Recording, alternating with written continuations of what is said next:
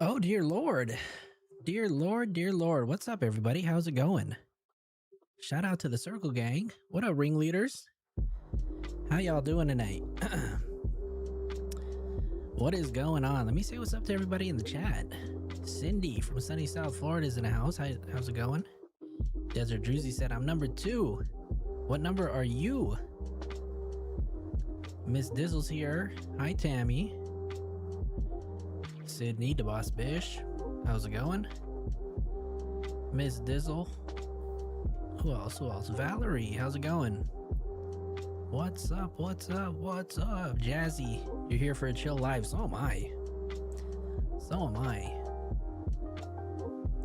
Batty Mama, Mac Dizzle for shizzle. Darcy's here. How's it going, Darcy? Long time no see, Darcy. How you doing? Hey. Shout out to Tammy for her milestone membership. Shout out for being a member for 2 months. Yo. Storm. What's up, everybody? How's it going? You guys all doing all right? Type a 1 in the chat if you guys are having a good night. Oh, you like the cut, Jess? Short hair, don't care. Yeah, we had to get a haircut, you guys. We had to. Amber, I see you in the chat. What's up, Amber? Okay, you guys are having a good night. Okay. All right. We Gucci. Mama Jax is here. The fade looks clean. I got my little white patch of hair, you guys. Y'all digging a white patch of hair? 40 came and was like, we're gonna leave you with a white patch. What's up, Stars? Shout out to Stars, one of our newest mods. What's up, Stars? How you doing? All right, you guys. So, what are we talking about today? Rico Suave, get out of here, miss. This Rico Suave. Storm said it's a birthmark. Ouch. Hey. Yeah. I'm feeling his patch, though. I'm feeling myself. Hey. Y'all are tripping. Leave me alone. What are we talking about tonight, you guys? What are we talking about? So, Nancy Guthrie, what are we, day 31? You guys, are we looking good with Nancy Guthrie? Type a 1 in the chat if you guys still have hope that she's gonna return home. Type 2 if you guys are not feeling so hopeful. I'm really curious where you all stand though. Where do you all stand? You guys feeling hopeful? Oh, Sydney said 1.5. Oh, we got a 2. A not so hopeful. Okay, okay. Oh, dang, you guys are a mixed bag. Stop it, Jesse. Stop it. Wild. We gotta keep it PG, y'all. Please keep it PG in the chat.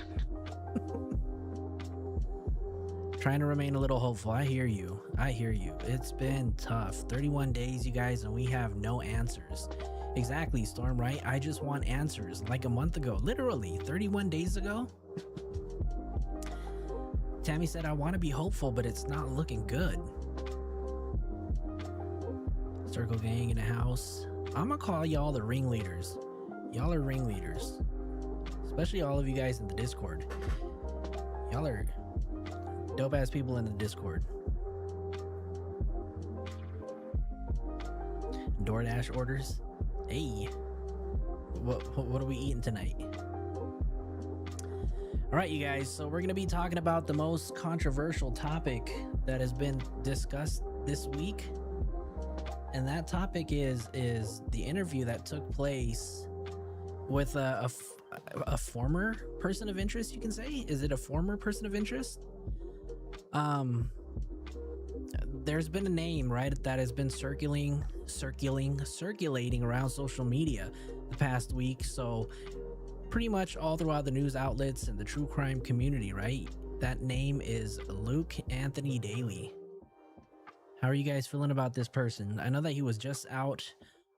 He did an interview with Brianna Whitney, which we're gonna watch, right? Because it came out yesterday. I seen a little bit of it, but I wasn't really able to watch all of it. So if you guys have already seen this, no, not the circus, Storm, not the ringleaders of the circus. The ringleaders of the we're not gonna call it a crime circle because we're not out here committing crimes, but Luke Anthony Daly, you guys, this person drew national attention right after law enforcement executed a federal search warrant when SWAT raided his home in Tucson, raided his residence. I think this was on February 13th. It was Friday the 13th, if I'm not mistaken. I remember it was Friday the 13th. Officers detained him and a few others that were connected to the home while investigators conducted an extensive search of his property. After everything was said and done, though, they released him, right? And so he was on, I think he was on with Brianna Whitney. We have the interview here, so we're going to go ahead and jump right into it. Then we're going to watch the interview that Brianna Whitney did with the mother. And I want to know what your guys' thoughts are on this, okay? So we're going to go ahead and just jump right into it and let me know. We're going to have the conversation down in the chat, you guys. Hey, I like that. I like that, Cindy. That's what I'm talking about. You are the person on the surveillance video, the abductor, the mask. Oh, he's got a dermal piercing. I had no idea. And supposedly, this is supposed to be the person that the internet is tying to potentially being the person of interest who was at the door. I don't know. Do you guys think this was the same person at the door? I know that he's been cleared and now he's coming on the internet and saying that he's got absolutely 100% no ties. Oh, we got some breaking news with the U.S. military again. We'll talk about that too, but let's go ahead and start with this. Oh, Storm said no neck. Leave him alone, Storm. He's innocent. This person. Is that you? It's not me. I don't see the resemblance of it looking like me, but absolutely not. I have nothing to do with this case. Nothing to do with it. Do you have any idea who is involved in the abduction? I don't. If I did, I would happily tell FBI, police, anything. I mean, I like everyone else just want Nancy to come home and be safe. But that being said, I have nothing to do with this case, and that's it. Explain to me what happened on the night you were detained, where you're with your car. How did that unfold in your eyes? So I was driving home. I noticed two sheriff vehicles following me. They pulled me over at the Culvers right there. Asked me to get out of the car. Didn't tell me what it was about. So they had me cuffed in the back of a cop car, detained. I was asking like, what am I being detained for? And they wouldn't tell me anything. They just said that detectives would be there to talk to me. All right, hold on. Let me see what some of y'all say. What's the news, Flo? Well, we're going to find out. The other guy has a goatee and a mustache, and we're going to get right into that, right? We're going to talk about that. I know he's got a clean shave, but I've got something that says otherwise, so. And once I saw like FBI and all the other cars start pulling in, I'm like, oh, this is probably about the Guthrie case. I'm like, this should be easy. Like, I have nothing to do with this, so it should be not a big deal to clear my name and move on.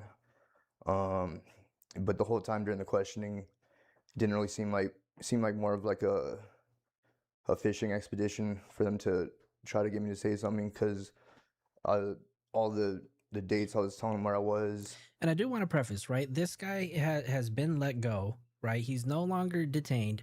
He is a free person, and here in this video, he's claiming he's got absolutely nothing to do with this entire case, right? And before he was arrested, his name actually popped up, and on February 13th, the internet just kind of came after him. And yes, I do feel bad, right? Chloe said, in the comments, where is that comment? Where did you put it? Where did you put it? Where did you say it? Hold on, I'm looking. Chloe said, that dude don't have anything to do with anything. I feel bad for anyone connected with this case that got unwarranted publicity like this, right? Just like Carlos Palazuelos, that's his name. The other person that was detained for a number of hours by the sheriffs and the FBI. They raided his home, and his mother-in-law came out and spoke on his behalf, saying that he was 100% innocent, right? But yeah, there's so many people were getting detained. I know his mother was detained too, which we'll watch. But let's just keep going. Things like that. I'm like, all you'd have to do is look at my phone and see my location. It was nowhere near anywhere or have any connection to this. But still, it was tough, like being there. Like, I mean, I don't trust the FBI to the extent that I'm like thinking that there's pressure on this case and they want to find the person. So like the whole time while I'm sitting in the back of the cop car, I'm like panicking, thinking that I'm gonna be framed for this, or they're trying to pin this on me somehow. Did they tell you what led them to you? I mean, something made them believe they needed to talk to you about it. What was that? I asked them. They didn't tell me any information about that. And I have thought of any type of reason why they could have come after me. But I mean, can hold on really quick. Can you imagine, right, if you were just a random citizen in your own city and you get pulled over by a shit ton of federal agents, sheriffs, they pull you over, they tell you to get out of the car or whatever, they probably have their guns out, right? And you have no idea who Nancy Guthrie is, right? You're in your own little bubble, you don't follow this case, and you have agents pointing guns at you and they are telling you, look, we're looking for something and we think you have the answers. Like, I would totally be scared as hell too. I'd probably shit in my pants a little bit, right? I don't know. I feel super horrible that he had to go through this, right? And if he's been clear, well, we don't know if he's been cleared, right? But they did let him go, right? They haven't publicly mentioned that he's been cleared, but they actually didn't pursue any charges against him. So I am very curious to see what's going to happen of it. This guy's gained national attention. He's probably hated by millions of people, right? People till this day probably think that he's still a suspect. I don't know. What do you guys think? But there's nothing, and I think that's why they didn't tell me. Were you in the area of the home at the time, like the overnight, or would it have been something like we've tracked this person near the Well, abduction I scene? live near her house, but I mean, I didn't even know that until after the fact. Like barely just learned where her actual house was in relation to mine. Oh, really? So I didn't even know. Had you ever met her? No, Did you know who she was? I knew who she was because my mother was following the case. But in terms of other than that, I would just go off what my Okay, so he's telling you guys that he knew who Nancy Guthrie was because his mom was following this case very closely. So, damn, that sucks. mother was telling me. And so how long were you detained for? That's okay, Mac. Probably maybe 4 or 5 hours. In the back of that car the whole Mhm. time? Damn, 4 to 5 hours, you guys. Imagine just being handcuffed and placed in the back of somebody's car for 5 hours and they haven't told you a single reason why. I mean, if I was in his position, though, I would 100% know why I was arrested. You know, especially being so close to the Nancy Guthrie home, right? I think he lived, what, about 2.5 miles away?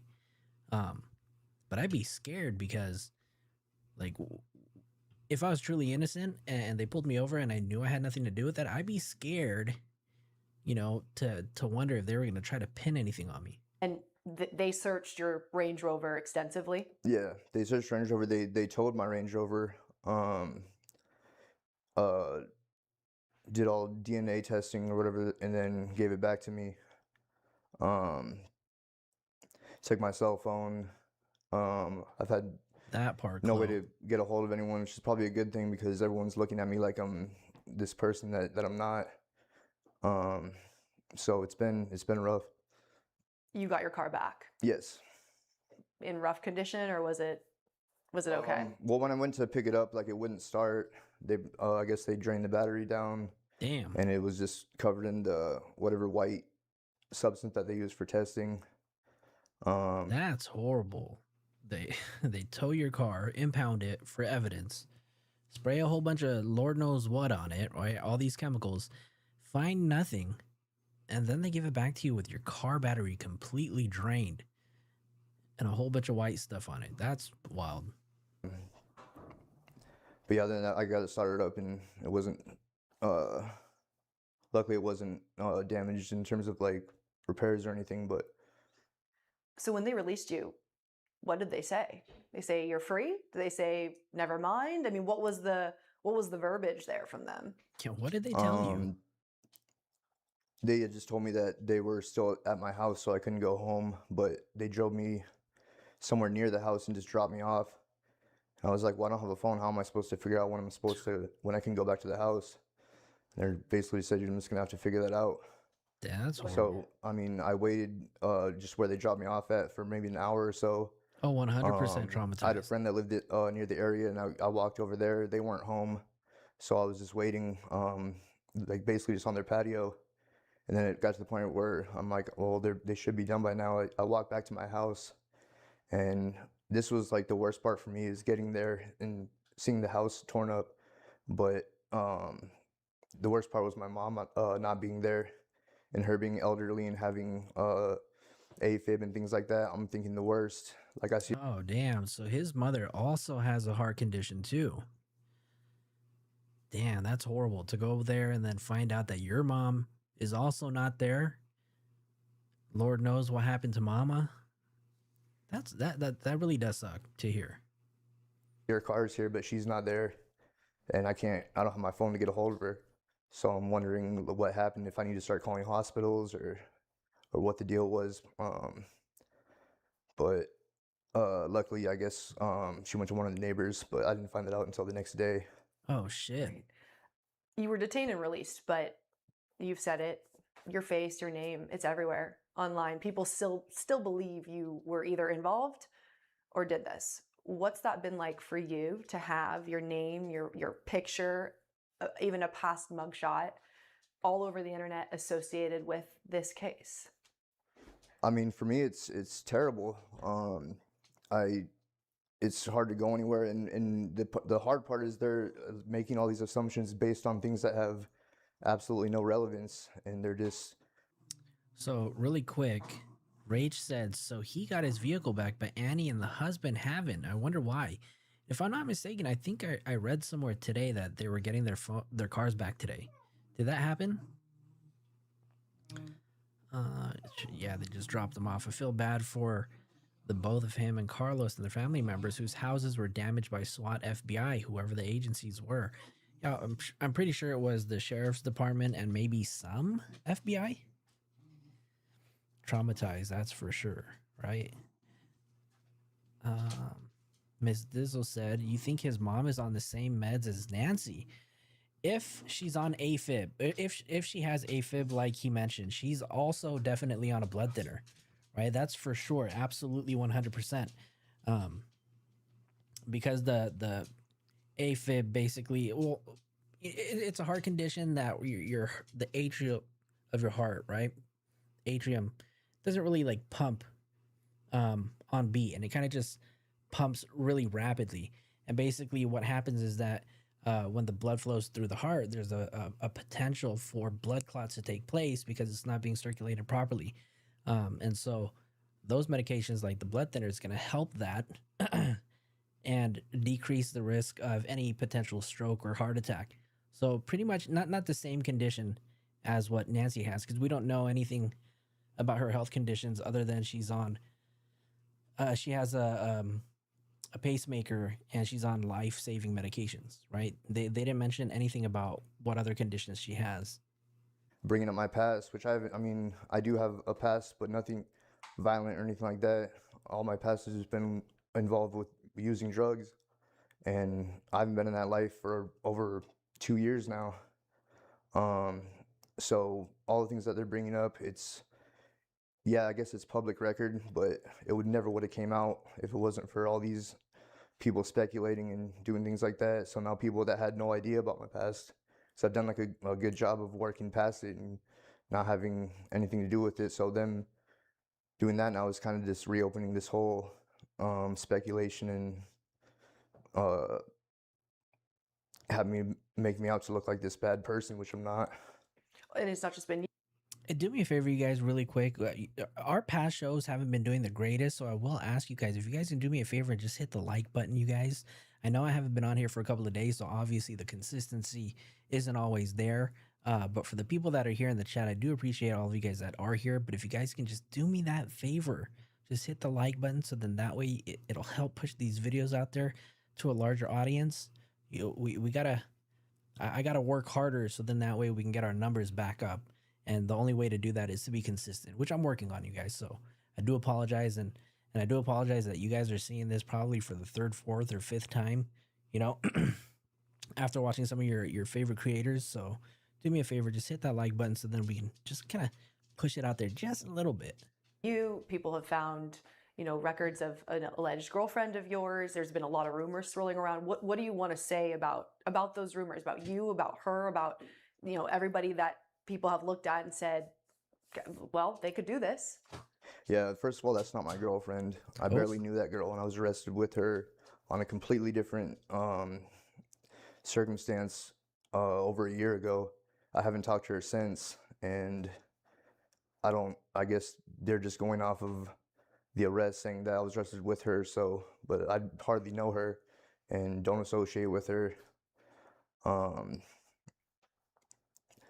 But in terms of everything else, I mean, all the speculation is just going off of, I don't even know if people really believe it, but online it just seems like they're pushing this narrative and trying to make connections with things that are, I don't know, basically like circumstantial, like saying my eyelashes match the guy.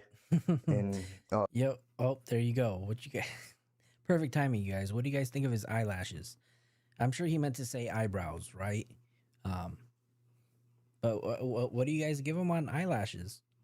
What's his score out of 10, y'all? Y'all comparing the eyelashes? I wonder if they checked his old car since this was a new car. I heard that. Is it true that he just got this Range Rover like a day or two before, or within the past week? Lashes, eyes, upper lip. I saw somebody in the chat that says this guy's 40 but sounds like he's 18. Impeccable. Who said that? Where did I see that? This guy looks 40 but sounds 18. Impeccable. Stars. The ski mask picture, which I'm sure like if you could use anyone's picture and find similarities. And you don't recognize the person on that No. in that footage? No, I don't. And so, hold on, let's see. Just to kind of remind you guys really quick, let me just kind of pause this really quick and let's go to this. Gonna take you back to some of the videos, right? Oops, hold on. Can you guys see this? No, it doesn't look like it. Is it not showing?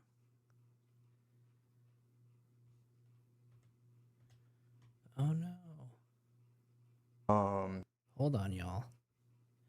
Why is this not showing up?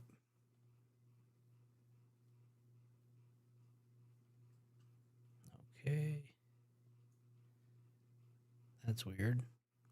Won't let me share it. Well, that's dumb.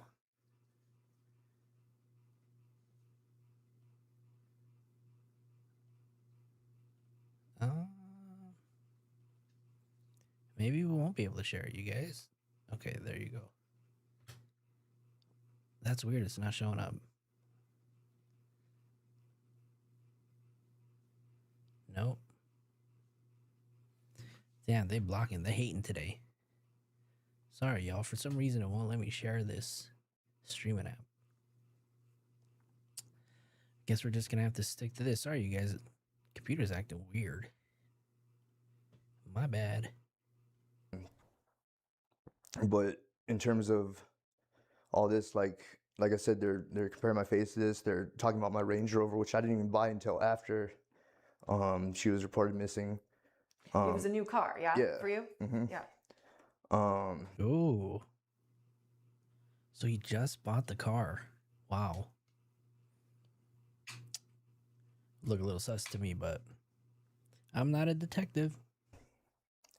They're talking about another car that was towed off my property. That car wasn't an accident, has nothing to do with this. It wasn't towed in relation to this case. It was being towed by the insurance company to assume if it was totaled or not. So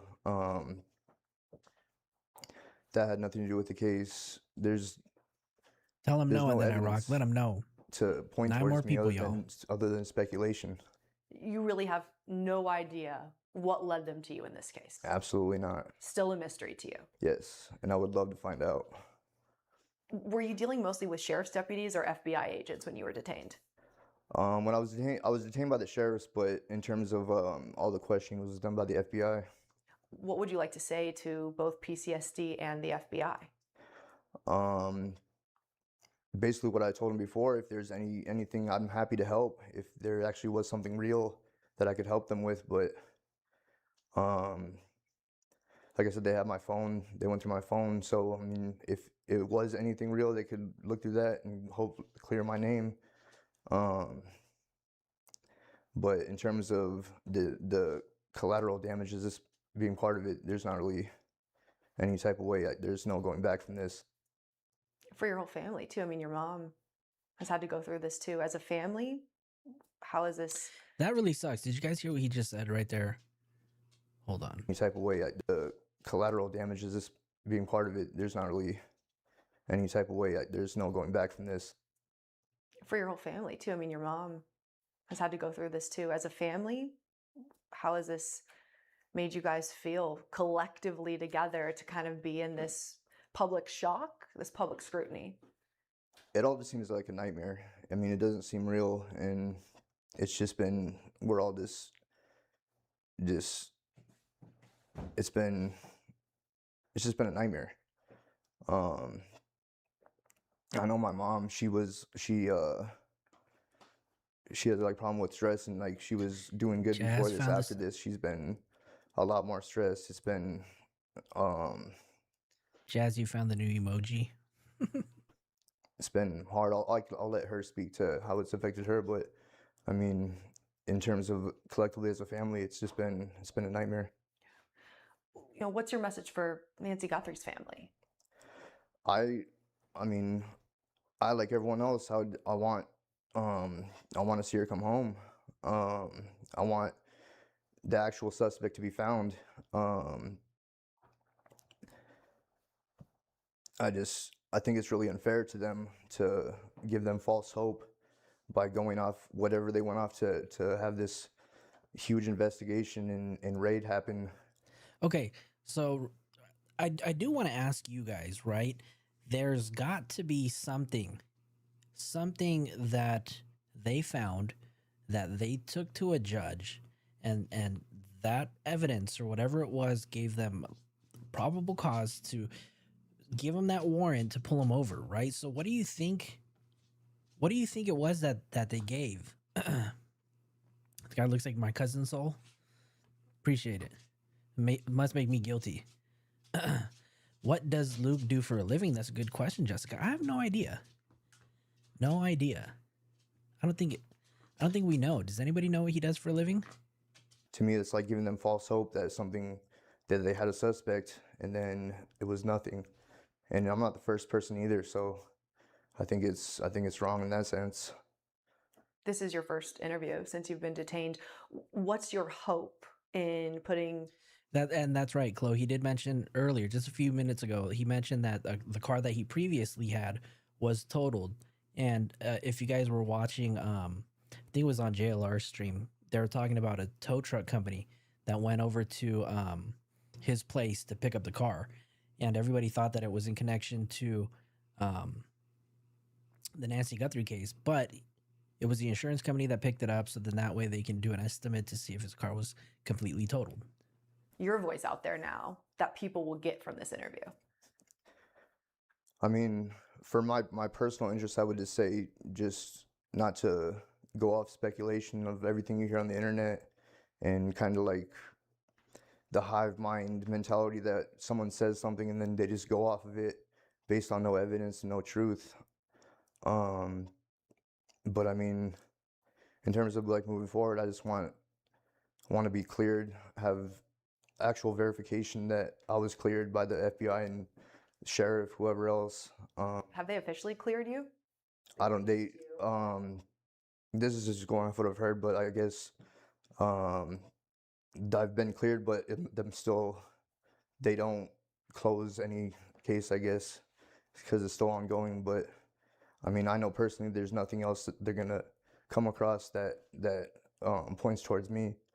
So Unequivocally, you are not the person, you are not involved in this. absolutely, 100%. Is there anything else you want to clear up that people may have said, that you've seen, that you feel that you have the opportunity now to address? Nothing particular is coming to mind right now. Obviously, I mean, I'm nervous. This is, like I said, my first interview, and I mean, I'm not trying to.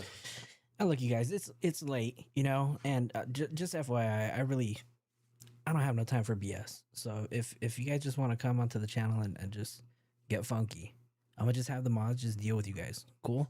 And mods, you guys all have free range. Do what you guys got to do. We'll talk about it afterwards. Call HR. To get any more attention from this. I just want to put it out there for me that I had nothing to do with this, and I'm hoping that the truth will come out. Whatever that may be, I have no idea. I appreciate your time. Chris, do you have anything that you want Luke to address or add? Luke, is there anything else that I didn't ask you that you want to address or talk about while you're here? Just want to make sure that you get your opportunity to say anything you want to. I just want to say again that I hope that she's safe. I hope they find her, and I just want to move on with my life and not have any. I mean, it's been hard. Like I can't Hey, go Sharon. anywhere. Everyone gives me dirty looks, and they see me in my car. Like I would assume that they like, I don't know. People are just think I'm like this person, and it's been hard. Like leaving, going anywhere, doing anything. So I'd like to be able to go about my life and not have this shadow of doubt casted over me. The boss bitch said, "You're not you when you're hungry." right? You're not you when you're hungry. That's right. Okay, and so afterwards, and actually I don't know who was first, but I do know that his mother was also interviewed. So we're gonna go ahead and take a look at that, right? And look at his mom. His mom's 77 years old, if I'm not mistaken. 77 years old. That's about 7 years younger than Nancy Guthrie. But poor lady, she was arrested too. Yes.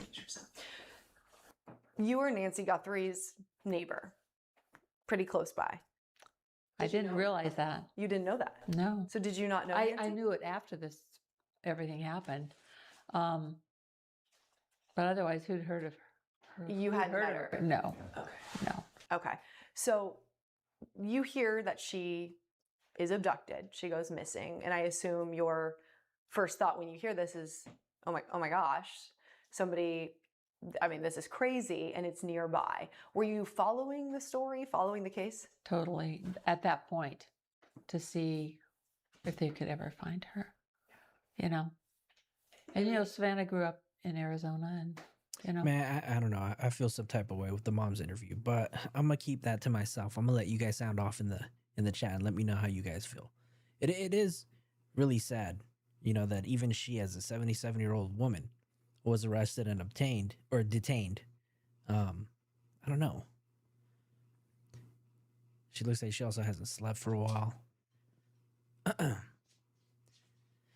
don't know. Moms will keep secrets, I guess. Her family, and we watch her on TV, so it's sort of like, you know, she comes into our living room and tells us what's going on. So it's, you know, it's very emotional for me. I mean, I'm old and I'm not used to this kind of stuff at all, but I have a lot of empathy and pray. I don't have a lot of hope but that the family continues on and it's, you know, huge loss for all of us, actually. Oh, Cindy, thank you so much for your $5 super chat. She said, Flojo stands on business. Much respect. Circle gang. That's what I'm talking about. Yeah, we do. We do. And who knows? You know, the funny people like to come back, right? So I'm gonna let the mods handle it. completely affects the community, a community you're part But thank you so much, Cindy. I appreciate your support for the channel. of. So when you first start hearing about it, I imagine there's a lot of upset and fear, concern. Oh wait, hold on. Jessica just put in the chat. I looked it up that he was recently arrested in 2025 for a gun charge and fentanyl possession. Not too sure about that sobriety being 10 years. Yikes. So you think, Jessica, that he was getting high on his own supply? That's not good, right? Yep. The boss bitch, thank you so much for sending or gifting one membership. Carol, I can't say that. Bajnok, welcome to the inner circle. Thank you. Whoops. Thank you so much. Yes. And they were searching, you know, I live on this street, and then they were searching a street a little closer and a little farther out, excuse me. And, you know, it's just weird to have these people and people standing in front of my house wanting to talk, mostly news people wanting to. Yeah, I mean, the media don't. I didn't talk to those people at all. We just, So tell me what happened when this all ends up at your home. Yeah, I think he did say 2 years, right? Not 10 years. Did I say 10 years? Because if I did, that was on accident. It wasn't 10 years of sobriety. It was 2, if I'm not mistaken. Your home ends up becoming part of this story. Yeah, well, people were coming to the door and I wasn't necessarily answering it. They might not Thank have you, even Chloe. had a camera or anything. And then this one, you know, late afternoon when they came in the big SWAT vehicles, pulled into my driveway and said they wanted to, you know, they wanted to see anything that could link anything. I said, well, yeah, go ahead. I mean, so they were there for about 6 hours. And I was in the SWAT vehicle, and they went through my house and went through everything and tore everything, broke my, if a door was locked, they would break it open to go see what was in there. There really wasn't anything in there, but you know, it was pretty upsetting. I'm curious, right? Has anybody ever had their house smashed in, you know, for from law enforcement? And after they bust down your house, who pays for all that stuff? Are you left to just pay for that all by yourself? That's crazy. Oh shoot, Coco Mom is in the house.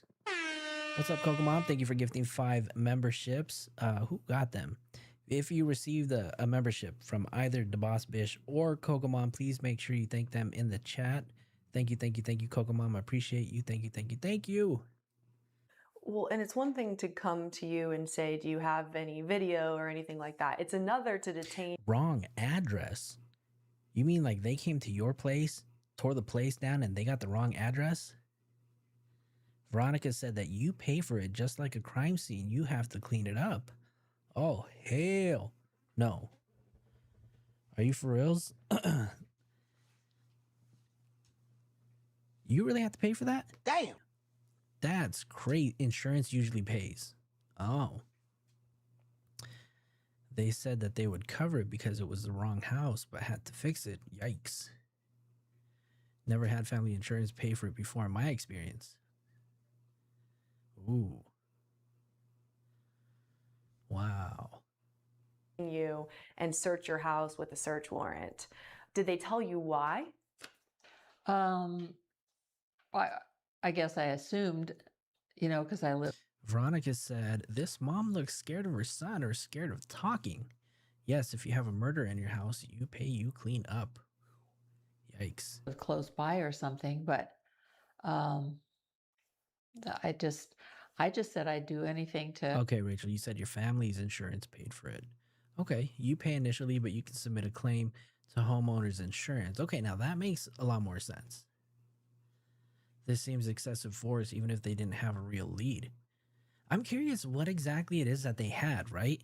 I mean, we don't even know what Luke does for a living, but something put him in the vicinity of Nancy's house, right?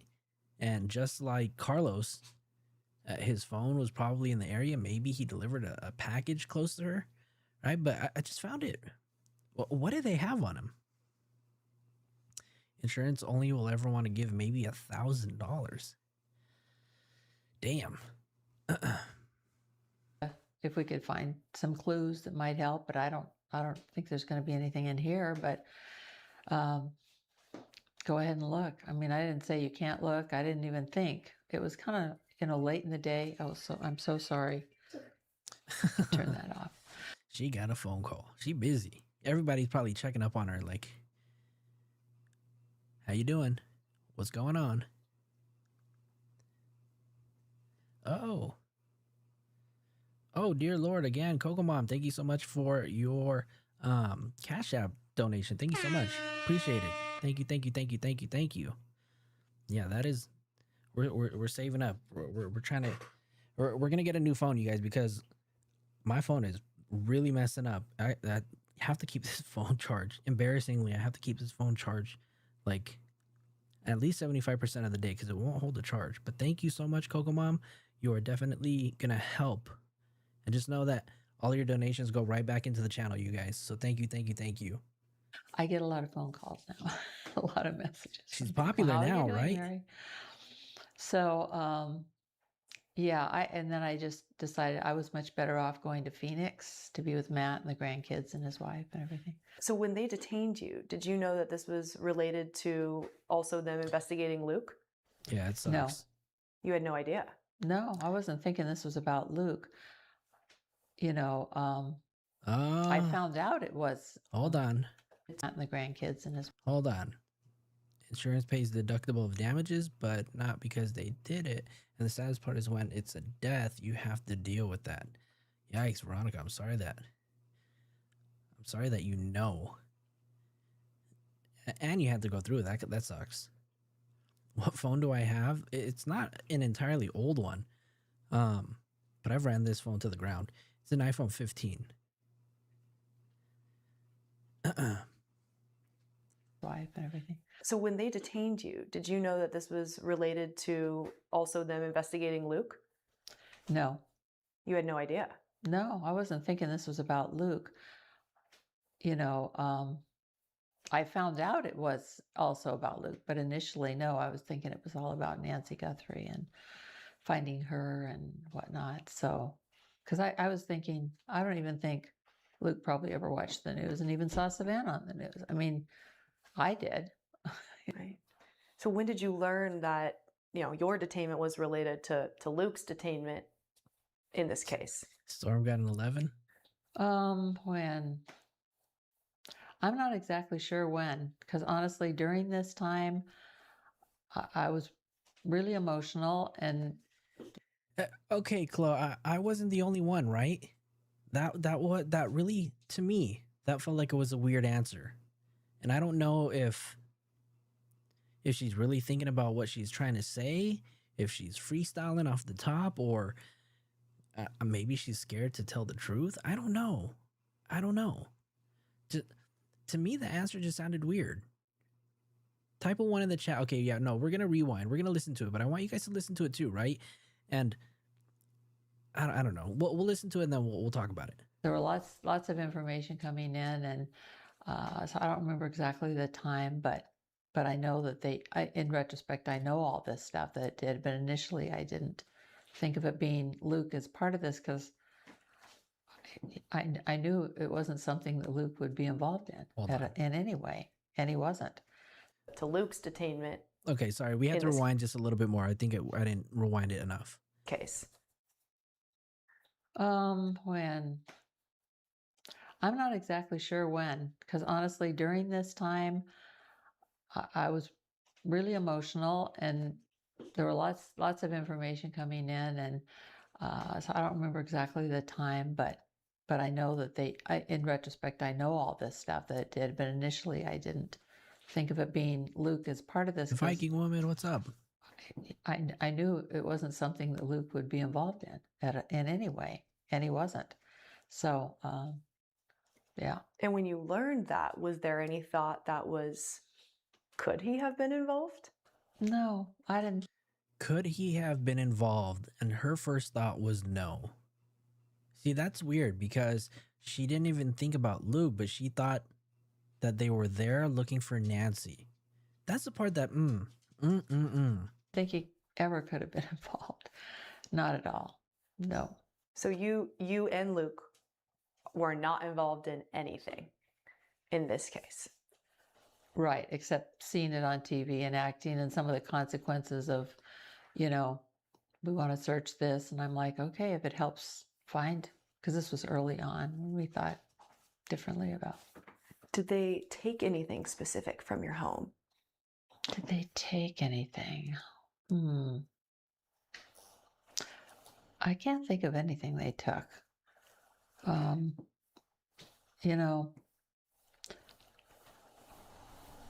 I can't think of anything. And did they eventually? I might think of something later. That's I hate fine. to say it, but yeah. Did they eventually tell you that they were searching your home in relation to this case, or did you this whole time think they're just looking to see if I have any surveillance video or anything like that? Like, where did that shift happen? They didn't give me a lot of information, but I just assumed, and I said, well, if it's like I said, if it's something that might help us find her, then go for it if you think there's anything in here, but I don't think there is. So, yeah. Did you ever suspect that Luke might know who was involved? No. Not. Darcy said Luke's mom didn't think Luke was involved. She volunteered, answered 2 questions not asked. Right? Yeah, this interview is crazy. So Veronica said this interview is crazy in my opinion, and she says only involved in watching it. The answer would be no. And did they take anything? You would know. Right?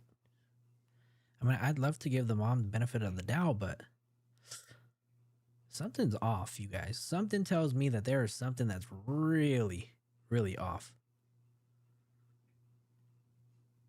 Let me know if I'm tripping. Not at all. No. Mm-mm. So you guys were basically both detained for hours. You were questioned. Your property gone through, and then released, but with not a lot of explanation as to why. Well, I guess they just said they could do, I didn't want to stop if it might be helpful, but I had no idea when. I thought they'd maybe come in and look around for an hour or something, poke around, and but Oh, that innocent thought, right? They would just come in and be there for an hour, poke around for a bit, not tear up my house. Lady, you've got the FBI and the sheriff's department searching your home in what is probably the biggest abduction kidnapping case of our time. And you think that they're just gonna poke and prod around a bit? I don't know. yeah. So you have not been back at your home since staying there since this. I just got back. What's that like? It's really good to be back here. I was up in Phoenix with my kids and grandkids, which is wonderful. But, we built our home and lived there a long time. And Matt's grown up in it. Luke's grown up in it. They're, so it's, it's home. So I love being there. No, Sharon, I'm glad not to yet. be back. And it's nice to know that Luke's there and, with me. I mean, in the days since you guys were detained, it's not been an easy road for any of you, Luke especially. I mean, people still believe he is the person on the video camera. They still believe he's the person who abducted Nancy Guthrie. His face is out there. His name, your name, has been out there. How, as a family, have you emotionally dealt with that, even though you've been released? Well, things will just pop up and I'll just feel a lot more like even sitting here talking about it. It is very emotional. And part of me just wants to say goodbye to all this chapter. So hopefully this interview will help kind of have some closure for me and for everybody else who's felt the impact, because this has been huge impact, not just here. Hey, Laura, all welcome. the family from Rhode Island called right away and said, wow, look what's happening. I mean, I was like, oh my gosh, I don't really do Instagram and TikTok and all that stuff. I mean, I don't think anybody expects you to. Maybe Facebook, right? But not Instagram and TikTok, Mom. I'm not the right demographic. I don't spend my time doing that, But Luke's on it. I mean, he is younger, and that is part of him, and he's had to see his face out there. That's Eek. Brianna said, well, your son is. But Luke's on it. I mean, Yikes. he is younger, and that is part of and said, wow, look what's happening. I mean, I was like, oh my gosh, I don't really do Instagram and TikTok and all that stuff. I'm not the right demographic. I don't spend my time doing that, But Luke's on it. I mean, he is younger, and that is part of him, and he's had to see his face out there. That's really a shame, I think. But I was shocked. David about is guilty. all of that. That was David is guilty. Said, wait, this old lady's a suspect? Come on, FBI. This lady couldn't have kidnapped anybody. education for me in terms of a way of communicating and things people like to do, like younger people. Not older people like guilty me. of crime. What up, Jay? Thank you so much for your $4.99 super chat. She said, I like your setup and voice. That is so soothing. Great job, man. Thank you so much. And you guys, do me a favor. Go to Guilty of Crime and follow Jay. We just got off of her live stream earlier, and we were talking about the Celeste Rivas Hernandez case. So do me a favor. I'm gonna have to drop your channel in the chat, because we support other creators over here on our channel. So really quick, let me just go ahead and Guilty of Crime. We're gonna drop your channel in the chat. Thank you so much for stopping by, Jay. Appreciate that. Do me a favor, go follow this page. Go follow Guilty of Crime. Thank you so much for your donation. Thank you. Yeah.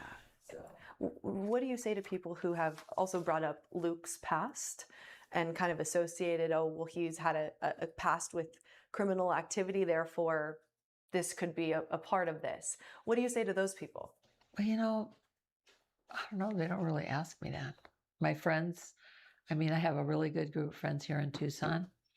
And I mean, they never really questioned me about that stuff. And if they thought they thought it, they didn't, come up and say, well, could he have done this? And they didn't, probably out of respect. Sure. Because they don't know, and I didn't know what all was going on sometimes, but I knew this wasn't, I mean, Luke's had other issues, but this is not the kind of thing that he had a problem with. And he's doing well now, and we're all kind of in the recovery mode, if you know what I mean, trying to get our lives back and get back to normal again and all that stuff. And that's really sad, right? Because who knows how long it's going to take for 77-year-old mother and Luke for their lives to go back, right? To normal? Is it ever going to go normal? I feel like, this is something that you'd kind of have to like pack your bags and move all the way across the other side of the country just to kind of get away from things, right? Because I feel like this stuff is just never going to leave you, especially if the outcome of this entire investigation is that she's no longer around, she's not here with us, or she's never returned back to the family. Like, these people will never hear the end of it. For your family, it's been tough. For the Guthrie family, it's been tough. I mean, what is your thought process trying to relate to the Guthries themselves going through this, but in the most awful way, in that they've lost Nancy and there's still no answers? I know, right, Stars? When I see David is guilty and David is way guilty. That's right. Yep. All moms are going to stick up for their children, even the grown ones, right? But Mama Flo, right? If we ever get raided by the FBI, and I'm with you, not guilty, okay? Not guilty. Really, mostly I pray. Yeah. And they've asked for prayers. They've asked for prayers, and sometimes I can listen to Savannah's, she comes on and talks often. You guys all know that probably. And I've watched a little bit, but I can't watch too much because it just makes me want to cry. It's just so sad. And the longer it goes on, then the more hope is lost, For you guys in this neighborhood, it's a very tight knit. It's a beautiful neighborhood. It's quiet. It's quaint. To have this kind of onslaught, the media spectacle, and then to become where you are, does that change your perception of how safe home feels? Well, I feel safe in my home now. I didn't for a while. That's why I went to Phoenix. I have wonderful neighbors. They live right next door, and we're in this little cul-de-sac together. And that's where the SWAT team came up the cul-de-sac and stuff. But I mean, I stayed with them some of the time. But also at the same time too, right? If I committed a crime, I would not expect my mom to lie through her teeth to vouch for my innocence, even if she knew that I was guilty, right? I would expect my mother to do the right thing and turn my ass in. A couple nights I stayed over at David and Margaret's house because I was uncomfortable, So, I just never thought in my life who would imagine something like this? It was so much sadness, and I want to say global, but certainly our whole country, but it goes farther than that probably. Oh, it really does. I mean, the way media is today, I grew up in a different era, as you know. So it's amazing how things spread. So what do you want to say to the Guthrie family, especially for you and your son, if there was any possibility they still believed you guys could be involved? What do you want to say to the Guthries?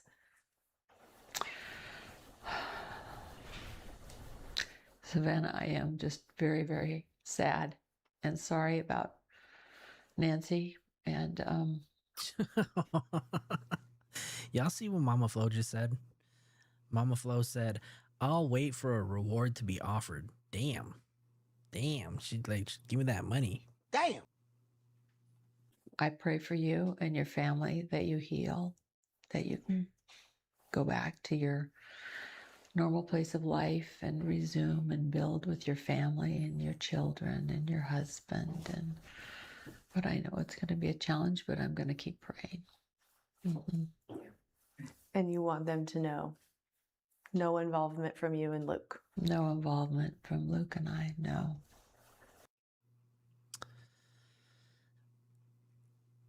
Three hours ago, what did they say? The theory that changes everything. You guys want to watch this? Have you guys seen this? This came out 3 hours ago. I don't know if this is like a podcast. Type of one if you guys want to hear what TMZ is gonna say. Brian Enton. Okay, you guys can pick. We can watch Brian Enton or TMZ. Y'all pick. Y'all pick. This came out 3 hours ago. But before you guys decide, I found a video. Apparently there was some drunk guy who was on JLR's stream today. Did you guys see that? This guy was a little weird. This guy was being a little weirdo. So here, let's watch this really quick because when I saw this, I was just like, what the hell? Fucking drug dealers. You're fucking drug dealers, you guys. Man. You know what I'm saying? He don't work for the government. He fucking takes money from people.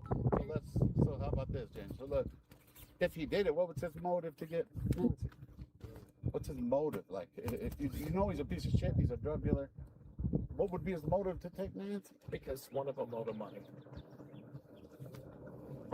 What, a family member or something? Maybe? Someone owed him money. Somebody owed them money. Someone owed him money.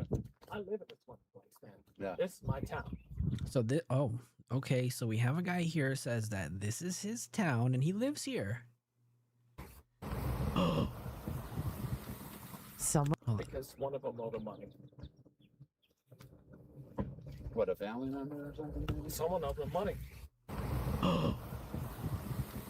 someone owed him money. I live in this one place, man. Yeah. This is my town. You know This what I mean? is my who town. can figure it out? You know, like, you got my dad over there, all right? You know what I'm saying? You We're and your trying dad? to we're trying to That's figure awesome. we're trying to fix this. So that's what we're doing too. I'm a local. We're just trying to find her. You can say that too, man. I hate that piece of shit. Ooh, What did he You know do what to I'm you? Like, how do you know him? Yeah. What do you do to you, man? Like, what's going on? You know what I don't like about him? Huh. Because he poisons people. Damn. How, with the? Drugs. Oh, yeah. You know what I'm saying? I think you should go to the police with this information. If they don't know. You said they know? You think so? I think you should probably share that. I think we're just coming out here. Look, ah, I brought my dad out of here. I was trying to find the reporter. I feel sick. Talking about Brian No, Brian fuck Anthony? that guy, man. He's a fucking cartel fucking drug dealer, man. You know Damn. what I'm saying? You know what I mean? Right. You know? I mean, that's where if anybody knows, that's who knows. You know anybody who has any? Who are you here with? Are you driving? Dad. No. Your dad's driving? I would have said something. So your dad, huh? And my dad doesn't know that. Been in federal prison for like 20 years. Yeah, life happens, right? You know what I'm saying? Life happens and shit, and I know exactly. If anybody in this town knows who did Is it, it maybe because you have a grudge on him? Maybe. yeah, maybe you could say. maybe you can say. That could be. Maybe you could say. Maybe you can say. No. But if anybody in this town knows where she's at, He would not. that's exactly no. That's exactly. Wow. Call his fucking phone number. Kids and drunks always tell the truth, says Sharon. Was he like your attorney one time or something? No, actually not. I don't fucking have piece of shit attorneys like him. Oh, You know, Was he here? So how did you meet? wait, you guys, who is he talking about?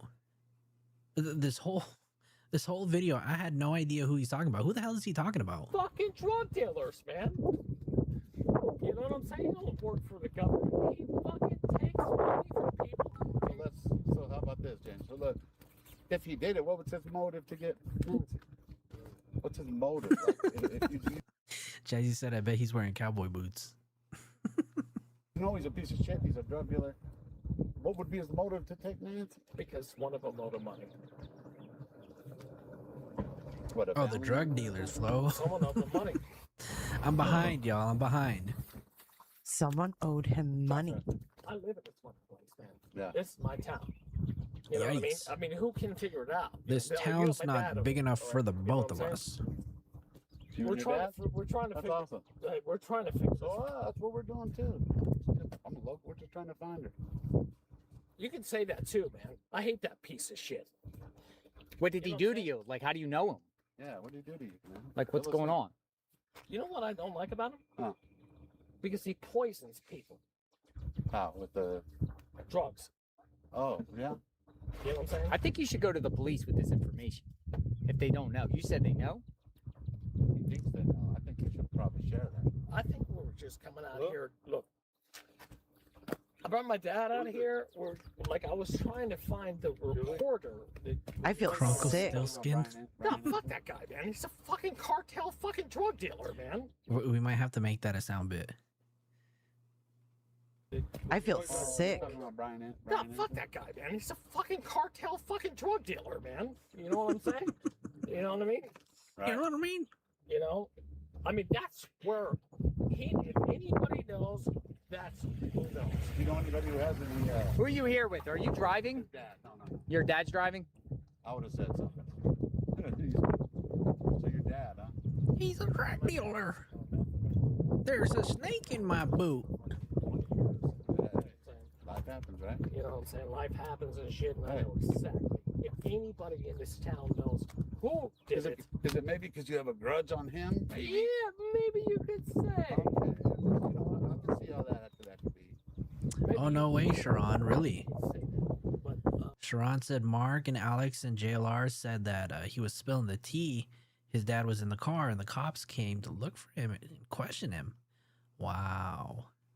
no. But if anybody in this town knows where she's at, He would not. that's exactly no. That's exactly. How do we reach him? Call his fucking phone number. Was he like your attorney one time or something? No, actually not. I don't fucking have piece of shit attorneys like him. You know, Was he here? So how did you meet? fucking drug dealers, man. All right, you guys sound off. What are your thoughts? How y'all feeling about that guy? Sus or what? Is he sus?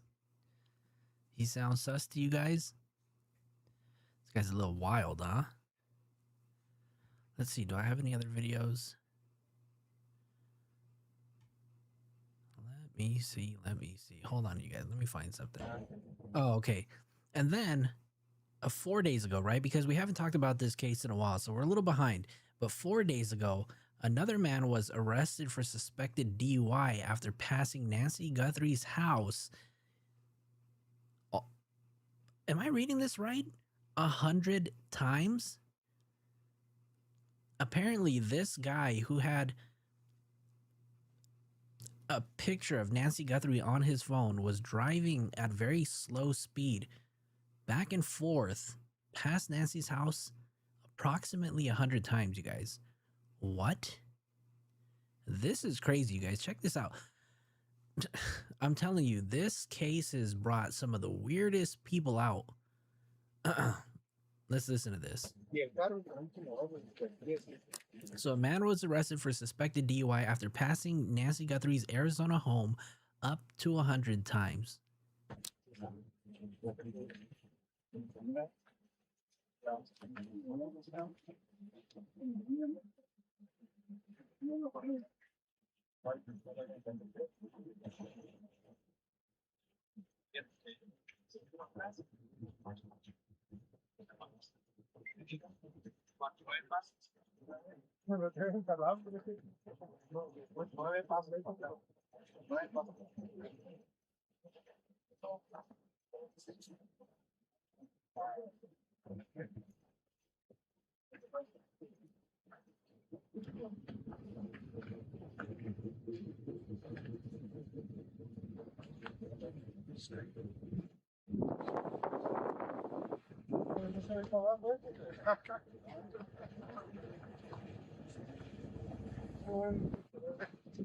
Yeah, this guy, apparently he when they pulled him over, his car smelled like weed.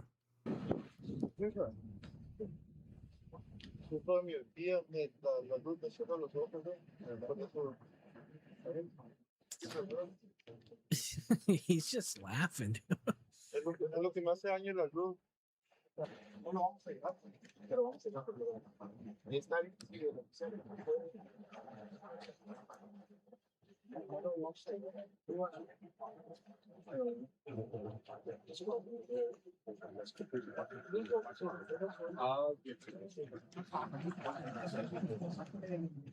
This guy thinks everything's funny. He's like, yo, you're under arrest or you're going to jail. And this guy's just laughing his ass off. Yo, what? Right? Check everybody's eyebrows. No one's safe.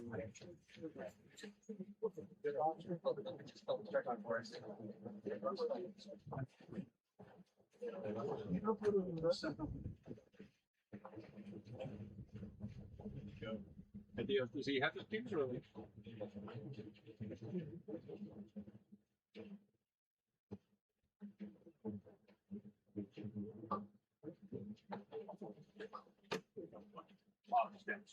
So we're gonna head out to Apple. Let's go south. He's on the top. And he just his beer we take it out of the room.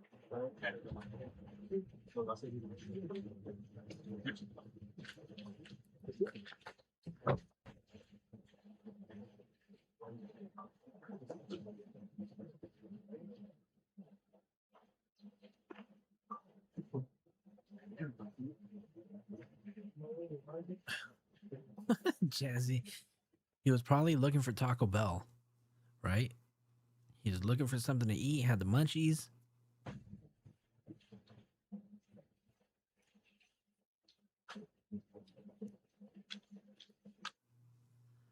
Oops. Has there been? Hold on. You said you guys wanted to watch Brian Enton?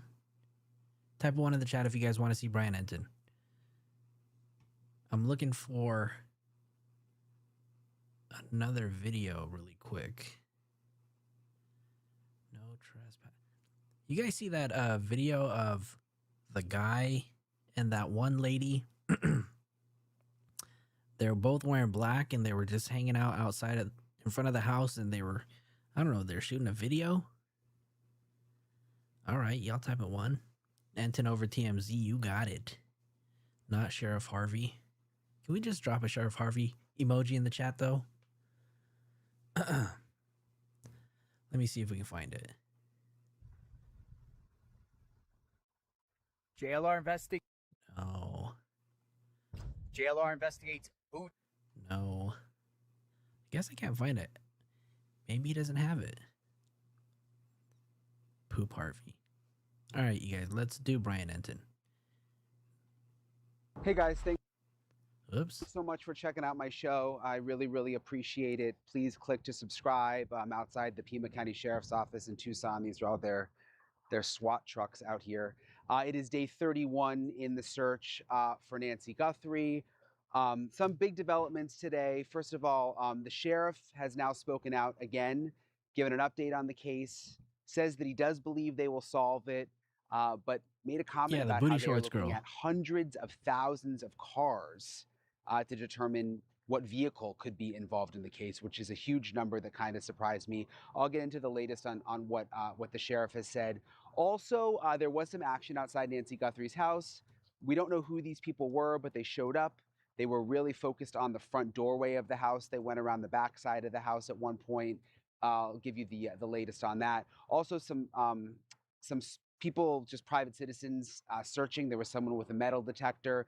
And then in this episode, and this is really interesting, I spoke with a retired FBI profiler who has a really, really interesting take on who may have done this and what the abductor wanted and wants and continues to want, in his opinion, based on everything that he knows about the case. So I'm going to get into all of that in this episode, Brian Enton Investigates.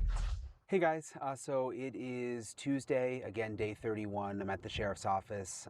The search continues for Nancy Guthrie. I can't believe it's been 31 days now. It's like, in some ways it feels like time has flown since I've came to Arizona, and sometimes it seems like time is moving so slowly. And I think everybody who's been following this case hoped that we would be sort of in a different spot by now, but here we are.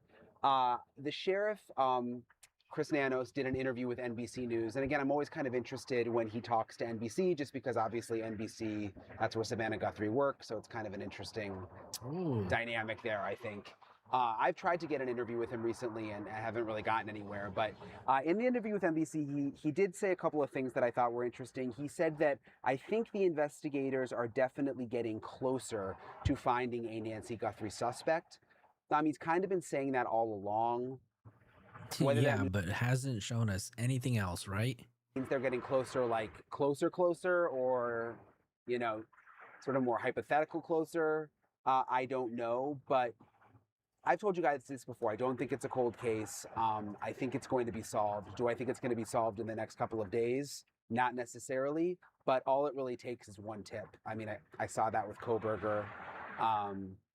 It just, you know, one call and boom. And you know what? You know, everybody has their feelings about Sheriff Christopher Nanos. What is everybody call? What is everybody calling him today? Barney Fife.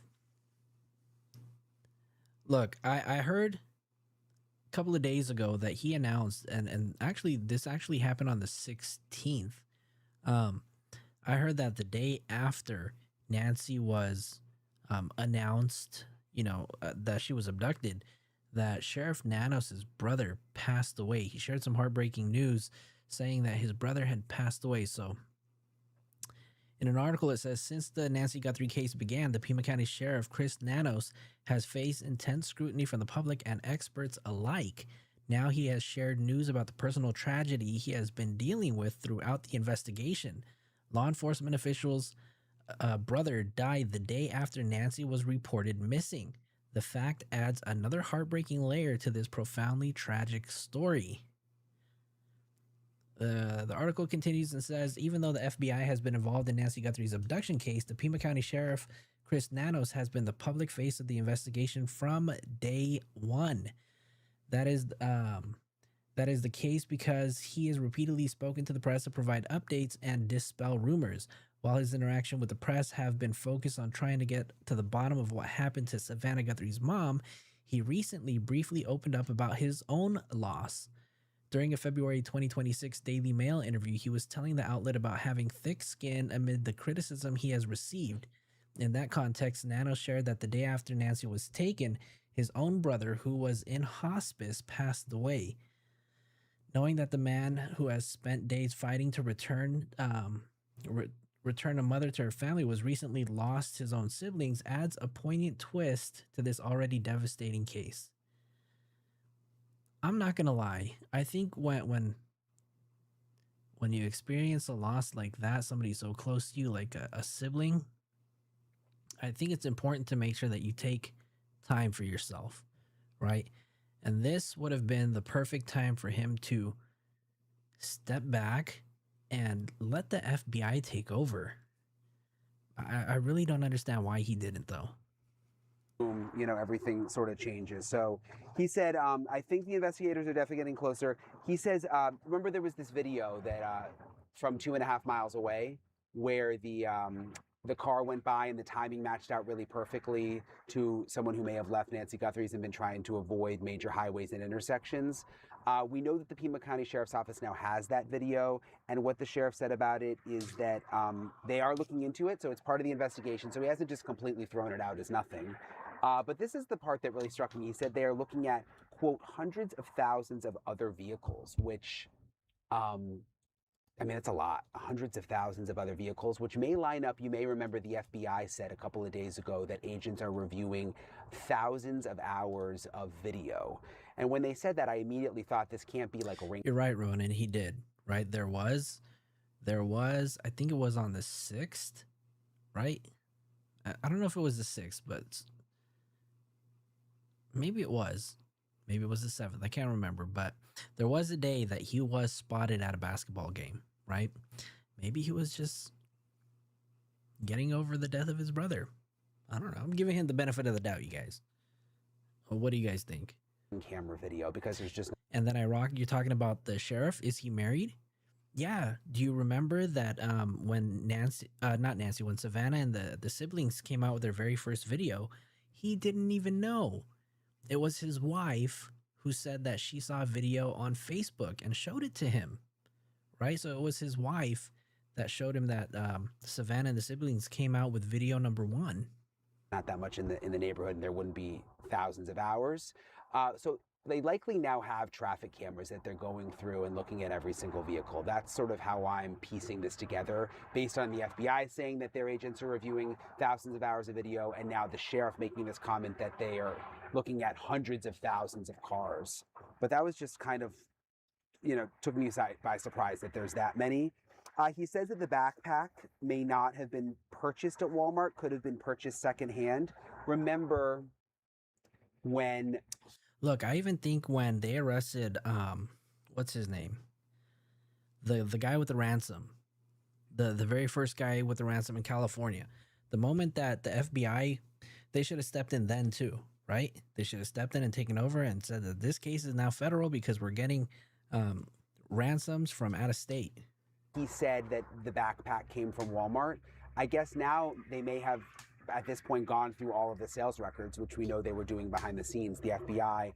And now he's saying it may have been purchased secondhand. So it may not have been purchased directly by the suspect from Walmart. Like maybe someone else purchased it and then gave it to the suspect, or the suspect bought it like from someone, selling it secondhand. So I picked up on that. I thought that was interesting, and that means to me that they have probably finished going through all of the sales records in this area of Walmarts of people who bought that backpack.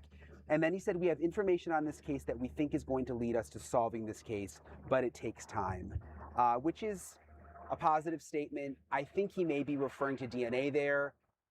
I've reported to you guys the DNA samples are not good, but that doesn't mean that with time they can't sort that out. And it could end up being DNA that cracks this case, especially the genetic genealogy. But again, that's going to take time, especially if the samples are not good samples. So that's kind of what I think he was meaning by that last statement. We have information on this case that we think is going to lead us to solving this case, but it takes time. But we'll see. So that's the latest from the sheriff. He spoke out here at the sheriff's office. In terms of what's been happening at Nancy Guthrie's house, there were some people who showed up today. I don't think they were law enforcement, but I don't know who they were. They were by the front door of the house. They were by the side of the house. They were clearly, sort of there on a mission, knew what they were doing. Some people were thinking maybe they were locksmiths, which is a possibility, or just maybe people sent there by the family. I don't know. The family, other people were there installing security cameras the other day. There was people there installing an alarm system. I don't know what these folks were up to, but they were at the house today, which was interesting. At the same time, there were some people out in front of the house. I think they may have been, I don't know, private citizens. I also heard they may have been podcasters that were searching with a metal detector, said that they were searching for jewelry out front. But that was really there's got to be a connection there, right? At the house. Also, I've just had a conversation, which I'm going to play for you, with Jim Clemente, who is a retired FBI profiler. And it's always so interesting for me when I talk to these profilers, because this is what they do. With limited information, they come up with a profile of who they believe is a suspect in a case. And this is one of the more interesting conversations I've had since this whole thing started, because he really zeroed in on what the abductor may want out of this, what he believes the abductor wants, which isn't something that I had really put a ton of thought into, which he's going to explain his theory on that, and also why he thinks those ransom notes in the beginning may be bogus. So this is my my conversation with Jim. All right, so I'm joined now by Jim Clemente. DJ See No Evil, welcome. How's it going? Hope you're doing well. Former retired FBI profiler, and also hosted the podcast Best Case, Worst Case. I almost said former FBI profiler, but whenever I say that, people think that they got fired or something. So I'm gonna be clear about saying retired. Maureen got mad at me about that once. Yeah, I did retire, and I'm still a profiler. So I'm continuing to do that work, and I'm also an expert witness in legal cases. So I definitely continue to do behavioral analysis in criminal and related cases. So Jim, I'm here in Arizona. I've been here for like a month, just trying to dive into this case any way that I can. And I wish I had more information a month in, but it's still very mysterious. There's still a lot we don't know. There's still a lot of questions about motive. Hey, Westside Piff, is it really that fire? If it is, I might have to check it out. I still haven't heard it yet. I know it's off topic, but J. Cole album Fire. I'm gonna have to check it out. I mean, based on everything you know, have you been able to come up with a profile at all for who did this to Nancy? Yeah, as I said earlier, when we've talked before, the fact that someone would take the risk of going into an occupied dwelling, spending 41 minutes or so there, and then taking the victim with them, that's a huge risk. Happy birthday to your wife, All DJ three Sino of Evil. those things elevate the offender's risk tremendously. See, risk level is in opposition between the victim and the offender. So when the victim is in their lowest risk area, which is in the privacy and security of their own home, to get to them, the offender has to take the highest level of risk. So we know this person was very motivated. They'd have to be so motivated in Get order outta to here, overcome Ronan. that great risk that they took. Now, J. Crew. up until the door cam video was released, it seemed like this person was a fairly sophisticated, criminally and forensically experienced kind of offender. But when we actually saw his behavior, we could see that he wasn't at all ready for that door camera, that he walked out of the vestibule area and grabbed some brush to try to cover it. And in the process, he revealed that I believe he has a tattoo on the underside of his right wrist. Those are all really big mistakes for somebody who took the time to wear at least one mask, maybe two, at least one pair of gloves, maybe two, a full bodysuit over his other clothing. He thought he was actually protecting himself forensically, but what he didn't do is actually cover up his mouth. So he's breathing out DNA for 41 minutes in that house. He also, his eyes and his eyebrows and his eyelashes and some of his mustache hair was all exposed. That could have fallen out and been left at the crime scene. So he made a lot of mistakes that really lower his criminal and forensic sophistication. So what does that tell us? Well, we know he's a male from the images. And generally, the way he moved, he didn't seem like he was in his 50s or 60s, but he was probably in his 30s or 40s.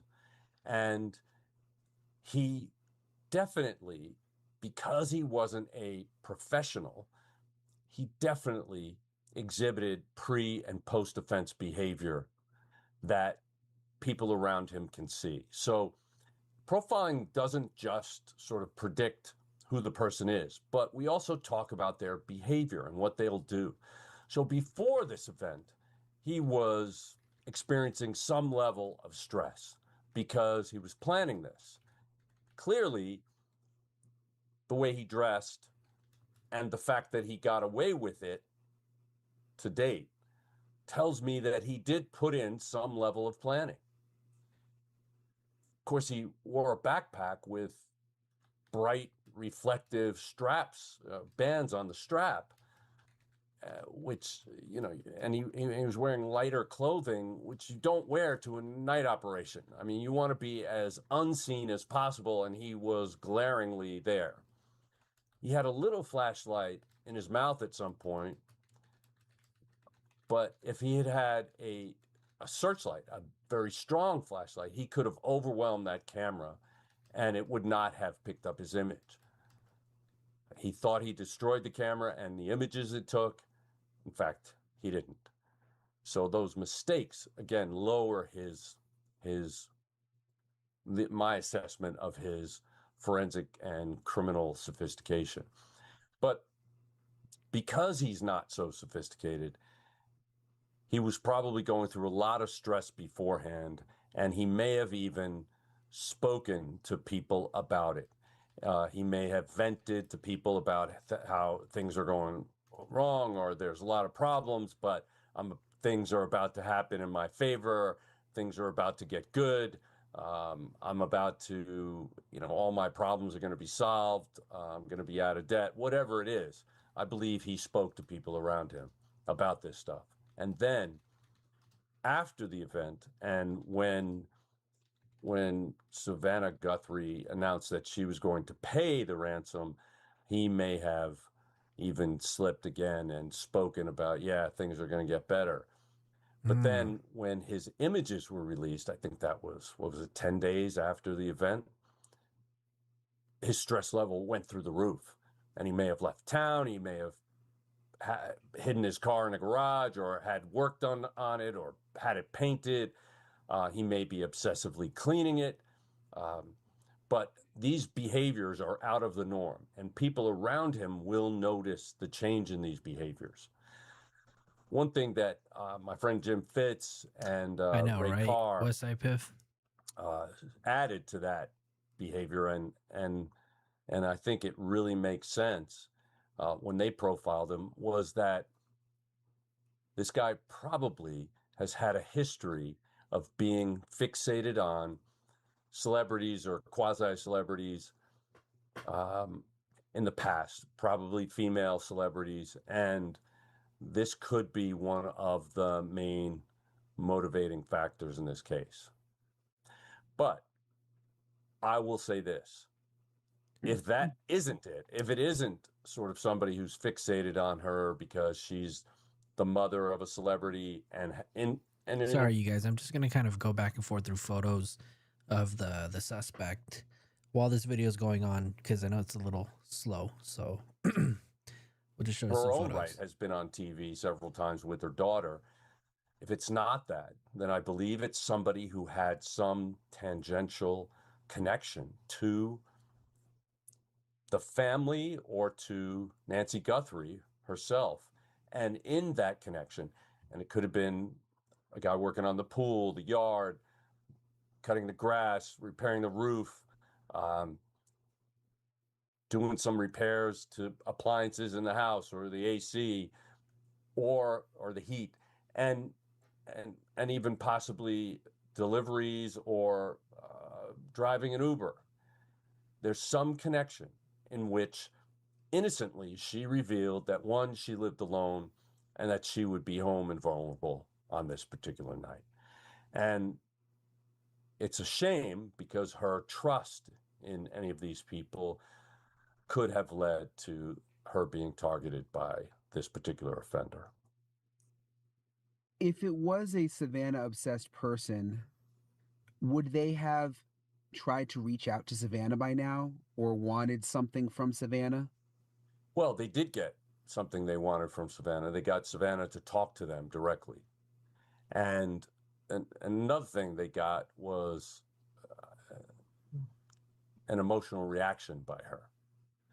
And unfortunately, when you have, for example, erotomatic stalkers, they feel that they have this relationship with their victims, and they feel sometimes that, well, if I can't have you, nobody can have you, and they can get violent. And it could be that that had Incognito, what's some motivation in this case. So even getting the emotional responses from Savannah that we've seen could have been enough. It's not like they would have wanted more. Oh, they may have wanted more, but it is a huge amount to be addressed directly by the person that you've been fixated on. Yeah, that's a big thing. Wow. So I've heard a lot of people think that that's what it is. I've also heard like burglary gone wrong, and then Nancy, Tara, what's hopefully up? this isn't true, but dies, and you got to get rid of the body or you're going to be No, that's not true at all. You don't got to get rid of the body. You got to leave the body there, and you got to get away from the body. If that's what happened, that person, unless they had a known connection to her or that location or both, that person would have left her there and gone as fast as they possibly can. Get as far away as possible. Yeah, these are You contacts. don't bring the body with you. That is the best evidence in the case. And to keep that with you, to take it somewhere else, to then spend more time hiding it, you're putting their DNA in your vehicle. You're putting their DNA all over you. It increases the risk that this offender took exponentially. The only reason why you would there are two reasons why you want to remove the body. One, that's what you came to do. You came to kidnap this person. You're going to find them and you're going to take them away. Two, people know that you have a connection to her. You want to delay discovery of her because there's evidence of you on her.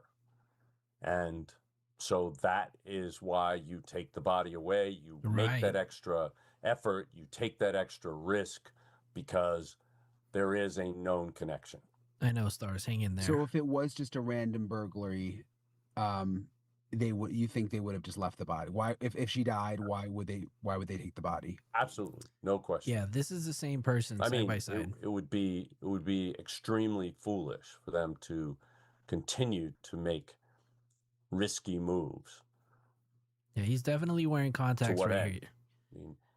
So for anybody wondering, for this photo right over here of Luke Daly, people are saying like, oh, his eyes are a different color. You can absolutely tell these are contacts just by the way that design is in the contact. So these two photos are of Luke Daly, right? And the reason why I was showing these photos hold on, where are they at? Right here. And I get it, he's been released, he's not a suspect, but I'm saying everybody was talking about the whole thing about the whole gloves and him wearing 3 or 4 different layers of gloves, maybe double layer. But if you take a look at his hands here, right, he's got some pretty sausage fingers, right? Let me see. They kind of look like this, you guys. We're just speculating here, right? We know that he's been released and he's already gotten unwarranted attention, but I just can't help but think. I after seeing these photos of his hands, this guy's not wearing 2 pairs of gloves. This guy's not that smart. Look at his hands. Oh, and not to mention, the night that he was arrested and detained, this guy had a full-on mustache. Right? If I were Savannah, I would have paid the ransom. Even if the ransom, I think that she knows that they're not because she wrote the letter or whatever. True. It's the gloves. They make your hands look like that. They are thicker gloves. I'll be honest with you. I have black nitrile gloves, and you know they're gloves that I use for like some of the crafts and stuff that I do. They're gloves you can get on Amazon. You can get them. They're the same gloves that tattoo artists use, and black nitrile gloves aren't that much thicker. You know, I mean, despite what you guys have been hearing, like I have a whole box of them right now. They're not that much thicker. But I get it. Let me see. We have other photos of his hands. Hold on. There are some other photos that I do want to see. Let me see.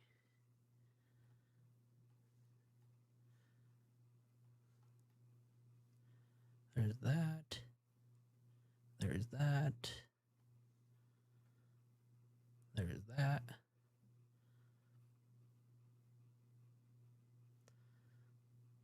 I'm just saying. If she died and there's evidence that there was a death in the house, what does taking the body away do for you? She's going to get discovered, or she's going to be discovered missing. Either one, the alarms go off and they're looking for you. If you got in and out, and instead of spending 41 minutes there, you spent 3 minutes there and took off, you know, you have 38 more minutes to be 38 more miles away, right? Why would you take her with you? You're right there with the evidence against you. I'm just thinking this through. If it is like a Savannah stalker, because I've always thought there was more than one person involved, but could it, maybe that would mean it is just one person, and maybe that would explain why we haven't had some other accomplice trying to claim this $1 million reward. I mean, could it just be one person involved? Absolutely. Absolutely. And it doesn't necessarily have to be a Savannah stalker. It could be a Nancy stalker. Because again, even though her fame is not anywhere near as great as her daughter's, she has been on TV with her daughter. And that's a level of celebrity that this person doesn't have. And, you know, unfortunately, some people get fixated on elderly women. It's not common, but it does happen. Could one person have done that by themselves, though? Gotten her away? Absolutely. I mean, it's easier it's easy either way. Oh, I believe that, Sharon. If she's alive, you threaten her with that gun. If she's not alive, I mean, that guy didn't look small. She's pretty small. It'd be fairly easy for him to take her out. Do you think I'm gonna she let was this play. I'll alive be when right she back, left you the guys. house? Hold I on mean, one just second. based on what you know? I don't have any reason to believe she was dead.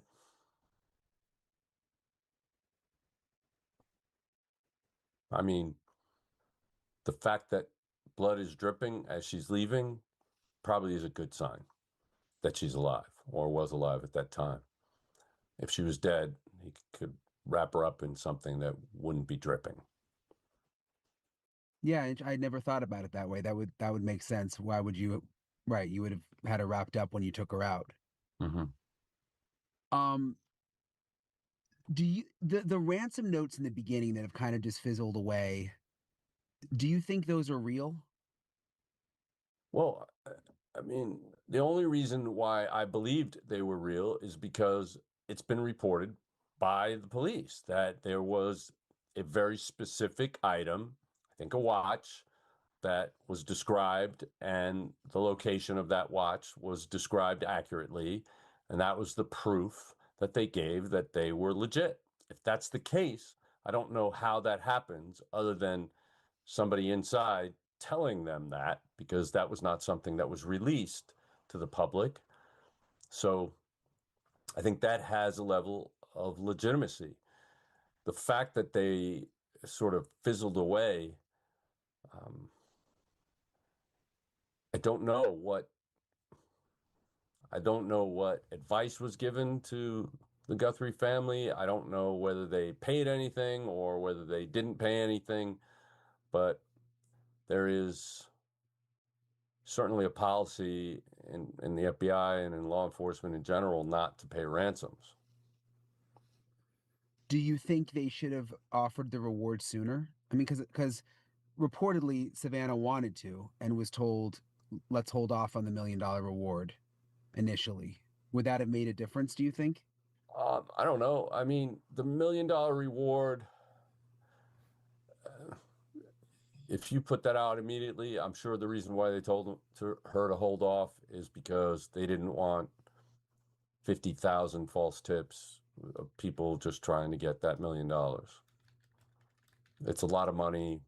It's very unusual to have a reward that high, and it brings people out of the woodwork. Are you surprised we're at day 30? I am. I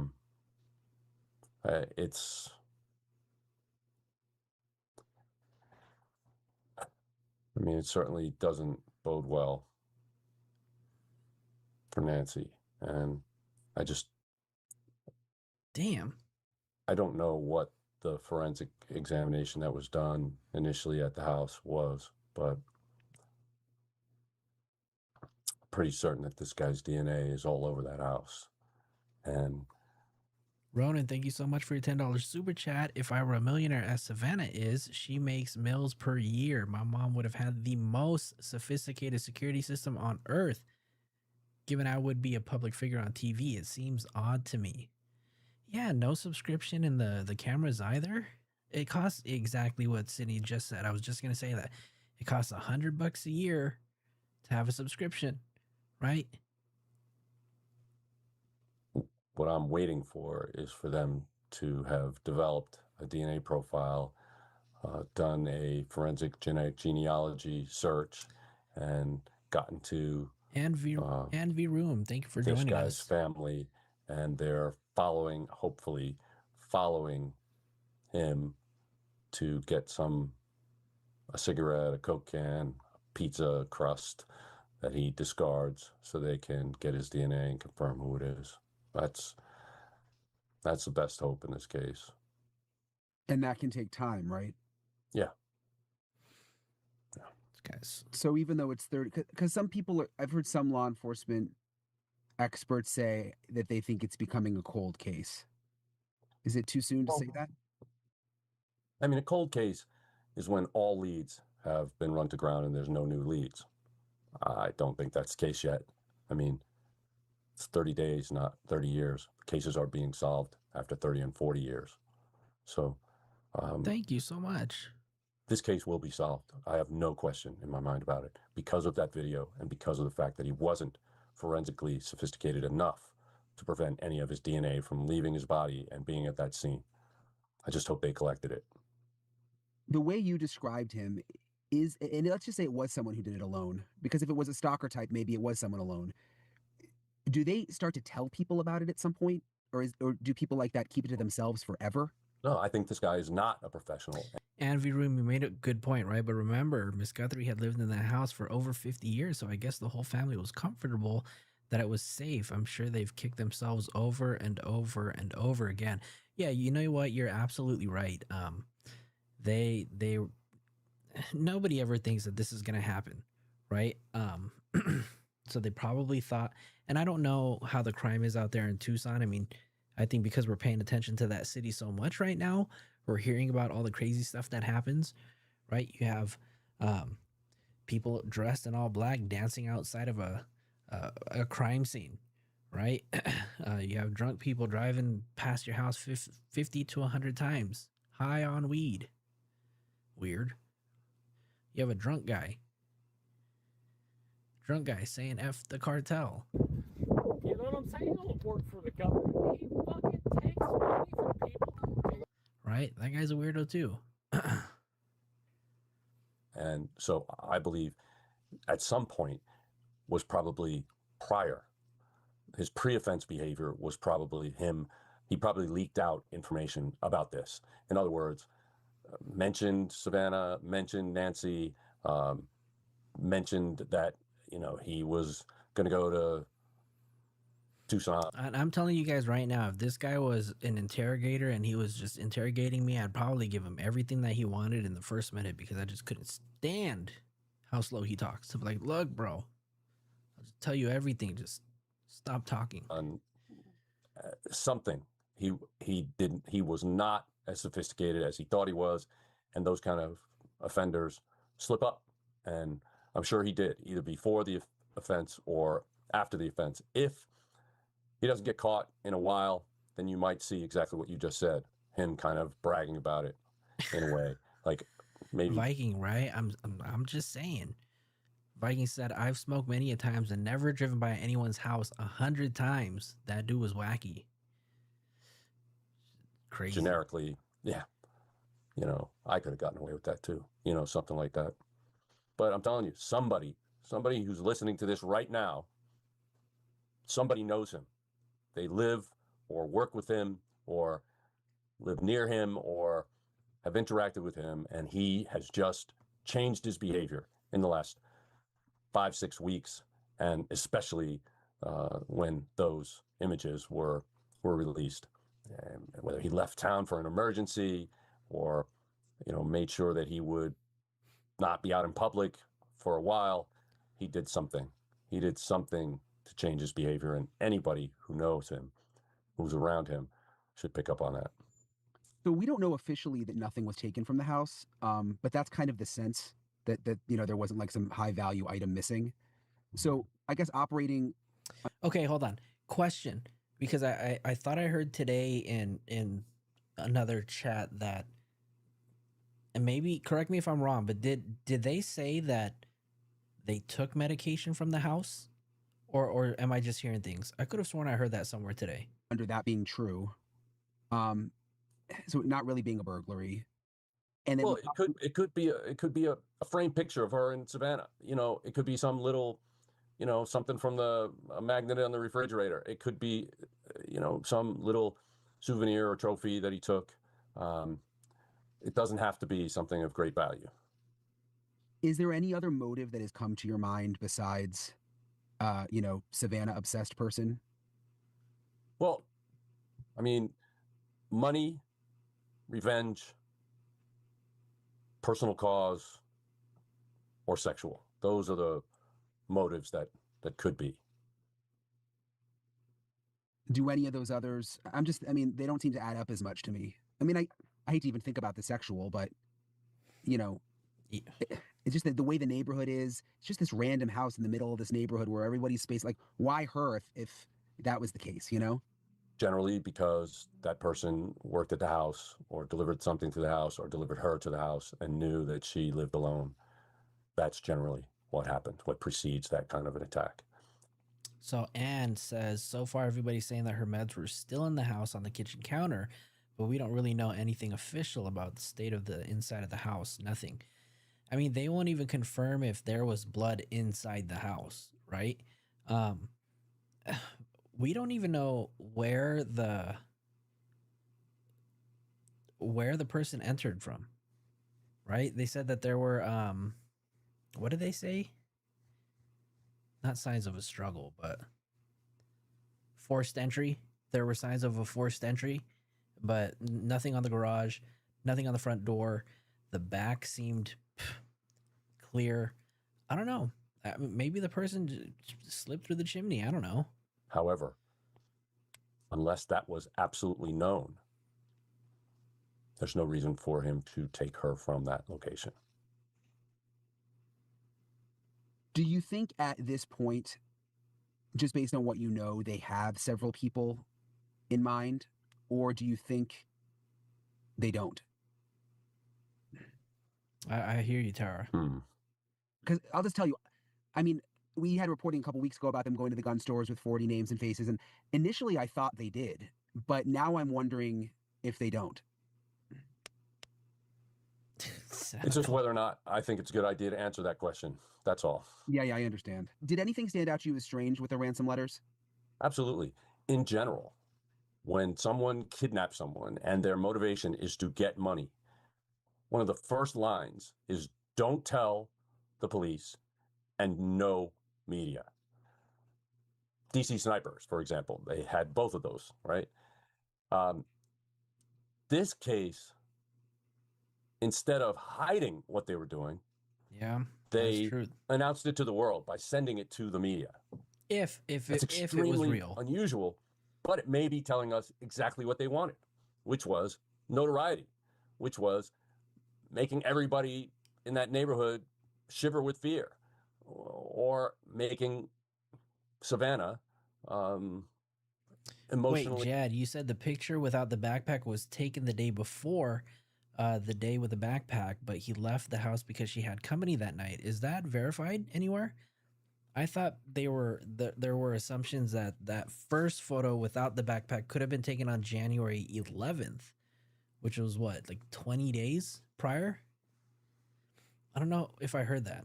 Oh, you heard that today? Where did you hear that from? You know, begging for her mother's life. You know, that could be the motivation. Behavior tells you many times not just what somebody wants to do, but sort of it satisfies some kind of inner need for them. And I think sending it to the media, and sending it not to the media where Savannah works, but to a local CBS affiliate and to TMZ, it made sure that the news got out there. The local CBS affiliate tells me that that person may very well be from that area because they wanted that media outlet to be aware and to publicize it. So publicity is usually the last thing a kidnapper wants. And it's the first thing these people wanted, or this person wanted. I really appreciate Jim for taking the time to talk with me. It's sort of a lot to think about there. in terms of the why and the motive and what the person may want out of all of this and where Nancy Guthrie is now. But I'm going to stay on the case. Obviously, again, it's day 31. Today is Tuesday. It's a hot day today in Arizona. All right, let's go ahead and take a look at this right over here. So this was posted by the California Post. It says, woman brazenly holds photo shoot outside of Nancy Guthrie's home. Oh, Lord. Meow Doom, welcome. How's it going? Is there no...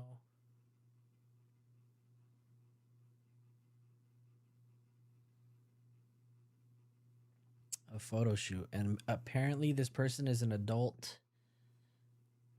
film actress. I don't know what I guess this person is apparently starting their own true crime channel and wanted to shoot a short video is what I'm assuming.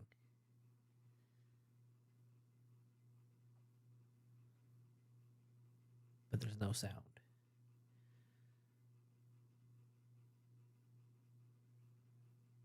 Dear Lord.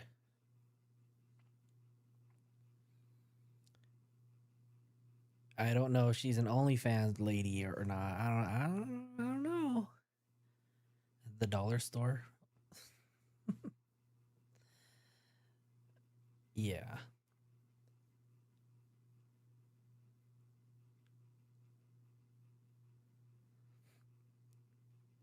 I don't even want to see this. Some of the live streamers jumped all over it and made me sick the way they ogle the situation. So disrespectful is sickening by all involved, including the live streamers. Yeah, you know, I mean, it was a little distasteful, right? True crime OnlyFans. Oh, hell no. Don't anybody subscribe. I don't even know how that stuff works. Who the heck reports like that? No hate. Nice body, but cover up, girl, right? Have some self-respect. Seriously. Plastic gloves being found all over the place. Maybe the searchers were litter bugs. No, that's true, Tara. I mean, they were saying that they were finding gloves left and right? And a lot of them had to come from some of the authorities, is what I was hearing. Are there any other videos that have come out? I kind of want to watch this one again, you guys. I'm sorry. This guy was just the highlight of the night. Fucking drug dealers, man. You know what I'm saying? Fucking drug dealers, man. You know what I'm saying? Don't work for the government. He fucking takes money from people. So how about this, James? So look, if he did it, what was his motive to get? What's his motive? Like, if you know he's a piece of shit, he's a drug dealer, what would be his motive to take Nancy? Because one of them owed him money. What, a family member or something? Someone owed him money. Someone owed him money. I live in this fucking place, man. Yeah. This is my town. You know what I mean? I mean, who can figure it out? You know, like, you got my dad over there, all right? You know what I'm saying? We're trying to fix. Awesome. We're trying to fix this. So that's what we're doing too. I'm a local. We're just trying to find her. You can say that too, man. Drunk I hate guy that meme. piece of shit. What did he do to you? Like, how do you know him? Yeah, what did he do to you, man? Like, what's going on? You know what I don't like about him? Huh. Because he poisons people. How, with the Drugs. Oh, yeah. You know what I'm saying? I think you should go to the police with this information. If they don't know. You said they know? He thinks they know. I think you should probably share that. I think we're just coming out here. Look, I brought my dad out of here. I was trying to find the reporter. I feel sick. No, fuck that guy, man. He's a fucking cartel fucking drug dealer, man. You know what I'm saying? You know We're going to what clip that for sure. You know? I mean, that's where if anybody knows, that's who knows. You know anybody who has any... Who are you here with? Are you driving? No. Your dad's driving? Dilladank. Thank you so much for your $10 super chat. Luna sends your puppy some treats. Thank you so much. I will definitely make sure that we get some treats for Yoshi. Yoshi's over here sleeping on the pillow, waiting for me to get off. So thank you, Dilladank. I will make sure Yoshi does get a few treats. drop a Yoshi emoji in the chat. Thank you so much, Della Dank. I would have said something. So your dad, huh? My dad doesn't know nothing. Been in federal prison for fucking 20 years. Life happens, right? You know what I'm saying? Life happens and shit, and I know exactly. If anybody in this town knows who did Is it maybe because you have a grudge on him? Maybe? Yeah, maybe you could say. Okay. You know what? I can see how that could be. Maybe you could say. Maybe you could say that. But no.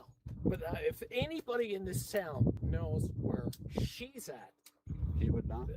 That's exactly no. That's exactly. How do we reach it?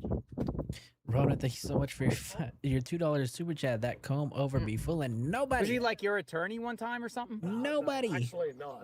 I don't fucking have piece of shit attorneys like him. You know, Was he? So how did you meet? fucking drug dealers, man. Oh Lord, I'm trying to make an emoji for this guy. So, oh no, I want emoji for.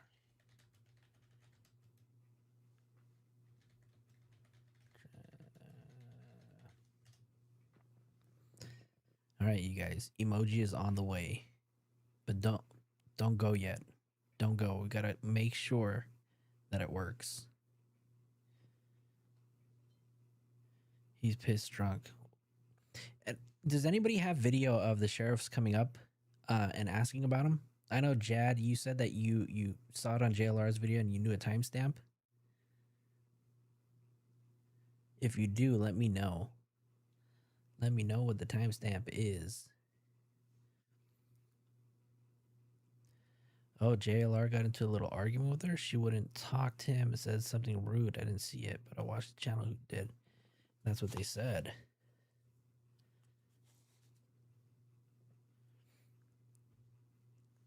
Oh, I'm just waiting for the emoji to load. All right, one more time. Fucking drug dealers, man. You know what I'm saying? Don't work for the government. He fucking takes money from In the name of the law. So how about this, James? So look, if he did it, what was his motive to get Nancy? What's his motive? Like, if you know he's a piece of shit, he's a drug dealer.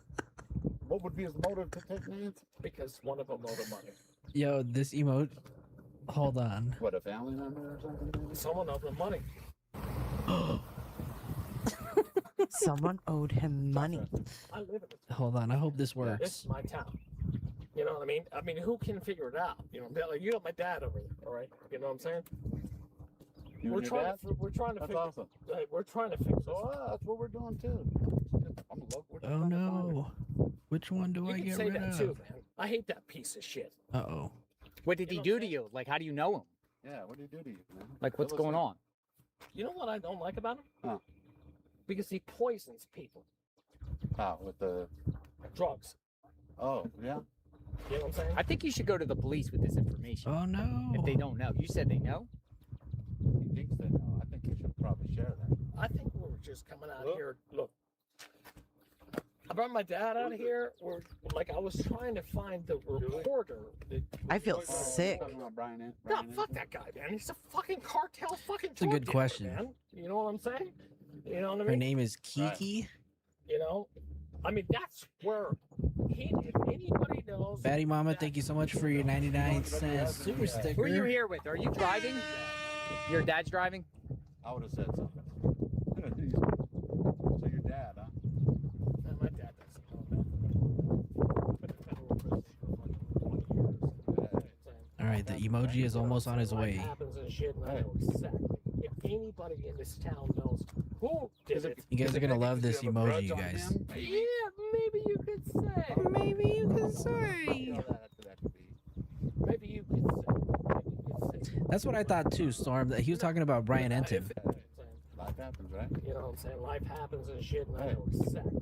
If anybody in this town knows who did it. Is it maybe because you have a grudge on him? Maybe? Yeah, maybe you could say. Okay. You know, I can see how that could be. Maybe you could say. Maybe you could say that. But no.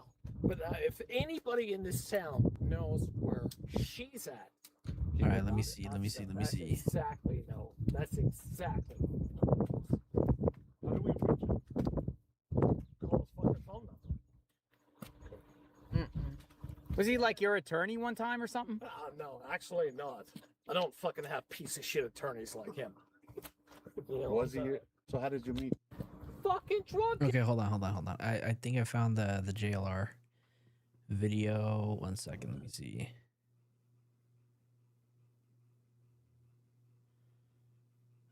Okay. This is raw. So Hold on. So here, let's just kind of watch the full clip.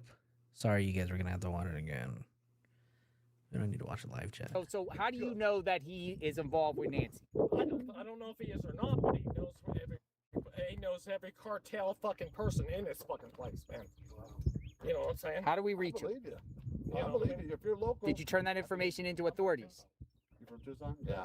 I live here too, but I just moved here like 6 months ago. But I love it, man. I swear to God, that's exactly. Swear to if God. Someone knows who that Stormy, is, hear that? He and says, that's why swear I to was God. saying, give me this Brian Guthrie. Give me Brian Guthrie. You live locally around here? Yeah, Orville.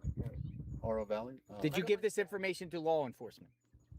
I'm just really waiting for his emoji to pop up. They know it, but did you give the Sometimes you information? Look, I'll give you. I'll tell you what. You know what I'm saying? You know what I'm saying? I mean, you need Yikes. to, you know, I'm looking for. I'm trying to find this chicken. You know what I mean? This who, Nancy? Chicken. You know what I'm saying? I mean, chicken. You know what I'm saying? Chicken? Chica. Oh, like you're Spanish, the chica, the female. Yeah. Oh yeah, we're with you. That's what we're doing. That's what we want trying to do. We're trying to, trying to wash us. We're trying to cover 100%. the homeless. We don't know where she's at. We don't know where to look. He knows where she's at How would he know? because he's a fucking cartel drug dealer. I mean, it's very believable. I don't know. Or where do you think he's at? How do you think this guy makes money? I don't know. You tell me. He He's makes an money attorney? from fucking drug Cartel. dealers. Yeah. Tara, thank you is so much for Walter Nash? your Walter donation Nash is a on piece of- Cash App. Thank Where you. does he work? What kind of attorney? Right downtown. An attorney? Like a Hell no, prosecutor? he ain't no public defender, A man. prosecutor or just a defense No, attorney? dude, he robs fucking drug dealers, man. You know what I'm saying? He don't work for the government. He fucking takes money from people. All right, you guys. He now has his own emoji, so you guys can see it. It should be the first emoji that pops up.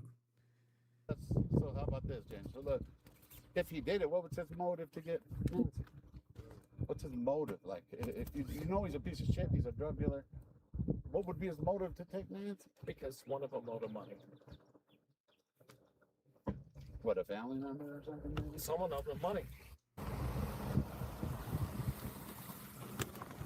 Trust me, I live in this fucking place, man. Yeah. This is my town.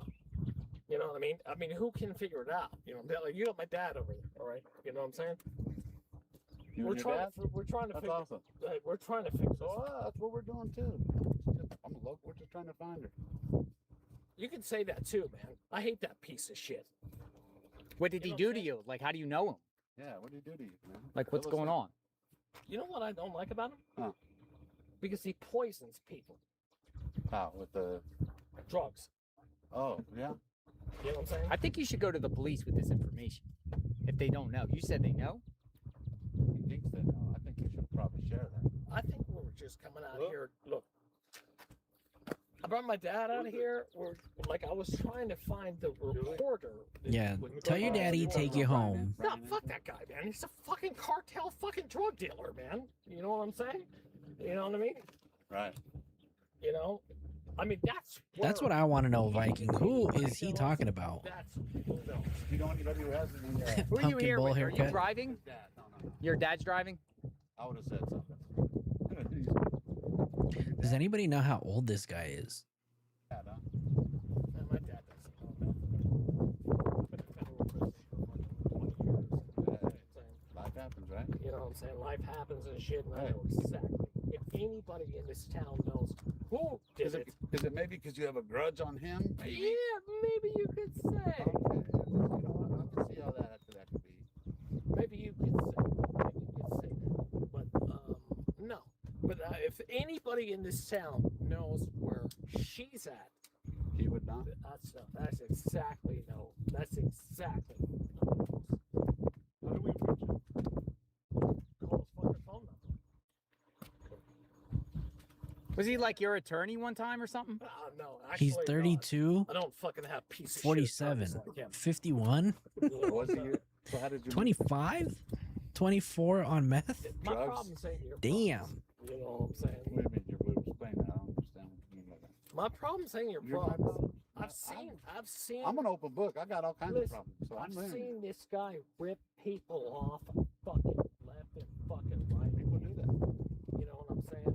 That's exactly who it is. Someone knows. He's a local? Oh, 100%. Church Street, right down there. You know what I'm saying? If anybody knows who it is, it's him. Because he is the biggest fucking drug dealer in the fucking whole fucking South. So if one of the family He's members owed 17. money, so it was. You think the ransom was valid? Like in other words, if he's involved, he took Nancy This is for. He's not driving, folks. Someone's driving. It is. No, we agree. It is very complicated and strange and odd. It's very odd. I think that honestly, maybe it was some stupid kids out there doing some stupid Very shit. possible. Very possible. I think we're all open-minded here. Like since we don't know the answer, it could very much. Oh, the boss bitch. Thank you so much for your Cash App donation. Thank you, thank you, thank you. That's why we're looking for those. Listen, there's a $1 million reward. Don't you think you should take that information to the police? I want that motherfucking $1 million. You want it? Call You want the 1-800? What is it? 1-800 call 1-800 FBI? FBI. What I'm telling you right now, okay, that piece of shit drug fucking dealer. Okay, look, I'll tell you what, dude. I don't like drugs. Okay, you know what I'm saying? I'm You a know, recovering drug addict, but you know, I'm clean, no, so I mean, got you know you. what I'm saying? I don't like people fucking Yeah. poisoning people in my fucking city, bro. And that's exactly who that is. I honestly really hope that this guy's just intoxicated and having a bad day. You know, and this is not just a mental health issue that he's having, you know. And I hope that he knows that he was filmed and on TV. Oh, look, there is that Mark in the background. You know what I'm saying? Yeah. It says, yeah. What about the sheriff? Nanos. Yeah, what do you think about Nano? I don't know much about him. I don't know if he's been out here, but I shot you. Look, I'll tell you what. Look, that piece of shit fucking ruins people's lives. You know what I'm saying? That's exactly. You got the number right there. And you have my face, okay? And 100% you can fucking put my face on this. You know what I'm saying? That's exactly who it is. Tell him, James. Walter Nash 100% fucking knows who fucking is involved in this. Tell him. I just told If they arrest Walter Nash, you know who gets the reward money. Thank you, brother. James. That's cool that your dad brought you out here, man. I love my dad. That's awesome. Yeah, same here. I love my dad. Nothing wrong with That's that. exactly That's cool that he's helping you. I'm with that. telling you. That's exactly any fucking drug dealer in fucking Tucson, Arizona is involved with Walter Nash. And you could just you have it right there. We appreciate it, man. Be safe out there. Be safe, all right? Hey, I'm Your dad's driving, Ay, right? ay, ay. My dad's driving. I'm Careful. drinking. Careful. You're good. Yeah. Have a good day. Make sure you give that information to police. I'm just telling you, straight up. Walter fucking I'm not gonna forget it. I'm not gonna forget that name. Walter Nash. We got you, James. No, good. He knows who did this. That's what he said. You know Walter Nash? He's not driving, folks. His dad's driving. Yeah, no, his dad's driving. I would have said something. Yeah, I would have said something too. He's not driving. Well, he's getting in the passenger seat. Someone else is driving. So he's definitely intoxicated on something. If he was driving, I would definitely call the police. I would 100% call the police if he was driving. 100%. There's someone else driving that vehicle. He talked his dad into, will you take me over here? There he goes. Damn, they had his license plate showing too. Brian Guthrie. Brian Guthrie? I thought he said Dude, he just threw some guy, Walter Nash, under the bus on national TV right now. Where's Brian Guthrie from? You don't want Brian? Or Brian? Yeah. that's what I'm saying. He just threw this guy, Walter Nash, under the bus. Guys, Hey, what service are you with? What news service? Hey, JLR Investigates. I am JLR Investigates. I'm a media. Yeah. Oh, I've seen you. You see me. How are you? I'm fine, except I just have a little problem with the some of the.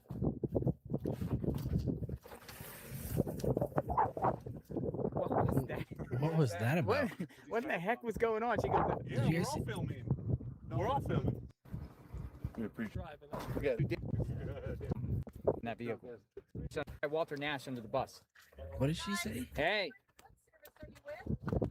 What news service? hey, JLR Investigates. So I it's a am. podcast? I am JLR Investigates. I'm a media. Yeah. Oh, I've seen you. You see me. How are you? I'm fine, except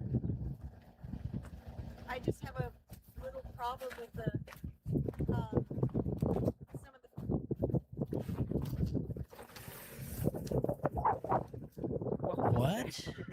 What? What in the heck was going on? She goes, Yeah, we're all filming. We're all filming. what was that? You weren't facing, huh? She just zoomed off. What was that? Dude, why are the crazies coming out suddenly? Hey, Well, so let me get this right. She came to ask JLR questions. It looked like she probably pointed at Mark or something too, right? I mean, just the way that like his head nodded, and he probably just walked over because he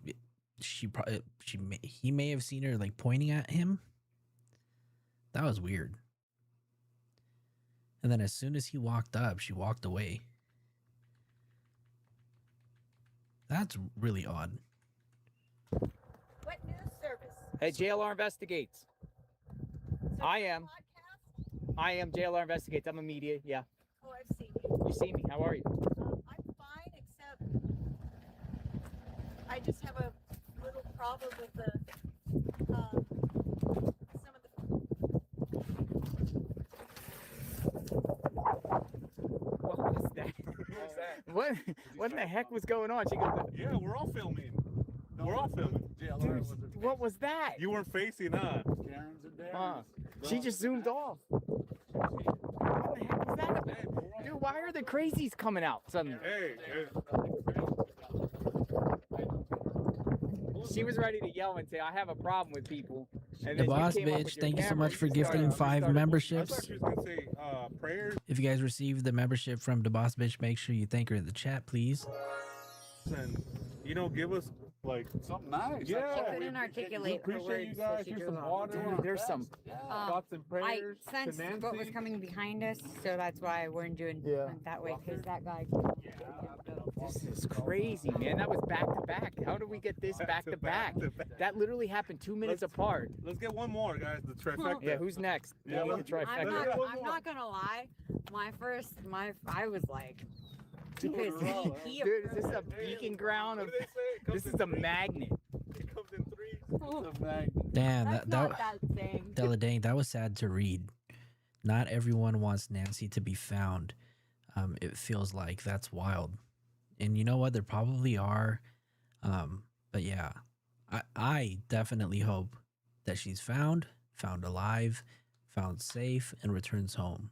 It's crazy. Did I just say it? Dude, that guy just stumbled out of his car drunk and comes up and throws some guy under the bus.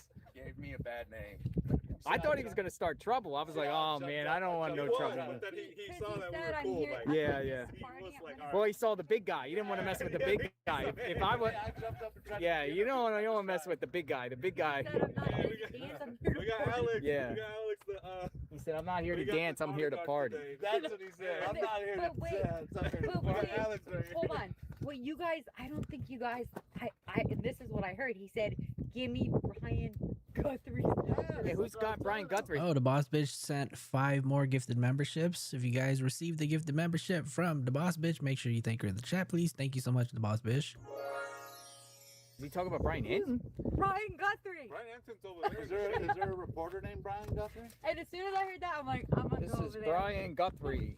I'm gonna go ABC over there. News. I don't know. I'm going there. Who the heck is a Brian Guthrie? The neighborhood has gone wild. Yeah, neighbors gone wild. Hey.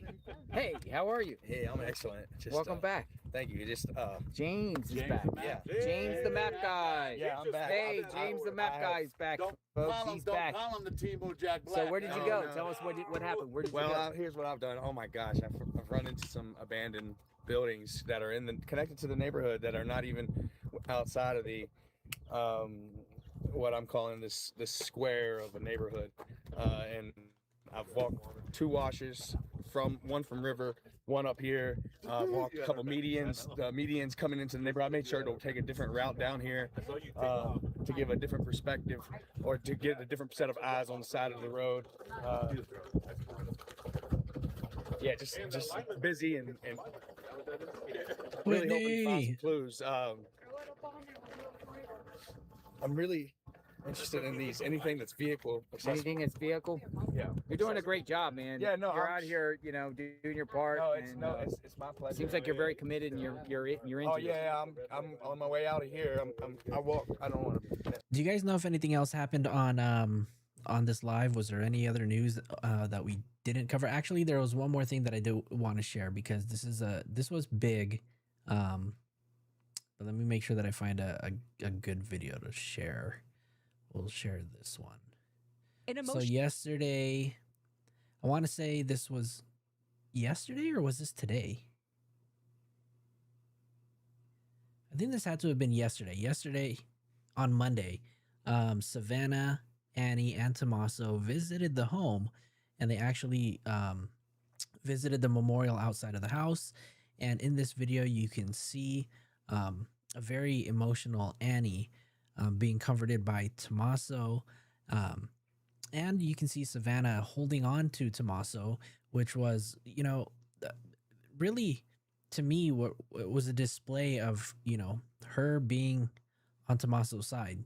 So tell me what you guys think of this. Moment outside Nancy Guthrie's home Monday. Savannah, Annie, and her husband Tommaso visiting that growing memorial. Seen in this video, laying yellow flowers and a card with this handwritten message. Though we are surrounded by so much darkness and uncertainty, our love burns bright. We love you, Mommy. We miss you so much. Savannah later sharing this image on Instagram, saying, "We feel the love and prayers from our neighbors, from the Tucson community, and from around the country." Pima County Sheriff Chris Nanos tells us he's also not giving up hope. So, Sheriff, it's been 30 days since Nancy Guthrie went missing. Are investigators any closer to finding the suspect or suspects? I think the investigators are definitely closer. We got a lot of intel. What does that even mean? The investigators are closer. Does that mean that you guys have more people, like another person of interest? Do you guys have a suspect, a subject? What, I don't know. This whole case honestly really leaves me speechless. I don't know what to think. I don't know how to feel. I don't know if I have hope, if I've lost it. Am I the only one? But now it's time to just go to work. We also asked about that new Ring camera video obtained by Fox News Digital showing there was this Ring camera too, with a dozen cars that drove back and forth. We didn't talk about that either. Car 2.5 miles away. Is this really something we should be looking at? Look, what I would tell you is this. We're aware of it, and we're looking into it, just like any other piece of evidence. Have you been able to identify the car that drove past at 2:36 a.m.? No. No. But you are looking to identify it. We're looking at Thanks, that Sid. vehicle as well as hundreds of thousands of other vehicles that were out driving that time of day. Nano says they still haven't identified the other clothes the suspect was wearing and told us this about the backpack. We've now learned that maybe it wasn't purchased out of Walmart. That backpack is new, Wait, is exclusive what? to Walmart. But maybe it wasn't purchased out of Walmart. Did he just... Yo, hold on. Did he just say maybe it wasn't purchased at Walmart? What? And told us this about the backpack. We've now learned that maybe it wasn't purchased out of Walmart. That Now maybe it wasn't purchased at Walmart. Then where was it purchased? Amazon? Temu? backpack is new, is exclusive to Walmart. But who's to say I didn't buy it and put it on eBay? That's what we're looking at. With so many questions, he told us there is a lot, they're just not Because sure. people are really buying Ozark backpacks on eBay. We think we are closer. Those are his words. We think we are closer. Hearing. There's so much that everybody wants to know, right? But I would The be Timu very wish. neglectful, irresponsible as a police law enforcement leader to share that Burlington. with everybody. We have information on this case that we think is going to hopefully lead us to solving this case. But it takes time. And you'll get there? Absolutely. Absolutely. To Whitney, you said All right, book well, bag. that's good to hear, Liz. And by the way, you asked a lot of You questions are that have East been top Coast. of mind for a lot of folks who've been following this case very closely. What did the sheriff say, if anything, about the DNA that was found at the house? Yeah, Craig, that's a big question. I did ask him about that. He said that they are still having some challenges processing that DNA. He suggested that it may be a mixture from several people, not just two people, which we know from experts can make it really hard to extract an individual profile from. He says they have put some of the DNA they found into CODIS, the FBI's national data bank.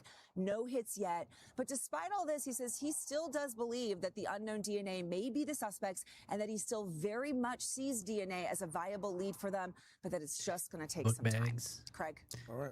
I got nothing against book bags. It's just not a term that we use out here on the West Coast, or at least not here in LA. But I had an ex, and they used to use that term a lot, and that was just a very unfamiliar term for me. Book bag.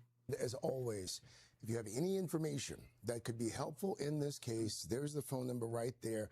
Call the FBI's tip line, 1-800-CALL-FBI. Hey, thanks for watching. Let me see this. Let me pull Brian, this I'll video start up with you. because What do we know I about just saw those men this. that showed up at Nancy's house today? I don't know. Did any of you guys see this?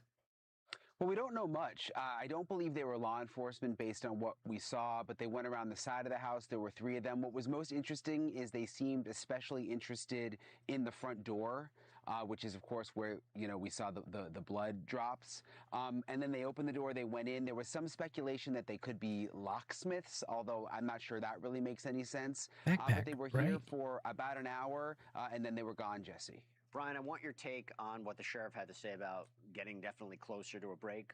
But let me just get to Joseph real quick. Joseph, I understand you might have 2 theories about what may have happened to Nancy that we might not be thinking of. Well, yeah. I mean, first off, I think that, you know, going with what Brian is saying about the blood deposition there in the front at the door, I think that is significant because this is an act of violence. And, you know, we have confirmed, or they have confirmed at least, that is Mrs. Guthrie's blood that was deposited there. I have my own thoughts about the nature of the deposition and what it kind of stems from. And that was a sudden taking, if you will. The one shot there where you have that kind of expirated blood that is in that large patch. You've got the larger elements of blood there. That expirated blood, which I think are the tiny little dots right there, that's evidence of somebody probably coughing or sneezing out blood deposition from right there. And this blood is not indicative of, say, having a cut on your hand and it just kind of free falling. And then you have this other idea about her age and her being a vulnerable victim. Yeah, absolutely. Do you guys realize how many cases I've worked over the course of my career in Atlanta and New Orleans that involved ransom? 0. You know, the cases I have worked, elder abuse. I've had people that have taken advantage of the elderly because they knew that they had money and they bum rush them into their house and they snatch them out of there, or they do terrible things like murder inside of the house. You know, she is a much more valuable target to them if they have foreknowledge of whose mother she was. That doesn't take a deep dive here.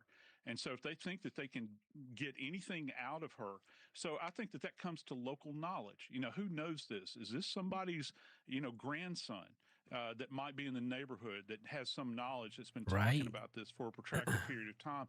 I wonder if it's gang related. I wonder what they're pressing relative to the gang associations in Pima County, because this smacks of this relative to targeting her, seeking her out.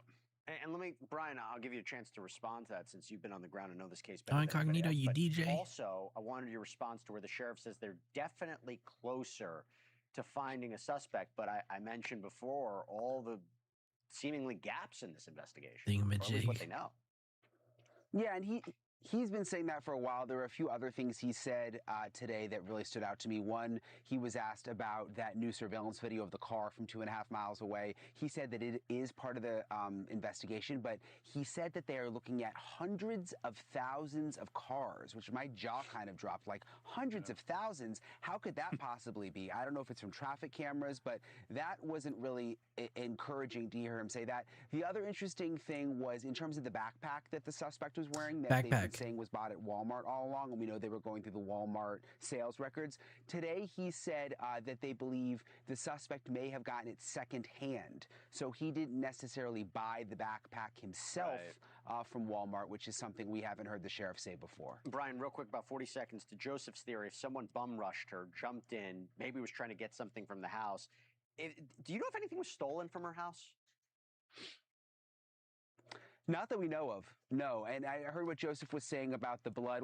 One thing I've thought about is I think it may be an indication that she was alive when she left the house, because if she was already dead, you would think, I mean, I hate to talk like this, but you'd think they would have wrapped her up, or why would there be those blood spots coming if she was already dead? So I think it's a sign that she was alive when she left. Gentlemen, I wish we had more time to talk about this, because there's going to be a number of theories we go through. But Hey, Foxy, Brian what's and up? Joseph Scott Morgan, thank you both so much, as always. Thank you for... Okay. All right. Last video before we go, I just saw a video of somebody vandalizing the memorial. JLR invest. Let me bring this over really quick. I didn't know this. The gates. Day 31. Where is Nancy Guthrie? Someone ran into this memorial. There was all types of flowers all over the road here. That's crazy because she has a memorial in front of her house, Nancy Guthrie, and people have been laying flowers, cards. And I came here this morning, and I'm just going to put the last two over, but somebody like literally in there and ran it over, and all these flowers were all over the place this morning. It's crazy how someone ran into this. Maybe because they can't see because it's pitch black out here at night. The flowers were everywhere this morning. So I'm going to kind of like put them off the road, which I've been doing. Some of the flowers are ripped. Annie left this card yesterday when she came to the house with Tommaso and Savannah. But man, be careful when you're driving out here. I'm sure people will go off the road. There's no lighting here. Maybe it was purposely done. Who knows? Let's talk about the case right here. I'm going to spin the camera around. It is day 31. Nancy Guthrie has still not been found. And the neighborhood is quiet. Wait, we have DJs in the chat? Should I do a live stream too where I DJ? Pull out the turntables? Have a quick live session? I know DJ See No Evil's a DJ too. We're gonna have to do a session, but we might have to do it on Twitch because you know we can't play music on YouTube. Has a tent here across the street from the Guthrie home. No other media outlet is here right now. No one's here at the News Nation booth. It is right before light. Now, a car just pulled up. This gentleman here, he's searching. We'll call him Map Guy. And this individual, I'm going to spin the camera around. Just talk to you for a second, Map Guy. Map Guy, what's going on? Hey, so I've got the map out actually, but so we're going to congregate here this morning and put a couple people together and then move our cars, sounds like, to the northern part of the neighborhood and kind of do a little ground search. Just if you want to point to this area, this is the Catalina Foothills. Here's Campbell. The Nancy's would be right into here, but we're going to park in here and we're going to do a little search around this area. Definitely going to be monitoring it. Why are you here? You came from the East Coast. Yeah, that's got. I mean, it's just easier to do things when you're here on the ground, boots on the ground, than to type behind a computer. And this is going to help me sleep better at night, just knowing that I did my part. Thank you. All right, so a group of individuals are going to be coming here searching, and but it is not on quiet private property here. No parking out here, as you know. Right here, they have a parking restriction in the neighborhood. All the media has gone away. And then this is Nancy Guthrie's house. There's no Pima County sheriffs, nobody here guarding the house. They have a security. It's called simply safe out here. All right, I want to ask you guys a real question because, you know, for some of you guys that do follow my channel, if you're new here, we've been following the Celeste Rivas Hernandez case for quite some time, going on, what, 6 months? I want to ask you guys, do you think that we are going to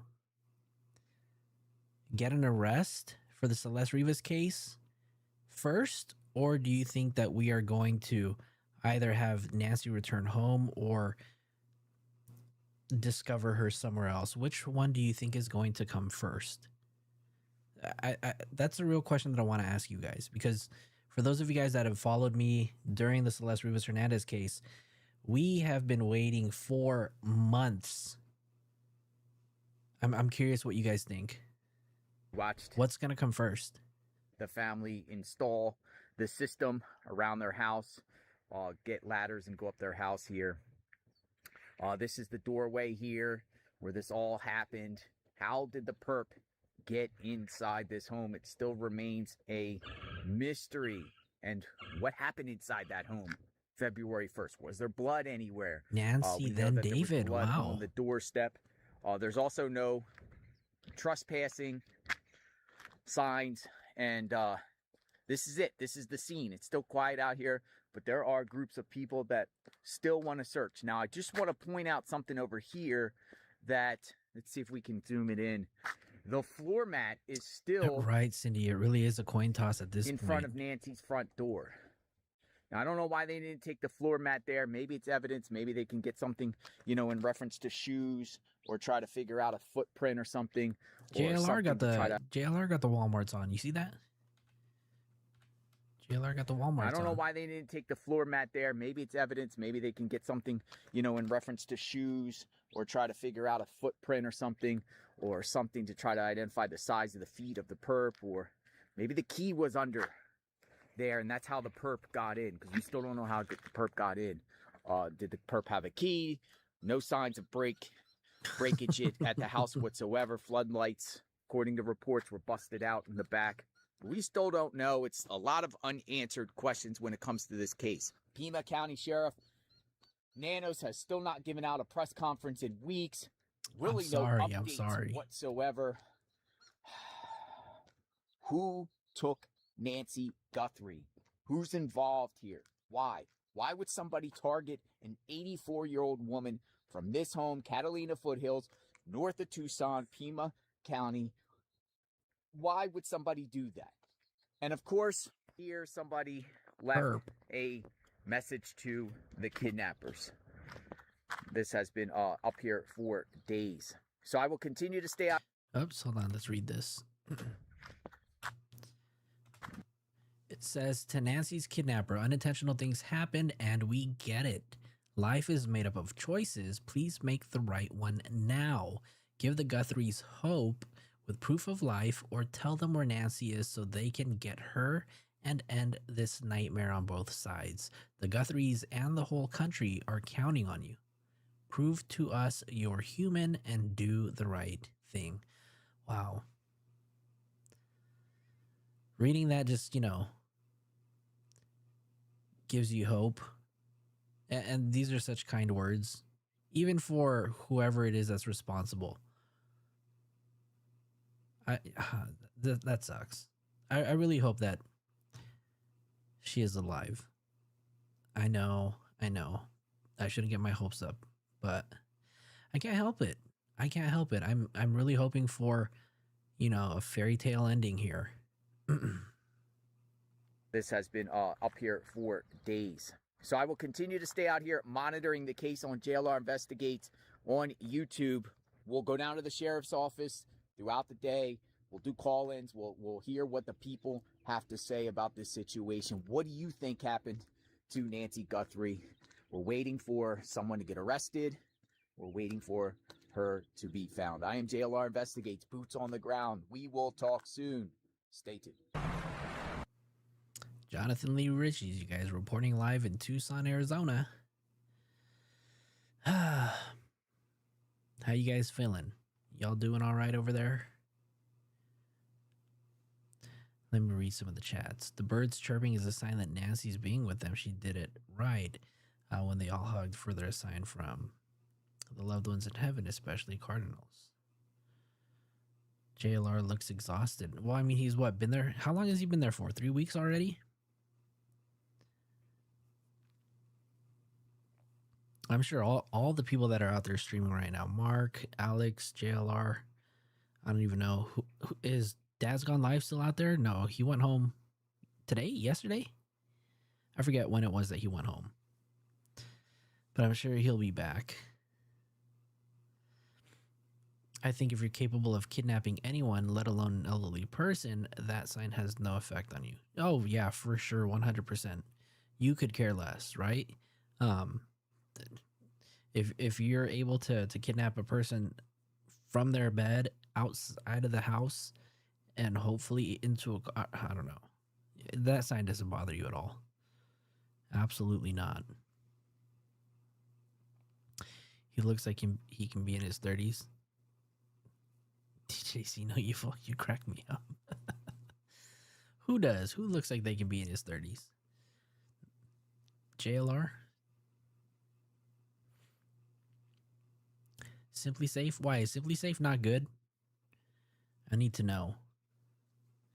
I need to know. Dude, I want to watch it, but I don't. Do they have anything good? Oh, Ashley. You guys want to do Ashley Banfield? I know some of you guys are not fond of her since this case happened. But if you guys want, we can do it. But y'all are going to have to type one in the chat if you guys want to do it. I ain't got nothing better to do tonight. Y'all let me know. Unless y'all got to go to sleep. Hell no.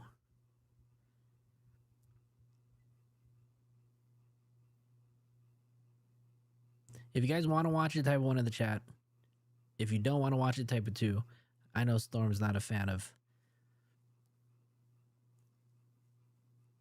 Epstein Banfield, but we're going to do what y'all want to do tonight.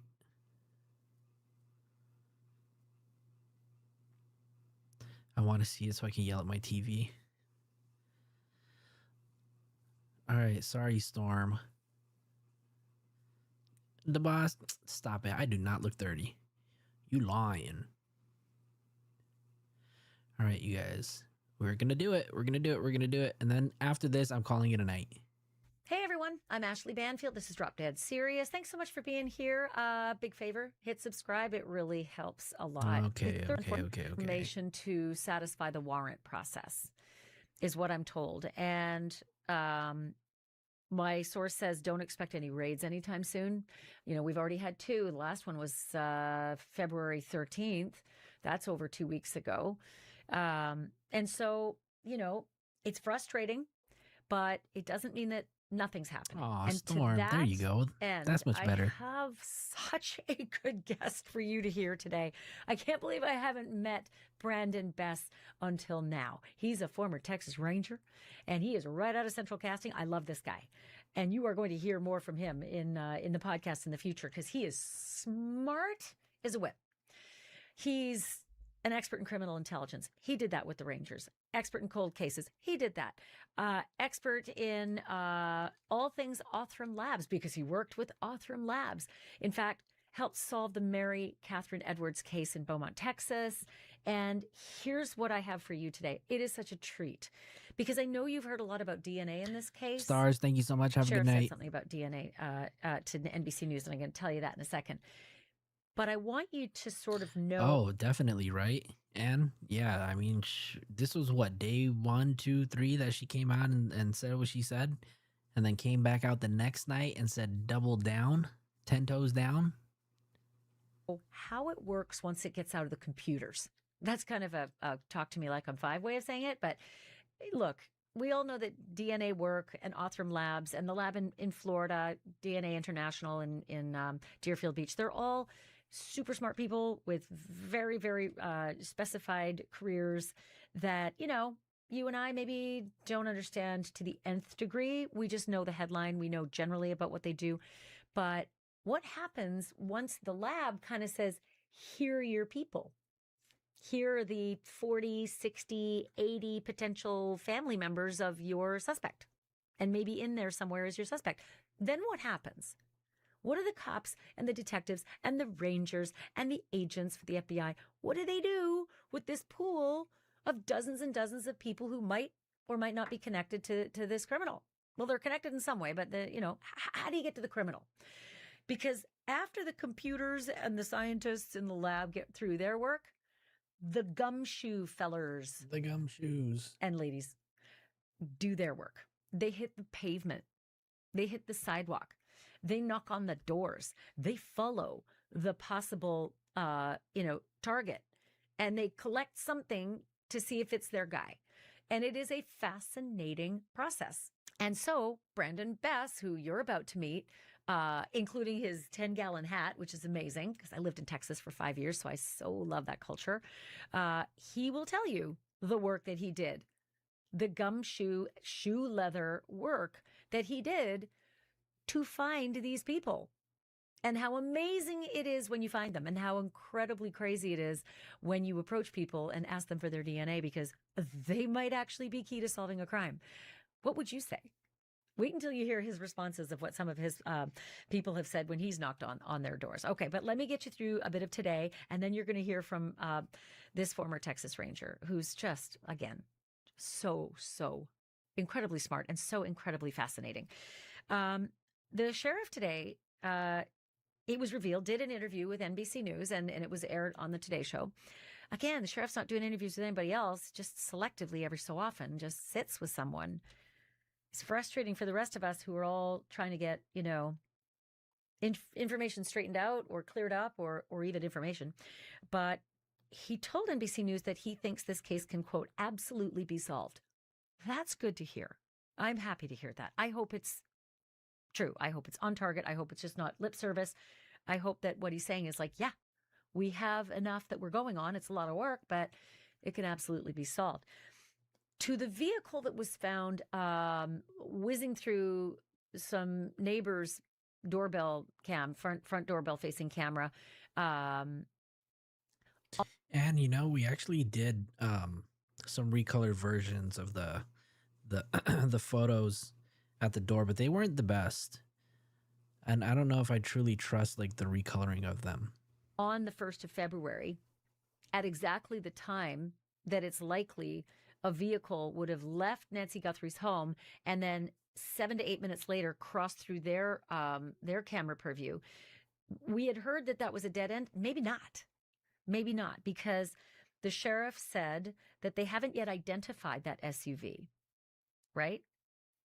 But not that it's out of play. And then said something else that was weird. Look, the Buy Me a Coffee link, I don't think it is on Discord, but I can definitely put it here for you.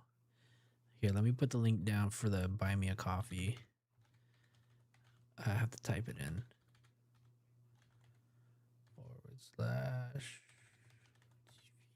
/Q. Hold on. Let me spell coffee right. I think that's right. Let me know if that works. I would tell you is this: we're aware of it and we're looking into it. Just Thank like you, Darcy. any Have a good other night. piece of evidence. Have you been able to identify the car that drove past at 2:36 a.m.? No. No. But you are looking to identify it. I'll try to pull them up, and let me see what I can do. Hundreds of thousands of other vehicles that were out driving that time of day. Okay, hundreds of thousands of other vehicles? I don't get that. I'm sorry. First of all, what's the population of Tucson? I'll tell you the answer to that. It's roughly 560,000 people. So out of 560,000 people who live there, hundreds of thousands of them were driving at 2:30 in the morning. That seems like that statement wasn't thought through. And I say that also because Michael Ruiz from Fox News was very, very clever and smart and went back to his files from Moscow, Idaho, and said that Idaho investigators had a list of more than 20,000 white Hyundai Elantras to sort through. Wow. So, okay, that was one vehicle they were looking for very specifically, but 20,000 is a much more manageable number than hundreds of thousands, right? It was also seen in the middle of the night on these dark cameras and identified as a white Elantra. But other people thought that this might be a Kia Soul. So I'm just curious as to why the sheriff would say we're looking at hundreds of thousands of vehicles, other vehicles. So some other things. The sheriff said the motive remains unclear. Okay, to me, that's huge. Because if there were evidence that, of course, we don't know about, they're not telling us everything, right? If there were evidence, say, somewhere in Nancy's home, say her bedroom, that led them to suspect maybe this was an attempted rape or something like that, well, he's saying no, the motive remains unclear. So the mystery gets bigger, but at least that kind of sheds the possibility of the parade of horribles that we were all hoping was not the case. Again, it's the sheriff, and a lot of times what he says has to be cleared up or corrected, so I don't know. Sad that I can't trust that that's ironclad, but it is what it is. The task force. Remember we told you that, look, in every one of these cases, eventually there has to be a drawdown of personnel, and there were 400 people working on the Nancy Guthrie disappearance at one time. And the sheriff has used, certain euphemistic language to say that we're going to ebb and flow. These are my words. As needed, we'll adjust personnel. And so at the same time as saying that, the sheriff said there was a task force that had been established with Pima County Sheriff's Department homicide detectives as well as FBI agents. All right, so that's nice that there's a defined group that's working on it, but it also tells me it's a smaller group than it used to be.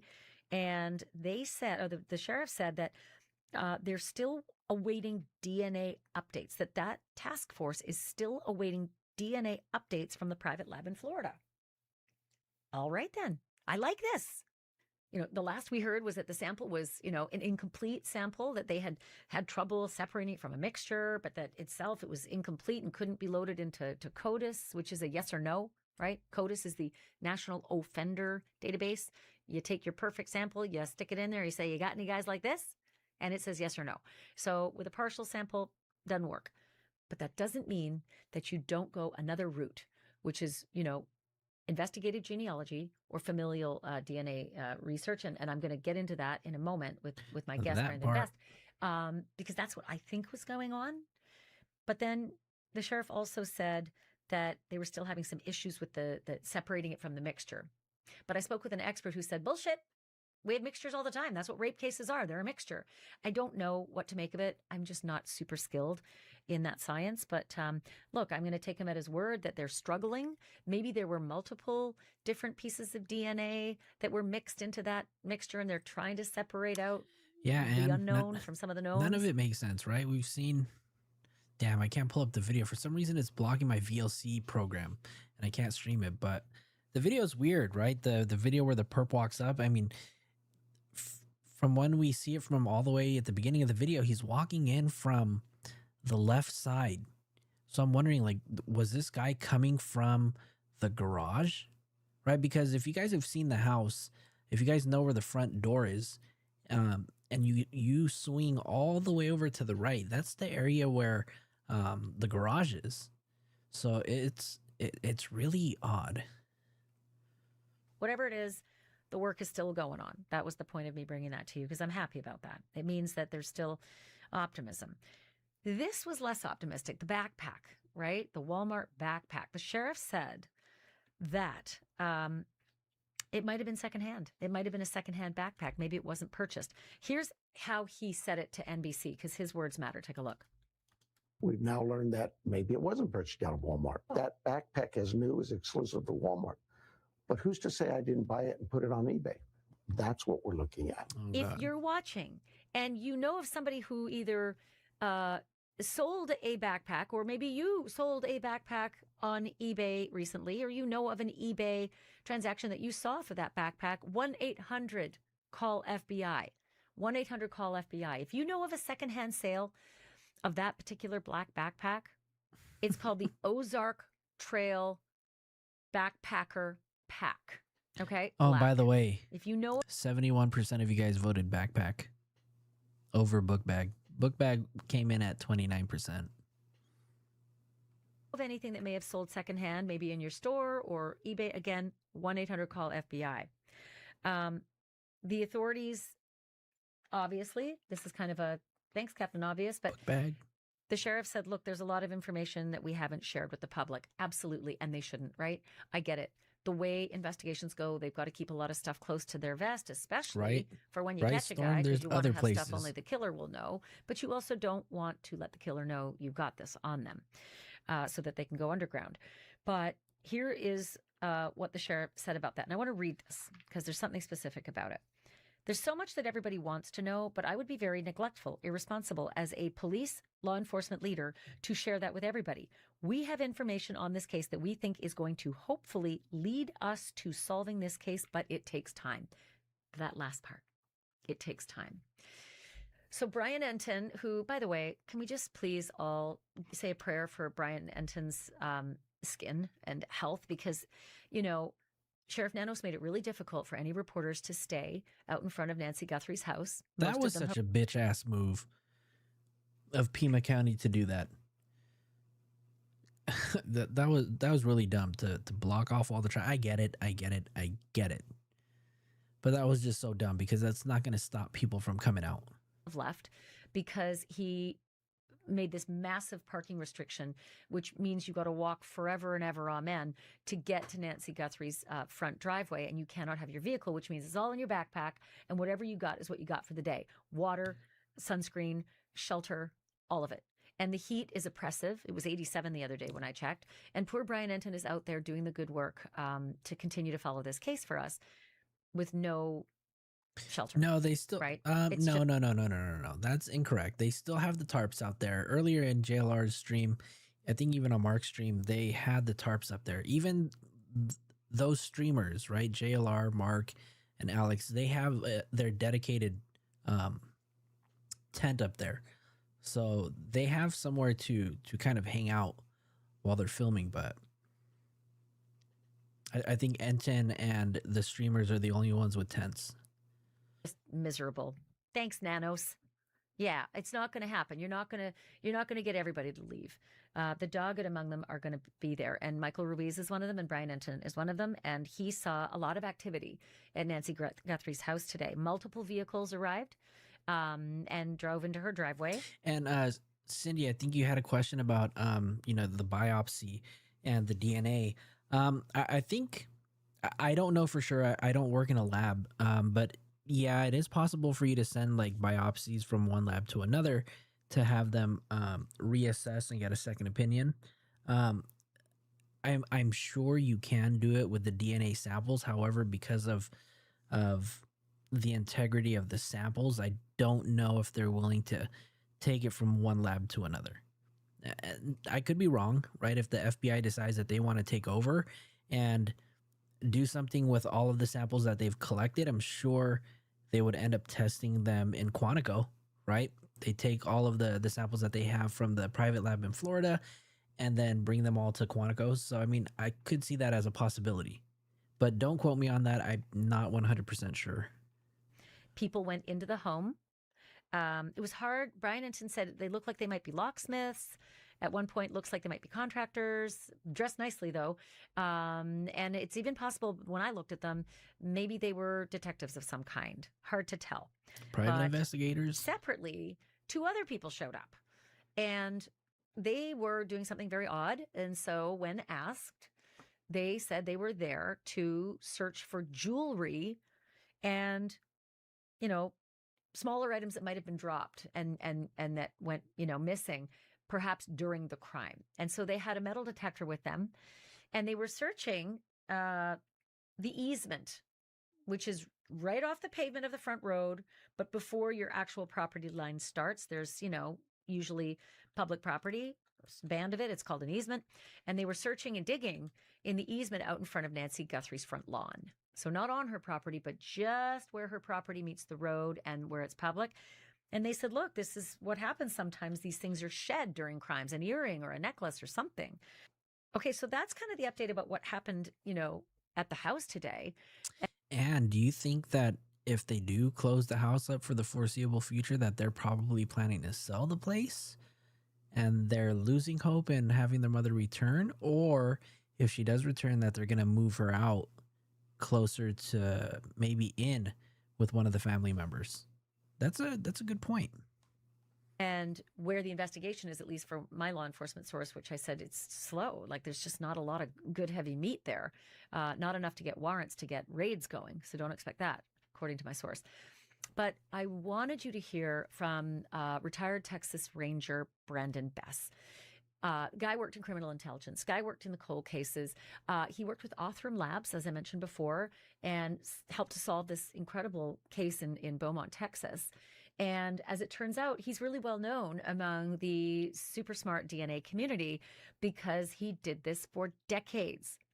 And what I wanted to learn from him and help you to learn as well is what these guys do with the scientists. Once they get their information from the scientists, what these guys do on the pavement to weed out the dozens and dozens and dozens of possible family members down to the actual suspect, because it is a fascinating Yeah, she mentioned him like 8 times, but before right? you hear from Brandon, and trust me, it's amazing. Like, he's got this 10-gallon hat on. He pulled over. He's out on the road. He pulled over in his truck, and he's like facing into the Texas sun. So he's all lit up in the sun, but the sun was going down as I was interviewing. So it was getting darker and darker and darker as I was interviewing him. And I tried to say, well, turn on your interior light. And, but he's just great. I mean, nothing can stop this guy. So before I go, the process that most of us never actually see when it comes to what is done at the shoe leather level with genetic genealogy. So as a new cold case ranger, I'll tell you that your question hits home very hard, because we thought when this forensic genetic genealogy came out that it was going to be, we're going to get a set of names, we go out, we collect a couple of DNA samples, and boom, we got our suspect. Turns out that though we could not do what we do without the FGG technology, I mean, these cases wouldn't get solved at all. Obviously, they hadn't been solved. But the amount of work that sometimes goes into these cases after we receive that initial, I hate to say confirmation, but that initial hit, for lack of a better term, on, hey, you're looking for the Jones family or you're looking for the Smith family, that becomes a nationwide search. And every investigation that I ever did involving forensic genetic genealogy, it became a nationwide search. Sometimes it was limited nationwide to the South, but oftentimes we would have, I want to say on the worst case scenario, we had 80 different familial tests that we had to go collect. That is a lot of people, and that's a lot of work by law enforcement that still has to be done on it. So it's an extreme amount of work that goes into it after getting that initial hit. So that initial hit, and when you say worst case scenario is 80, that means you basically get 80 potential people who could be associated to this subject you're looking for, or could be the subject, correct?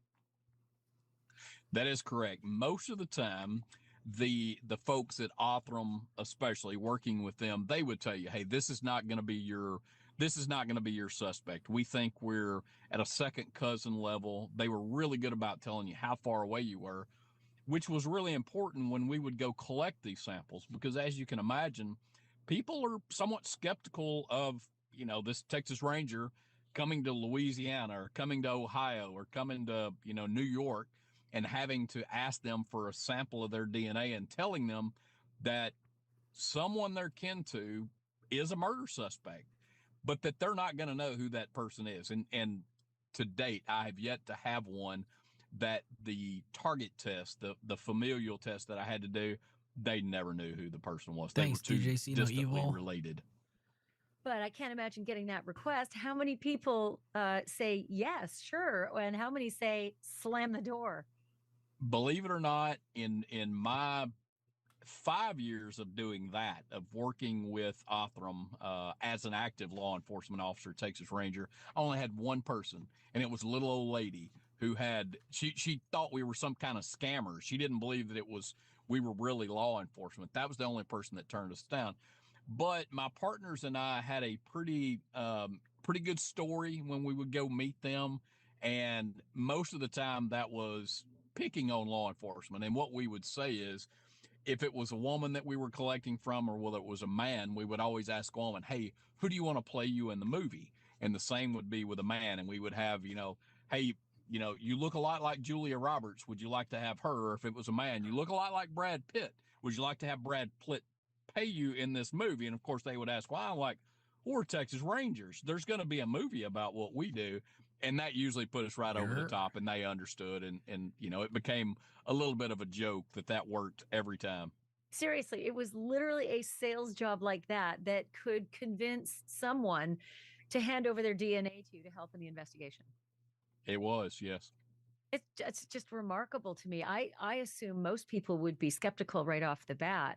But that's only part of the job. I mean, let's roll back a little bit to the point where you get I'm kind of lost, incognito, and you get 80 names.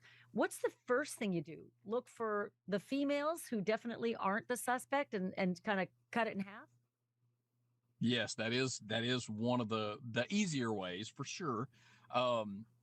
Looking at criminal histories of people, especially when you have a decent idea of, hey, we think it's Mr. Jones, but we're at a first cousin level right now. Let's look at these folks. Let's look at all the options that Othram sent us, and who has a criminal history, who has been dealt with by law enforcement in the past. And we would steer away from those. We would look for, in Texas, we'd call them the solid citizen. We would look for that solid citizen who's, never been involved with anything, is pro law enforcement. And, it's podcasts like yours, believe it or not, that both the good guys and the bad guys understand what it's really all about. So the good guys understand because of listening to podcasts, because of watching cold case TV shows, that, hey, they understand what it's about and they want to be a part of it. And that was a part of the sales pitch too, was that, hey, you get to be a part of something really big. You get to give answers to a family that may not have had answers for 30, 40. I've got a case that's 50 years old. You get to be a part of that. And you're good, again, solid citizen. They want to be a part of that. They want to volunteer and give that DNA to help you get to it. And then they won't leave you alone after until you give them the answers of who you got and when you got them. Of course, some of these cases take years to solve, years to solve, even with that genealogy. Yeah. It's got to feel good to let them know that you caught the bad guy and that they were a part of it. It is. Absolutely.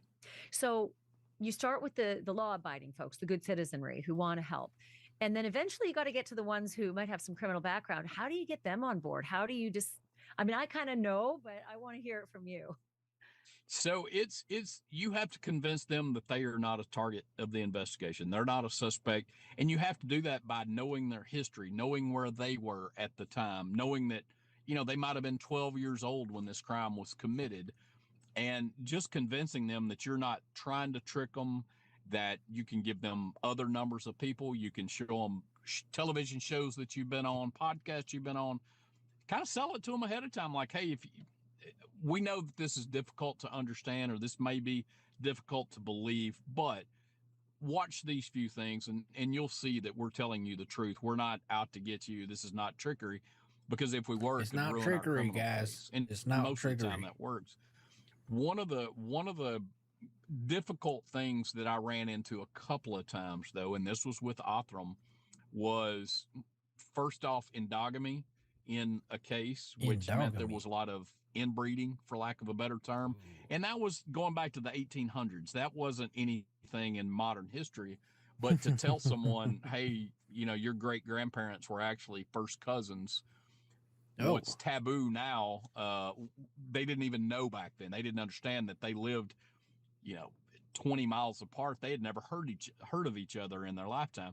The second part is when you discover that one of your target test subjects was not fathered by the person he or she thought they were fathered by, that they were not out of wedlock. What's the word I'm looking for here? That their mom and dad was not who their mom and dad. And I'm not talking about adoption cases. I'm talking about, the mother may have been having an affair, and folks who strayed. I know you can edit this down good, but so we actually had one where a case where the grandfather was the father of the person that we took DNA from. He had sexually assaulted his grandchild, his daughter. That child was born and that child was given up for adoption to another family member, and we discovered that in all that. So that one was extremely difficult, and as a matter of fact, we never went back to the we didn't have it in us to tell him that. We left it alone. He had lived his life not knowing that, and there's those things that you run into. There's obstacles that you run into in these cases that you would never think humanly possible. But the biggest one being that daddy is not daddy. Yeah, yeah. Oh Lord. And let's roll back even before you get out into sort of like, hitting the streets. When you're first dealing with that case and you start sorting, right? You start sorting who absolutely can't possibly be and who potentially can be. What are all the categories that you start with? And I get it. Male, female would be first, right? It really gets Clearly our dark. perp isn't a female.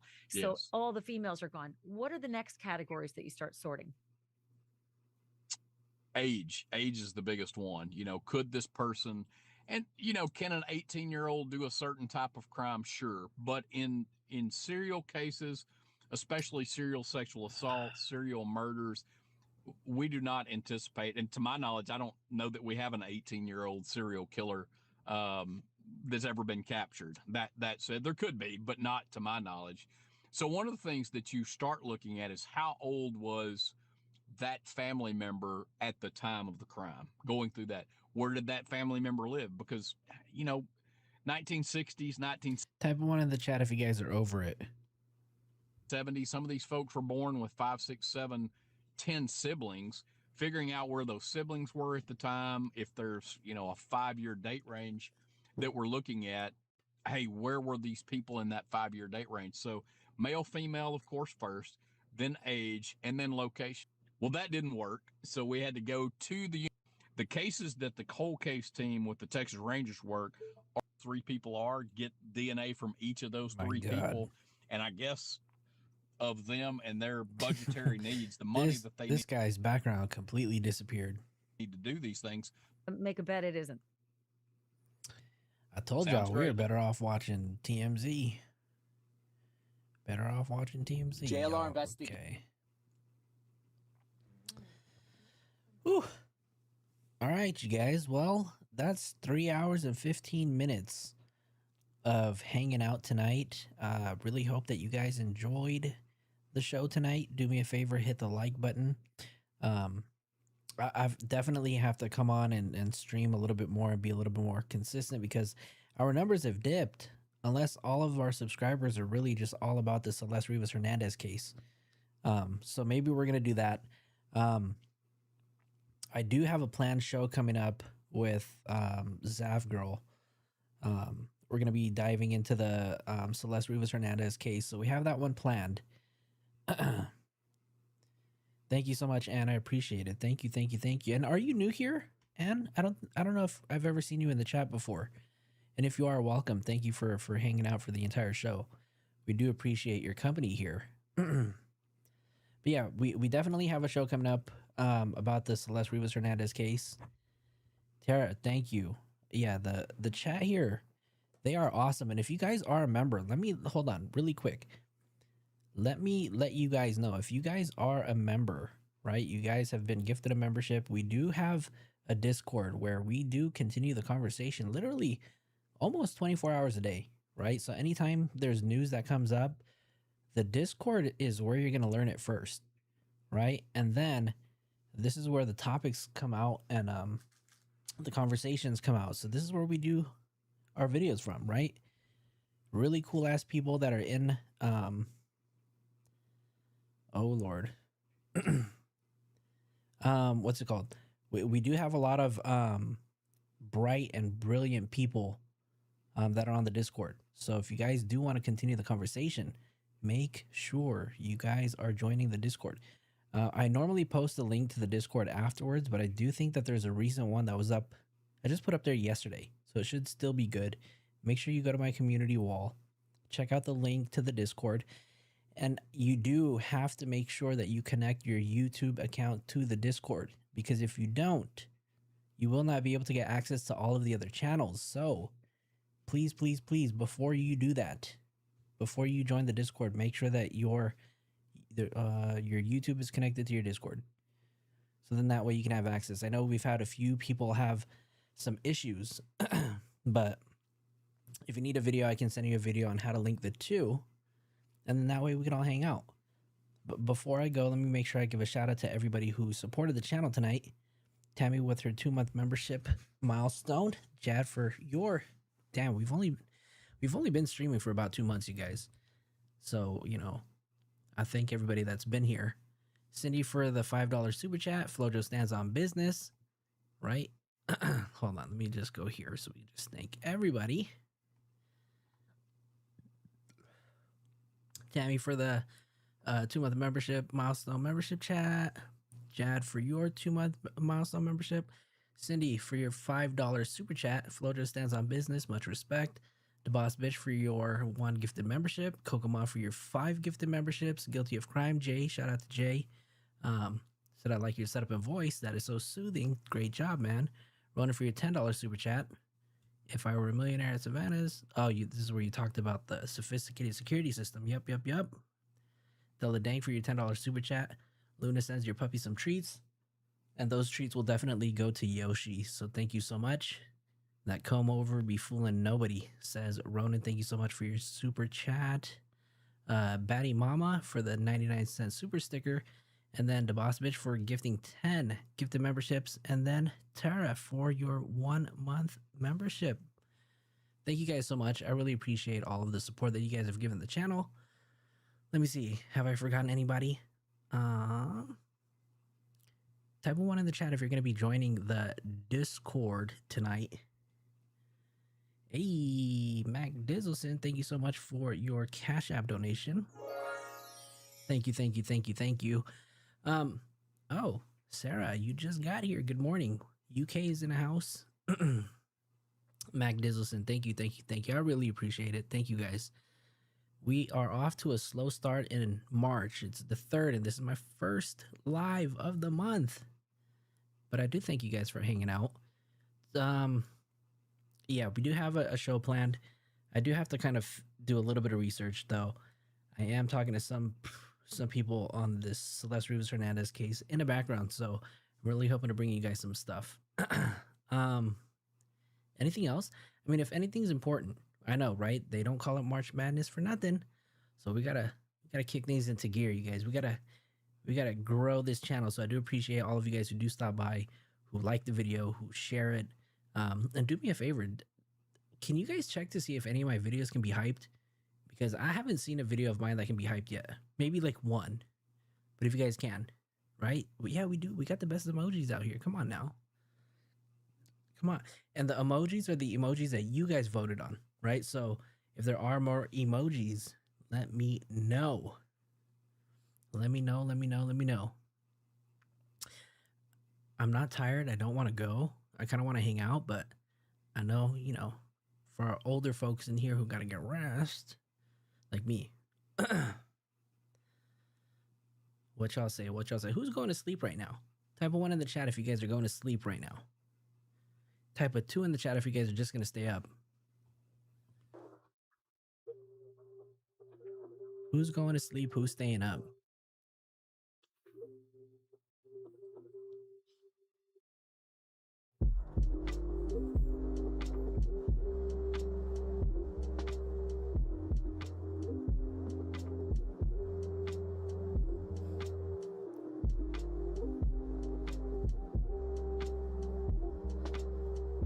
Wait, where did my live chat go? It just like froze. Hold on, let me refresh this because Oh, y'all are gonna be staying up?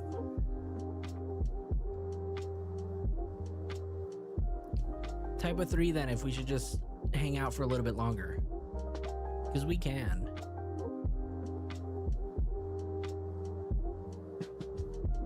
I really ain't got nothing to do. Y'all want to hang out? We can hang out. What y'all want to talk about? I know it's only 11:20. Okay.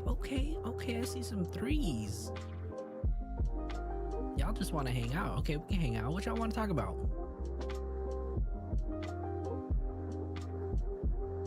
We don't really get too political over here, just in case you guys haven't noticed yet.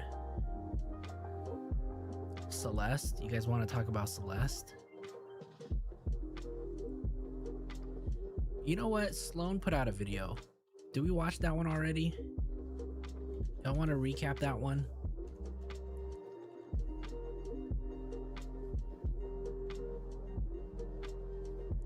Let's see. Sloan put out a video.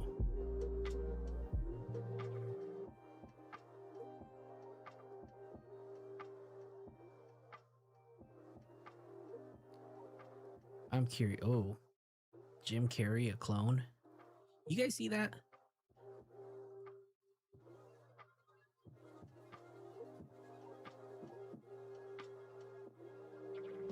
All right, let's watch this really quick because new legal we haven't. I don't know if did we react to this. I can't remember. The Top Model documentary. I know nothing about it. I know nothing about America's Next Top Model. Musician. All right, hold on. We'll watch this again. I don't know if we did or not, but if we did, sorry. But y'all want to talk about Celeste Rivas Hernandez, so we can do that too. How many of you guys have seen this video though? Have you guys seen this already? Oh, Mac, we haven't? Okay, good. Good. Oh, you guys watched it with Rab? Documents revealed. Oh, we're gonna watch it again. Sorry.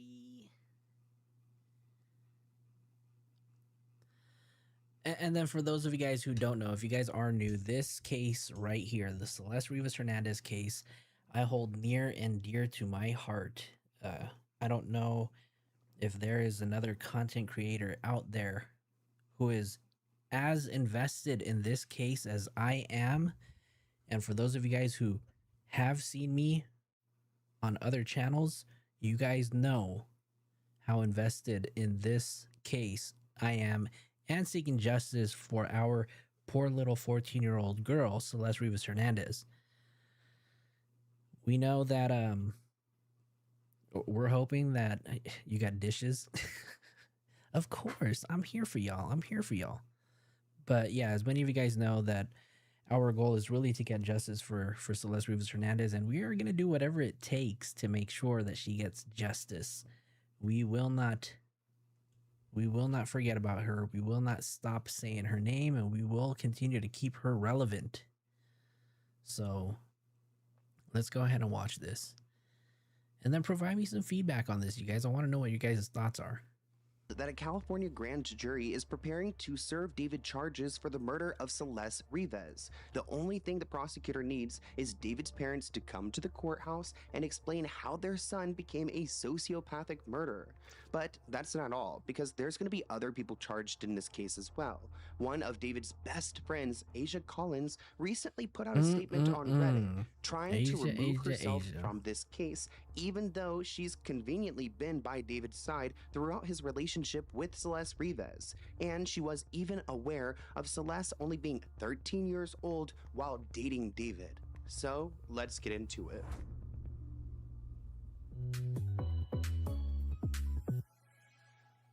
There is no way that David killed Celeste on his own, which is why we're taking such a close look at his friends, like Neil Langston, who was avoiding police for weeks. He was posted up at his mom's home in Montana until he was arrested and forced to go and testify in front of the grand jury in LA. And then we've got Asia Collins, who I feel like she's not listening to her attorney's orders, because she's over here on Reddit giving out statements, and we are going to dissect every single thing that she has said on Reddit so far. Now, Asia has not been active on Reddit, so she started off this post with a big statement. Let's go ahead and read it together.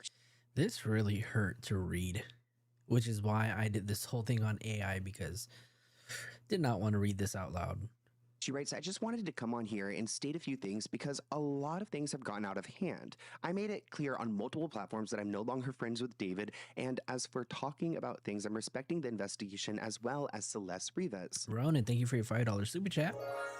The Jim Carrey thing was a random person who makes custom masks. It was a prank. He came out on Instagram and admitted it. He is pretty damn good at it too. Oh, is that for reals? For reals? I mean, I heard it was too. But then I heard that it wasn't. So I don't know. I haven't really like looked at it.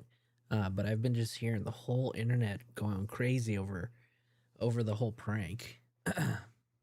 You guys don't know everything going on as much as you have done digging. I am also lost as well. The harassment has gotten horrible. I have people being extremely misogynistic. You know what, Foxy? That's funny because I could have sworn there was a large percentage of people who didn't know about it. And, you know, the fact that she went on Reddit and actually talked about it was like, you didn't have to, because there were so many people that didn't know about it. Not okay. And a lot of the people that I know who make content about Asia, that was the one thing that we didn't want to put out there. But she decided to do it herself. And terrible towards me because of things they believe are true, but not actually having any facts. She says, I only want justice for Celeste as a young girl's life was taken. I myself have been a victim of grooming and often felt when I was younger that I had a mature demeanor and I grew up fast. I know you all don't know me, but it also means you don't know my personality or nature. The post that was put on here that you don't know my personality my or my nature. Necessary. I guess you don't know my personality or my nature. Some people were starting to drag Asia online and some of her personal details, and she doesn't like that. She says all it was nitpicking every single job I've ever had. I don't understand what's wrong with working hard. As for the OnlyFans, the moment I started it, I ended it shortly after. I was scared hard, as was nitpicking every single job I've ever had. I don't understand what's wrong with working hard. As for the OnlyFans, the moment I started it, I ended it shortly after. I was scared. It wasn't who I was. It also didn't reflect things I was comfortable with, but growing up poor and a lot of girls do sex work, it makes you think it's okay putting yourself out there like that. Sounds like that's why she's making this post, because she wanted to clarify that she's I couldn't believe that this was Asia. This girl looks way older than Asia Collins, but apparently it is. It looks like she's about to be on an episode of what is it, Soft White Underbelly? I don't know. I was like, damn. I don't know, F girl. She said, I've had people track me down at work, stalk me, threaten to kill me, threaten to eat me, chop me up, you name it. Yet people don't know how hard I am working in silence to bring justice to Celeste. What is she doing? Do you think she's really working hard in silence? I would appreciate if people actually sat back and thought about the harassment you're bringing people who have nothing to do with this case. Yet she, in my opinion, has everything to do with this case. Some of you guys might be like, well, on Reddit, you can write anything. So how do we know that's Asia? She did confirm from her personal Instagram that that was her who wrote this message. There are things that Asia has done in the past online that I just can't move past, or at least I cannot believe her statement because of the evidence I have. Like the moment when she was on this stream, this call with friends, laughing about the fact that one of her friends pretty much confessed murder. We have people admitting to literal murder in our confession. Did we report this? Guys. I don't know what was so funny about that. If anything, I would have been worried, concerned, scared. But to laugh? How come she never mentioned that? Right? Why didn't you mention that in your Reddit post? This person is a criminal. I'm sorry, it's just we have people literally in our confessions admitting to and she says it again. No, why does someone just do self-promoting? Oh my god. What is so funny, Asia? There's also that moment whenever she was on stream with David, and I think they were reacting to some young girls, clearly some minors, and I don't know what inspired David in this moment to go and twerk, which is the action of not twerking, but moving your you know what, your weenie, and he did that while with Asia. Hey, Rizzy, you said David twerk, and maybe I'll let you on the song. Go ahead. This by far, I do have to say that this video right here is probably one of the most cringe videos that I've seen of David ever, right? The fact that he's watching a video of two minors and he's sitting right next to Asia, and Asia's just trying to play it off as if she doesn't notice. And he's over there dorking. Pretty gross, pretty disgusting. Okay, that's it. That's how y'all get.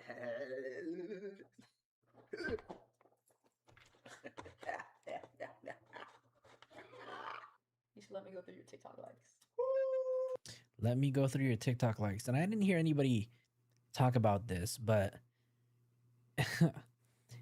his response to this was like, hell no, because I don't want you to see what I be liking, right? And I don't know if we want to know what he be liking on TikTok. No, you gotta go through my life. Your TikTok likes. No, you gotta go through my life. My life too. What if I don't show him? What if I don't show him? Nah.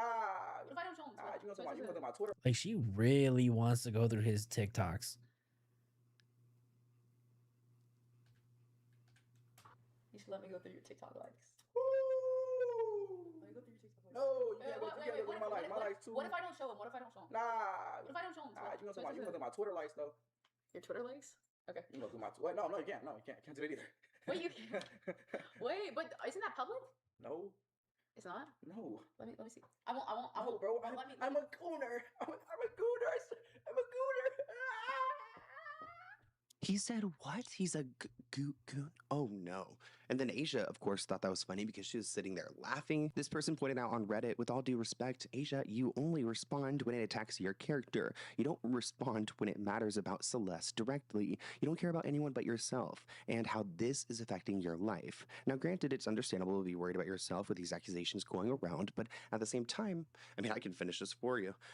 You are not giving us any leverage or hope that you actually do want justice for Celeste. You crazy. And it seems like you're just frustrated with people coming up to your work, and I don't think that's okay. I don't think that anyone should be showing up to your work and asking you these questions, but people have these questions and they want answers, and your little sob story isn't going to, you know, appease anyone. Ultimately, nobody feels bad for you, David, Neo, or anyone involved in this operation hiding this relationship that David had with a child. This person asked Asia, why do you keep wearing David's hoodie? Also, why do you lie about not knowing who Celeste Rivas was in your first post addressing all of this? Well, Asia responded saying, I didn't know who she was. I met her once for 5 minutes. Is that knowing her? Hey, I don't think so personally. And the hoodie thing is dumb. It's my hoodie, not his. He just wore it one time.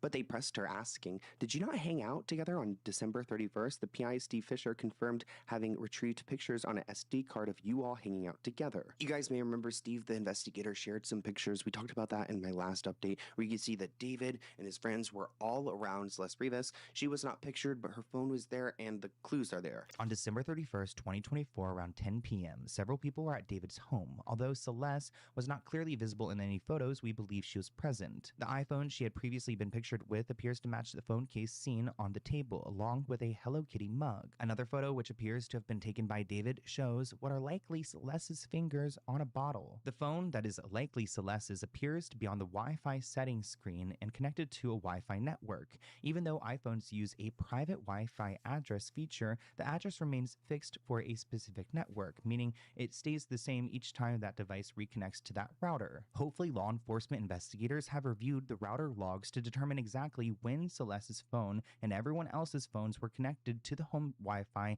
and compare that information against the statements each person has provided. Like, who was at the house? Why were they at the house? Like, who was aware of Celeste and David's relationship? Because everyone's trying to keep quiet. For example, if the individuals in the photos, including these photos and others, claimed they did not see Celeste or were not at the house, yet the router logs show their phone was connected to the Wi-Fi, that would raise serious questions. We cannot forget about Celeste or the justice that she deserves. It has now been more than 5 months and no charges have been filed. And finally, the last photo of Celeste in the car is just here for comparison, the cases, so you can see that that is Celeste's phone and that was Neo and David and all these people hanging out with a, like at this time, 14, 13-year-old girl that ended up dead. But I want to talk about some of Asia's first postings because that is what some people are questioning on here. She hasn't really spoken out besides these.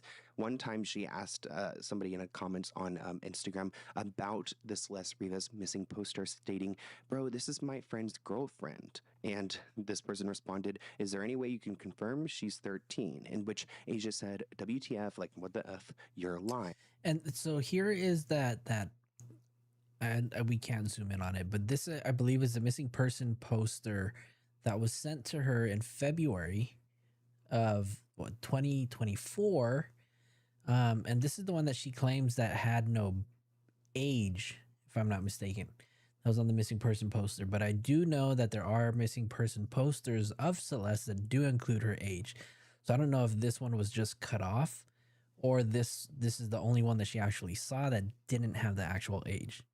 But then if you listen to how she defends her reasoning for this one, that shit don't make no sense.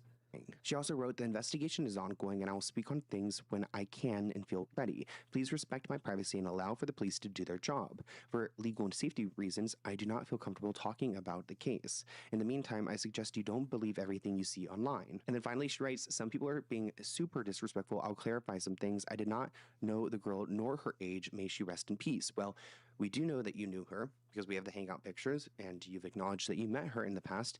And also you responded to that person on Instagram who told you she was 13. So you did know her age as of February 2024, which could have been before Celeste was actually murdered. So here it is. Here's the missing person poster that actually has her age right here. You can see current age says 13. And in the one that we saw previously that was in the DM message to her didn't have an age. But I don't know. Asia, you take the L on this one. Could have done something. I have never posted any photos with Celeste Rivas, only my friends Vanessa and Celeste Herrera, who are commonly being mistaken as Celeste Rivas. There was a lot of confusion. In Exactly, right? Westside Piff. Her first response was, "Oh my God, that's my friend's girlfriend." But then says that I didn't know her like that. Come on now. One wants to act like TikTok detectives, yet they can't tell the difference between POC, let's pack it up, y'all. She writes, "Clearly Asia was around Celeste Rivas and especially around David. So some people are like, wait, Asia, what did you think of like the burn cage or the chainsaw in the garage? Did you not ask any questions?" She responded saying, "I've never been in that garage. Who hangs out in their friend's garage?" Oh, well, God. actually in David's garage, a lot of people did because they would go and play like they had like games, like arcade games in there at some point. So people were going in that garage. Welcome to my arcade! So we got the arcade game. Exactly. There you go. You see the black curtains that were... Wonder why they decided to put black curtains all the way around. Oh, the way they just lined that up too. Look at that. Right where that bike is hung in that photo. Okay, so he had a gym there. And where was the Tesla parked? Because the red Tesla came out of the garage when what was it, when they served the search warrant or when they moved everything out?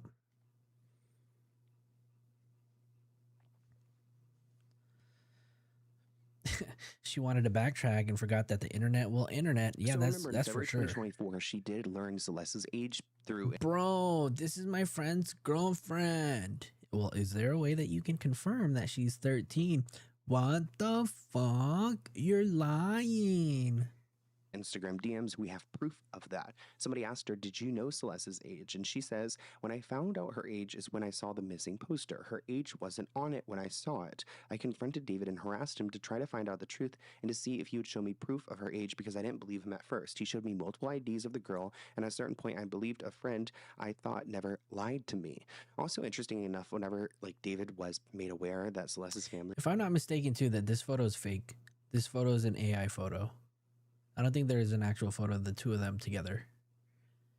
He was looking for her. She ended up right back home right after. So I wonder if like part of that was because... God, look at him.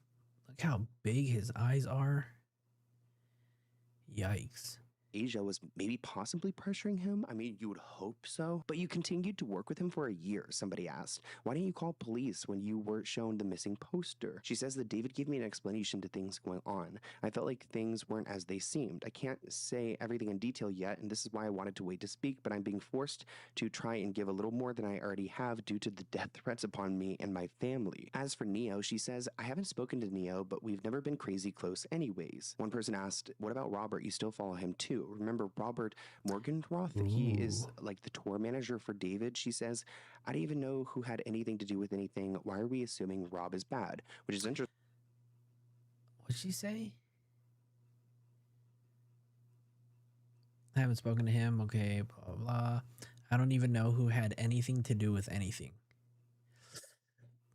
I don't know, Asia. You were with him his entire tour from July 29th to whenever you came home. You knew. And then you didn't see Celeste. You met her. You saw her on December 31st. And you never saw her afterwards? I don't believe that. I don't. Interesting, because I've heard some things about Asia and Rob.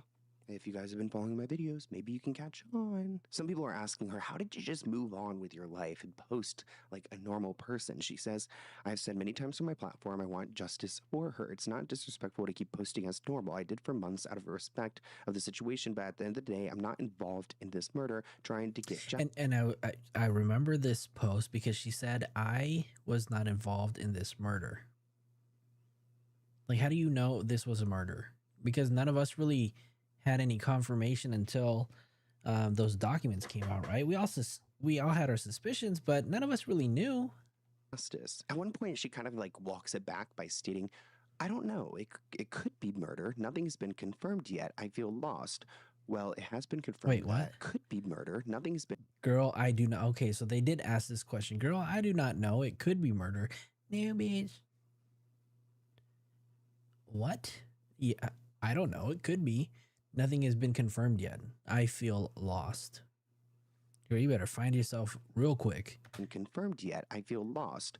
Well, it has been confirmed that her body was chopped up and stuffed into your friend's Tesla. So I would say we can call it murder, Asia. You're allowed to say that. Just how she was placed inside the Tesla, and trigger warning, it is very sensitive and also just heartbreaking to hear. And then Steve Fisher, the private investigator, also just released a statement that honestly kind of incriminates David's friend Neo. So detectives obtained a search warrant for the vehicle, and when the front storage compartment was open, detectives observed a black cadaver bag covered with insects and a strong odor of decay. And then also utilizing black latex gloves, the detectives basically opened.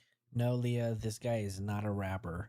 And it would be a disservice to the whole hip hop nation and the whole hip hop world to call him a rapper. He did like, I don't know, what do you call it? Bedroom pop? Is that what you'd call it? Emo pop? I don't know. But he definitely was not hip hop. No. I'm 40 years old, and I'm still more hip hop than he is. Up, and they discovered a head and a torso, and then upon like examining it more, underneath that bag was an additional bag, and they had discovered arms and legs that had been severed from the body. And if you don't know what a cadaver bag looks like, this is essentially it. You can find it on Amazon. It's like $15. Steve Fisher, the private investigator, actually found a chainsaw that was not used. So if the chainsaw was not used, I'm just curious to know how this came about. It was like a surgeon removed her limbs, and that's actually not what happened, because he feels that a group of people actually were involved. Then below, he calls out Neo, David's friend. So Steve goes and says, like you, Neo, you knew. I've seen family members defend him, and I dare you to. And again, and again, and again. It says, like you, Neo Christopher Langston, you knew. I've seen family members publicly defend him. And that post, for those of you guys who are new, right, to the channel and may not know, this is what Steve is talking about right here. The whole family members publicly defending him is in a direct response to a comment from Neo's mom that she left on one of my videos defending him to the death. And I can show that to you guys a little bit later, but we might just have to pull that out now, show you guys. How many of you guys have not seen the comment? Type a 1 in the chat if you have not seen her comment in our video while I look for it.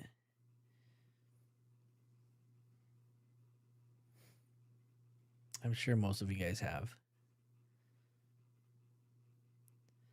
Okay, so it says, you knew. I've seen family members publicly defend him and threaten lawsuits against anyone who names him. So here's the comment that she left.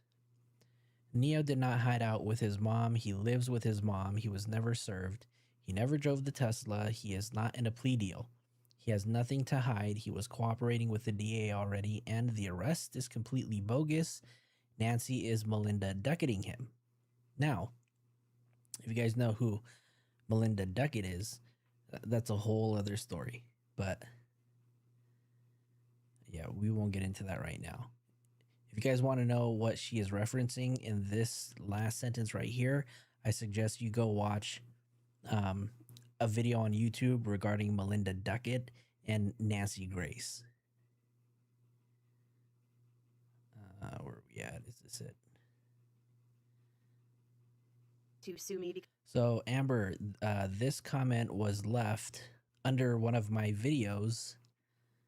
I can't remember which one it was. It's no longer there because we did call it out, and we did, we did call this out. We did put this on Reddit, and the channel was completely deleted. But the reason why we know this is because we cross-referenced it with the YouTube channel that had content of his mom, and we cross-referenced it with her Facebook. So all of the information, all the videos that were on that YouTube channel were also posted on her YouTube account, and the dates lined up. So that's how we knew. because if you sue me, then that's how we'll find more information out. Someone purchased cadaver bags and they placed her remains inside of those bags, put them in the trunk of a Tesla, and then went on with their lives. And seriously, Desert, right? When and Nancy hasn't spoken to Neo, right? Yep. Absolutely not. But I did wonder with her comment, and really quick, just in case, we'll just kind of recap really quickly for the whole Melinda Ducketing comment. Back a couple years ago, there was a case where there was a case where the mom was the prime suspect for the disappearance of her son, and Melinda Duckett was supposed to go on the Nancy Grace show, and I don't know if it was like two days before it aired or 2 days after it aired.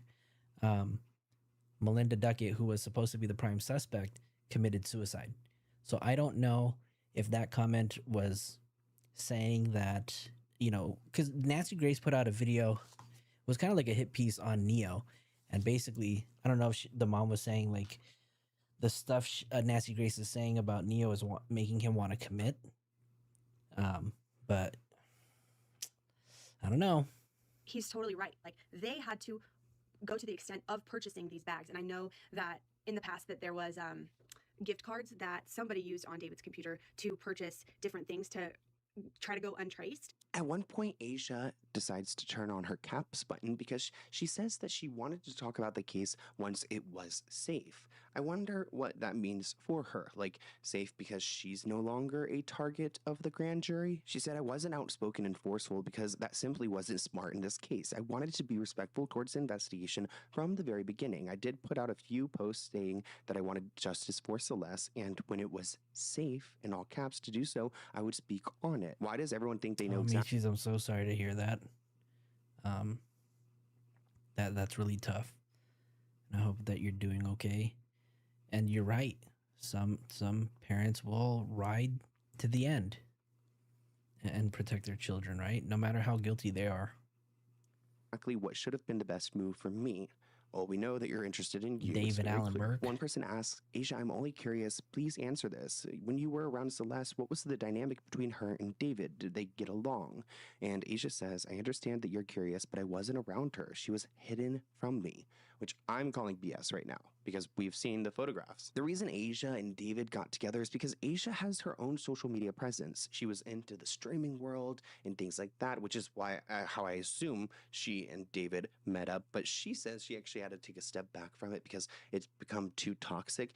I think she's probably taking a step back because streaming involves live comments, and I'm sure people are only asking her about Celeste. It just seems like she's not giving us everything she knows, which is why I feel like the public's not convinced. I actually love streaming, and I hopefully will come back to like some platforms soon.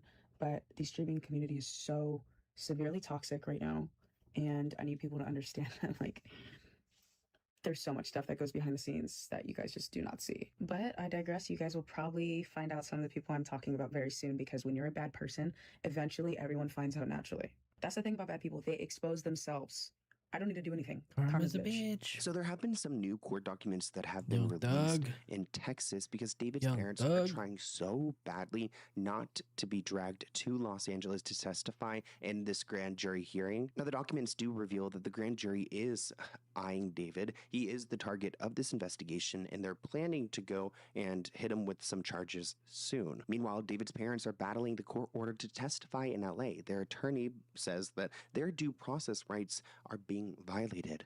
Oh, it must be nice to have rights, right? Must be nice to be alive, unlike Celeste's. What's unfortunate is that David's dad is a lawyer. We've talked about his work before, that he's an attorney. There's also a link between him and Jeffrey you-know-who. So I feel like David's dad is doing everything in his power to go and try to protect his son, which is sick because as a Christian, you'd think that he would recognize that, like, your son committed the worst sin of them all. I would probably try to keep your distance. And maybe he is keeping his distance by not testifying, but it's also giving his son leverage. Like, David's able to get away with his parents not testifying, which I think that he needs to be held accountable to the highest degree. Also, I would love to know, when did his parents realize that he's a sociopath? I forgot to put this clip in my last video, but here is the video of David saying himself that his dad is a litigator for a law firm. What are your parents like? Are they musicians? Not at all. My dad is a litigator for a law firm. My mother was a teacher back in She doesn't do it anymore, but she does notary now. And just to clarify, right, for the record, his dad is not an attorney. His dad is a litigation consultant, meaning that this guy has no legal authority, right? And he acts as only an advisor to the attorney. I'm not mistaken, his family lives in Texas, so I would assume his dad practices in Texas. How do you guys think this changes the dynamic of the situation? Let me know down in the comments. And it's not just David's dad who's defending himself. He's defending, of course, his wife, Colleen, and David's brother, Caleb, who I believe has actually met Celeste. That's my understanding because there were photographs of him pictured with someone who looked like Celeste at one of David's shows. Thankfully, the court has denied the decision, so it looks like his parents are going to be forced to go and testify, which I'm really excited about. So far, we know his tour manager, Robert Morgenroth, and his friend, Neo Langston, have testified. We don't know if Asia has for sure. She could tell the world, but she's not. And even though the family has kept a low profile, we've seen a little bit of them because David's dad, he is at a church. He's preaching over there. We've also seen his mom go and go purchase maybe a gun. She was looking through an AR-15 manual, I guess, to go and protect their house from people who want to go and, try to find David there. David's mom, Colleen Berg, has been spotted shopping at a Texas pawn and gun store. She was seen leaving the Tomball Pawn and Jewelry near Houston on Thursday, holding an instruction manual for an AR-15 semi-automatic rifle. She's the first person close to David to be seen since the news about Celeste broke. And I can understand why they have a gun, because there was that moment where back in September, there were police swarming David's parents' home because there was this notification that there was a person being held hostage there. It was pretty spooky. Does anybody know the date that the house was swatted? Was it September 18th? Or was it the 23rd? I do remember, though, it was the same day that their houses were or the deeds were transferred to his mother's name. Somebody find the date on that? But pretty much someone faked a call and made it seem like it was called from David's home. Like, these people are really good at technology, and put the parents in a scary situation. Court documents out of Texas are now confirming the singer known as David is a suspect in the brutal murder of a 14-year-old girl. They back up what sources have already been telling ABC News. Our investigative reporter, Kevin Osbeck, has been sifting through the dozens of pages that contain graphic detail. In these petitions, David Burke is referred to as the target. They say the target may be involved in having committed the following criminal offenses: 1 count of murder, and that the target may be involved in the death of a 14-year-old victim named Celeste Rivas Hernandez, who may have been a victim of foul play. In these newly unsealed court docs, they also contain some new gruesome and very disturbing details. Not only was the body of Hernandez decomposing, it was also dismembered. These documents detail September 18th. Thank you, Michis.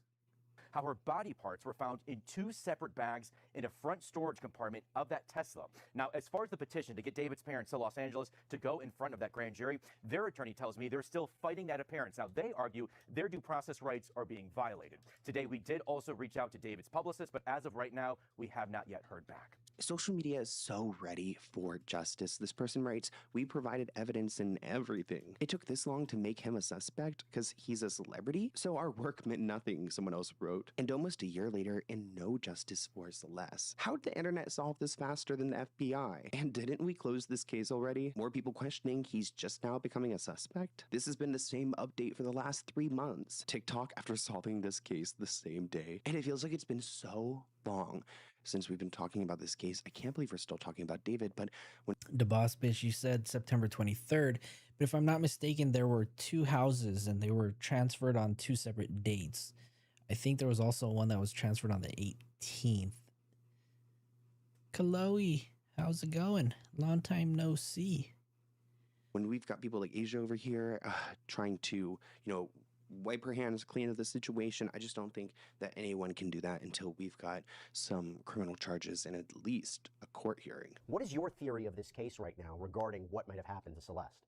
Well, what happened was vicious, and this was not. And we were hoping it was like an overdose and a bad decision made by some people to figure out how to get rid of her body. But she was hacked apart. She wasn't surgically taken apart. She was brutally pulled apart, with instruments and tools, and put in 2 separate bags, and then thrown in the trunk of a car, and they went on with their lives for many months. And while she was there rotting, and it's infuriating. It is just sadistic. It is. Listen, this is rare. This happens in the world, and this is why we need this person off the street. What led you to post all this today? And I'll be clear, you were quite vocal about your frustrations in this case. Maybe they're building their case, but 6 months is a very long time. Like how, this isn't like we found remains in a desert and there was nothing to go on. We're starting from zero. This is a girl that was found in somebody's registered vehicle in a wealthy neighborhood with a lot of cameras, in a car that has cameras. They have her phone activity. They might have her phone, but they have all those, things that they can tie together, and it just can't be that hard. But I just got this big package. Let's go ahead and check it out. It's a really, really big package. Okay, let's go ahead and open this. The Wow, hell? okay, so You got a package? Spotify sent this to my Oh, house. it's And if you guys Spotify. aren't watching our show on Spotify, Blinded and Breakdown on Spotify, go and check it out. This episode will be there. We've also got Spotify Simple. Let's go ahead and open it up. I'm like sweating now. You guys see that? Okay, how do you do it? What the heck? Oh, okay. Oh, wait, what is? The fuck is that? An urn? What is this? Urn. Okay, we've got The fuck is that? Oh, it's a speaker. Okay, so I guess it's For what? Ooh. Oh, it smells interesting. Interesting speaker. It almost kind of looks like a. I totally hear you, Chloe. Okay, well, that's a little. You said, so don't you think the AR is a little extreme for home protection? I bet she got that at David's request or for him. That's a good point. I didn't think about that. But I mean, if it was for him, he couldn't bring it here to LA. And if I'm not mistaken, the rumors are that he has been out here in Hollywood, West LA. So I don't know if he's been able to travel back and forth. That would be a little odd. A little bit spooky, but thank you to Spotify and to Death Water for this collaboration. Very interesting speaker. Okay, well, thank you. But I hope you guys enjoyed this video. Let me know what you think in the comments below. And I hope you enjoyed. But I'll see you guys next time. Bye, guys. Oh, that was the end? Damn. Kadisha Lynn came out with the video too, right?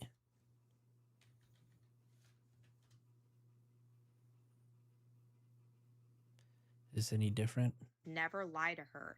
Also was fed a story. Somebody asked her, why didn't you ask Celeste Rivas yourself? Was he keeping her in the cupboard or something? She says, I didn't know her, didn't have any mutual connections with her, did not have her number, did not know if she was actually missing or where she was never in her proximity of her that I knew of. I had only met her once. When she claimed that she only met Celeste once, people were really grilling her about the recent photos that Steve Fisher posted of New Year's Eve. Veronica, you're so right? I don't think he would follow the law anyways. You're not supposed to kill, and he did. A gun law won't stop him. Allegedly, right? Yeah, that's crazy. And how Steve Fisher brought up that Asia was in fact at this get together. We'll just say this is one thing that she never answered. I'm sure you guys remember this photo that was going around where you can see Celeste in the bottom right hand corner right there, and David is performing with his little sister on stage. And I want to be 100% clear that in attendance that night at this performance at the Fonda Theater was Neo, David, Asia, the other Celeste. Up here, we have David's little sister wearing the same outfit, his mother, his younger brother, his managers. The thing is, we have proof of Celeste not only in that photo from this night, also the video, if you guys remember, of Celeste going backstage with David's younger brother. And in that video, I realized when going back through everything that Celeste was actually holding David's younger sister's hand when she was going backstage. And yes, his younger sister is wearing the same exact outfit when she performed with David this night. Same as the photo booth pictures with everybody in these pictures. Remind you, just in this photo, Celeste is around a lot of David's management team backstage, but there was also photos that were going around, and it appears at certain times Celeste was sitting in the audience with David's family also. But in the video, there is no denying it because she's literally going backstage with David's younger sister and his younger brother. Watch. They must have been the only house in Texas with no pew-pew. That's true. In my opinion, this was traffic, and with his videos, this may have been a snuff film, and his dad's ties and the church sometimes is a grooming place as well, allegedly. I'm Christian, by the way. That, you know, that, I mean, I can't, yeah, I have to agree with you. I've heard the whole snuff film like very, very long time ago, very early on in this case. There were blind items that were posted on Reddit, and this was a speculation that was posted on Reddit that didn't really get a lot of traction. But you know what? It's been coming back up more and more, recently. Chloe said, thanks for clarifying. His dad is more of a paralegal or a consultant rather than an actual lawyer. Yes. Michi said the parents know, that's why they had him sign the homes over. I'm gonna say that again. The parents know, that's why they had him sign the homes over. They can't be that dumb. That is 100% true, right? Like, why, David? Why do you want to sign over the properties to us now? Closely. See? She's holding the hand of David's younger sister. And this. Wait, the younger sister? Going backstage with David's younger sister and his younger brother. Watch closely. See? Oh, the little sister's in the front. She's holding the hand of David's younger sister. In this video, it's from the same night. And that's David's younger brother. And when she says younger brother, what she means is the adult younger brother, right? Because we've learned since those court documents came out and they wanted Caleb to testify in LA, we've learned that Caleb Burke is actually 18. And I could have sworn that he was still a minor. I thought he was 16, but apparently the court documents state that he is 18 years old and 3 months. Wild. Obviously, I wouldn't be surprised if David was like 22 and not 20. This is one of the clearest videos and pictures that we actually see of Celeste. Like, this was the best one. So we have Steve Fisher calling her out multiple different times about knowing about Celeste and being around Celeste, her being at the same concert with Celeste, and her admitting that this email that was floating around was actually real, and she knew that Celeste was David's girlfriend. So how did you not really know her and you only met her once if you knew that she was David's girlfriend? Mind you, this is the type of things that Asia was posting in the past when all of this was going on and she didn't speak. She said here that she did not know the girl nor her age. People start calling her out, saying that it's crazy that all of a sudden she wants to make a statement just 7 hours after the documents were posted about David being the target in the grand jury and the details of how they found Celeste. And she literally says, I thought many documents have been posted many days, but anyway. And Steve Fisher took to his Twitter and he was literally going off. He was calling out Neo, saying, you knew. I've seen family members publicly defend him and threaten lawsuits against anyone who names him. Sue me. I beg you. Please sue me. Give me subpoena power. Give me the power of discovery because that may be the only way the truth comes out. I beg you. File. Damn, SF was really pissed in this tweet. I laughed though when I seen it because I could just see him just going off. That defamation suit. How do people like David, Neo, and Asia live with themselves? To me, this was huge. This is actually hearing Steve Fisher not confirming, but calling Neo out directly, which we have speculated for a long time, is who Steve Fisher is referencing as being the last person that moved David's Tesla. As Steve Fisher claimed that the Tesla was moved for the very last time right before a tour bus would show up, and this person would go with David on tour. And you know the two people who went on tour and who were in that tour bus was Asia and Neo. We embark on our tour adventure with the Bangin' Balls burgers, the Bangin' Balls tender, tour bus vibes, studio in the back because we making music called tour. You know where it's at. You know what it is. We don't know if Neo or Asia had anything to do with Celeste Rivas' unaliving, but what we can say and what we can assume, they definitely knew about Celeste Rivas Hernandez. All of these things, just like David's mother, brother, and dad being subpoenaed, matter in a case. And the reason why all of this information matters and they want to know if people have seen Celeste and how long around David and know the ins and outs of this relationship is because this is things that they actually bring up during trial. And I've really been thinking about, we've heard Steve Fisher reference that he really believes that Celeste passed away in January or February, and I really agree with that. He was acting at the end of February literally sends me chills. Like this post that he made cleaning shoes with gloves on February 23rd. Also doing a video right before he did this saying that he was taking his Tesla to get it detailed. Cars at the detailer getting that smoothie out. I got bit by a mosquito. My announcement is delayed. I gotta get an Uber. Gold digger. Half my shoes are dirty. But I'm alive. Desert, which photos? Is it this one right here? I don't know. Probably some, I was going to say some inappropriate, but probably some dumb little hand gestures that mean absolutely nothing. Taylor getting that smoothie out.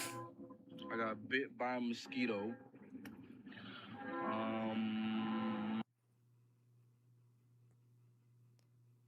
Damn, the guy looks rough.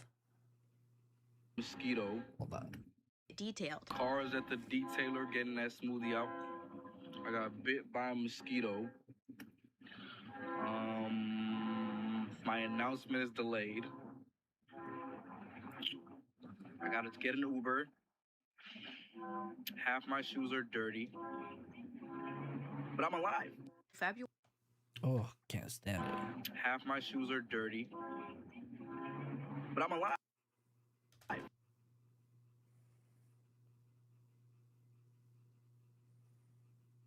God, this face. I just need to make sure that I clip it first. Hold on, let me clip this face. This is going to be the thumbnail on my video the day that he gets arrested.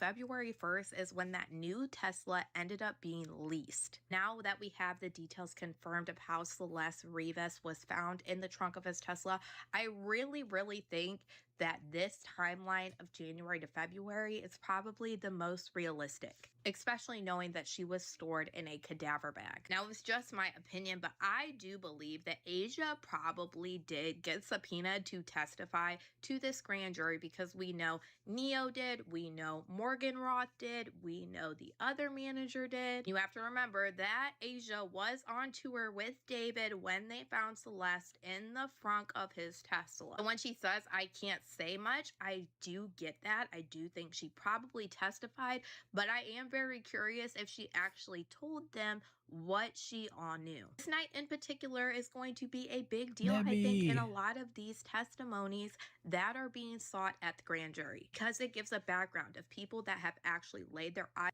No, the video should not be muted. Can you, Westside, can you hear it? On Celeste, or might have known about the relationship between Celeste and David. It was also a very big significant factor because she was a child. I'm sure this is not going to be the only question for David's parents. I'm sure they're also going to want to know why David transferred his homes into his parents' names when all of this started going down. But I am so glad to be back, and I'm hoping that we see some justice really soon. But I will see you guys in the next one, and you all let me know what you guys think about all this in the comments. So what do we know so far, right? The court papers have came out. Parents are still going to have to testify. We don't know when that's going to be. Hopefully, there's going to be some paperwork that comes out soon. Hopefully, SF Investigates will let us know if and when that takes place. Who knows? You know, maybe the DA will put a body attachment for the family. That'd be crazy if all three of them are detained and brought into Los Angeles to testify. It'd be like Neo 2.0, right? March 28th. March 28th is David's birthday. We didn't get our, the arrest that we wanted last month for Valentine's Day on February 14th because that was a Saturday. So people were thinking that maybe on the 13th it would happen. We didn't get that. You think I'm muted? Am I muted? Can you guys hear me? Type 1 in the chat if you guys can hear me. Harboring a runaway minor is a crime too? Yeah, absolutely. Absolutely. But I am curious, though, if the only charge that's going to be brought against him, if and when charges are, if 187 is going to be the only one. Okay, cool. You guys can hear me. Scared me. 3 bodies attachment. 3 three's body. Imagine 3 body. Imagine 3 body attachments. That would be wild. But I'm here for it. I'm here for it. Every single one of them are adults too, so I don't know. I'm curious though. At the end of the day, let's just say, I mean, I know that they have a case against David. How disappointed would you guys be, though, if he doesn't get charged with anything? If this doesn't go to trial?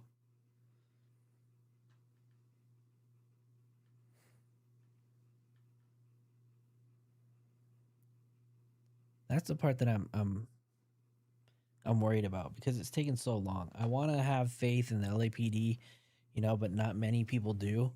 I like to think that they're working hard in the background, but we don't see anything, so it's hard for us to conclude, or believe that they are doing anything, right? We know that in the middle of this case, when everything was getting hot, we know that it kind of slowed down, if not kind of died down because of the whole Nick Reiner case. LAPD just kind of put all their resources into that case. And then I feel like after that, this case never really got any kind of exposure. Throat check, right? Pissed. You'll have an aneurysm. Please don't have an aneurysm, Chloe. Please don't. But yeah, I don't know. This is another conversation to continue. Obviously, we are never going to forget her name. We are not going to stop reminding the public and pushing for justice for Celeste. Yeah, I would be livid too, Desert, right? Faith and hope that Celeste receives justice. 100%. With an elbow. Right? Yeah, hopefully, if this ever does go to trial, we can make our way out to the courthouses too. That'd be something really, that's one of the biggest things that I'm hoping that I can do. So let's hope and pray that we get some answers really, really soon. But you know what, guys? We've been on for almost 4.5 hours. So I had fun tonight. I miss being, live with you guys. Just kind of hanging out, shooting the shit. Anyways, you guys, the world is a crazy place right now. I hope that you guys are staying safe. I don't know if the U.S. is at war. My channel is a very non-political channel. But I don't know. Who knows? The world is a crazy place right now.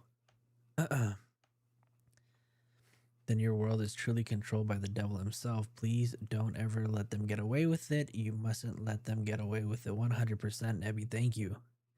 You know it. Yeah, there's psychos out in the streets. There's crazy people in the air, crazy people on the ground, in the waters. Bombs are dropping. People are dying. Military ma. It's shit. Yeah, it's shit. And we all just have to sit here and watch it happen, right? Anyways, I love you guys. Thank you guys for hanging out. Totally unexpected to do this whole Celeste segment, but I do appreciate it. And thank you guys for pushing to continue to talk about Celeste, because we will not forget. We will continue to keep pushing to get justice for her. Tomorrow is another day. You guys will probably hang out again. I don't know. We'll see. I think so. I have too much fun with you guys, so I will see you guys tomorrow. Thank you guys for hanging out. I love you guys. Inner Circle gang, you guys are the best. Take care. Have a good night. Peace.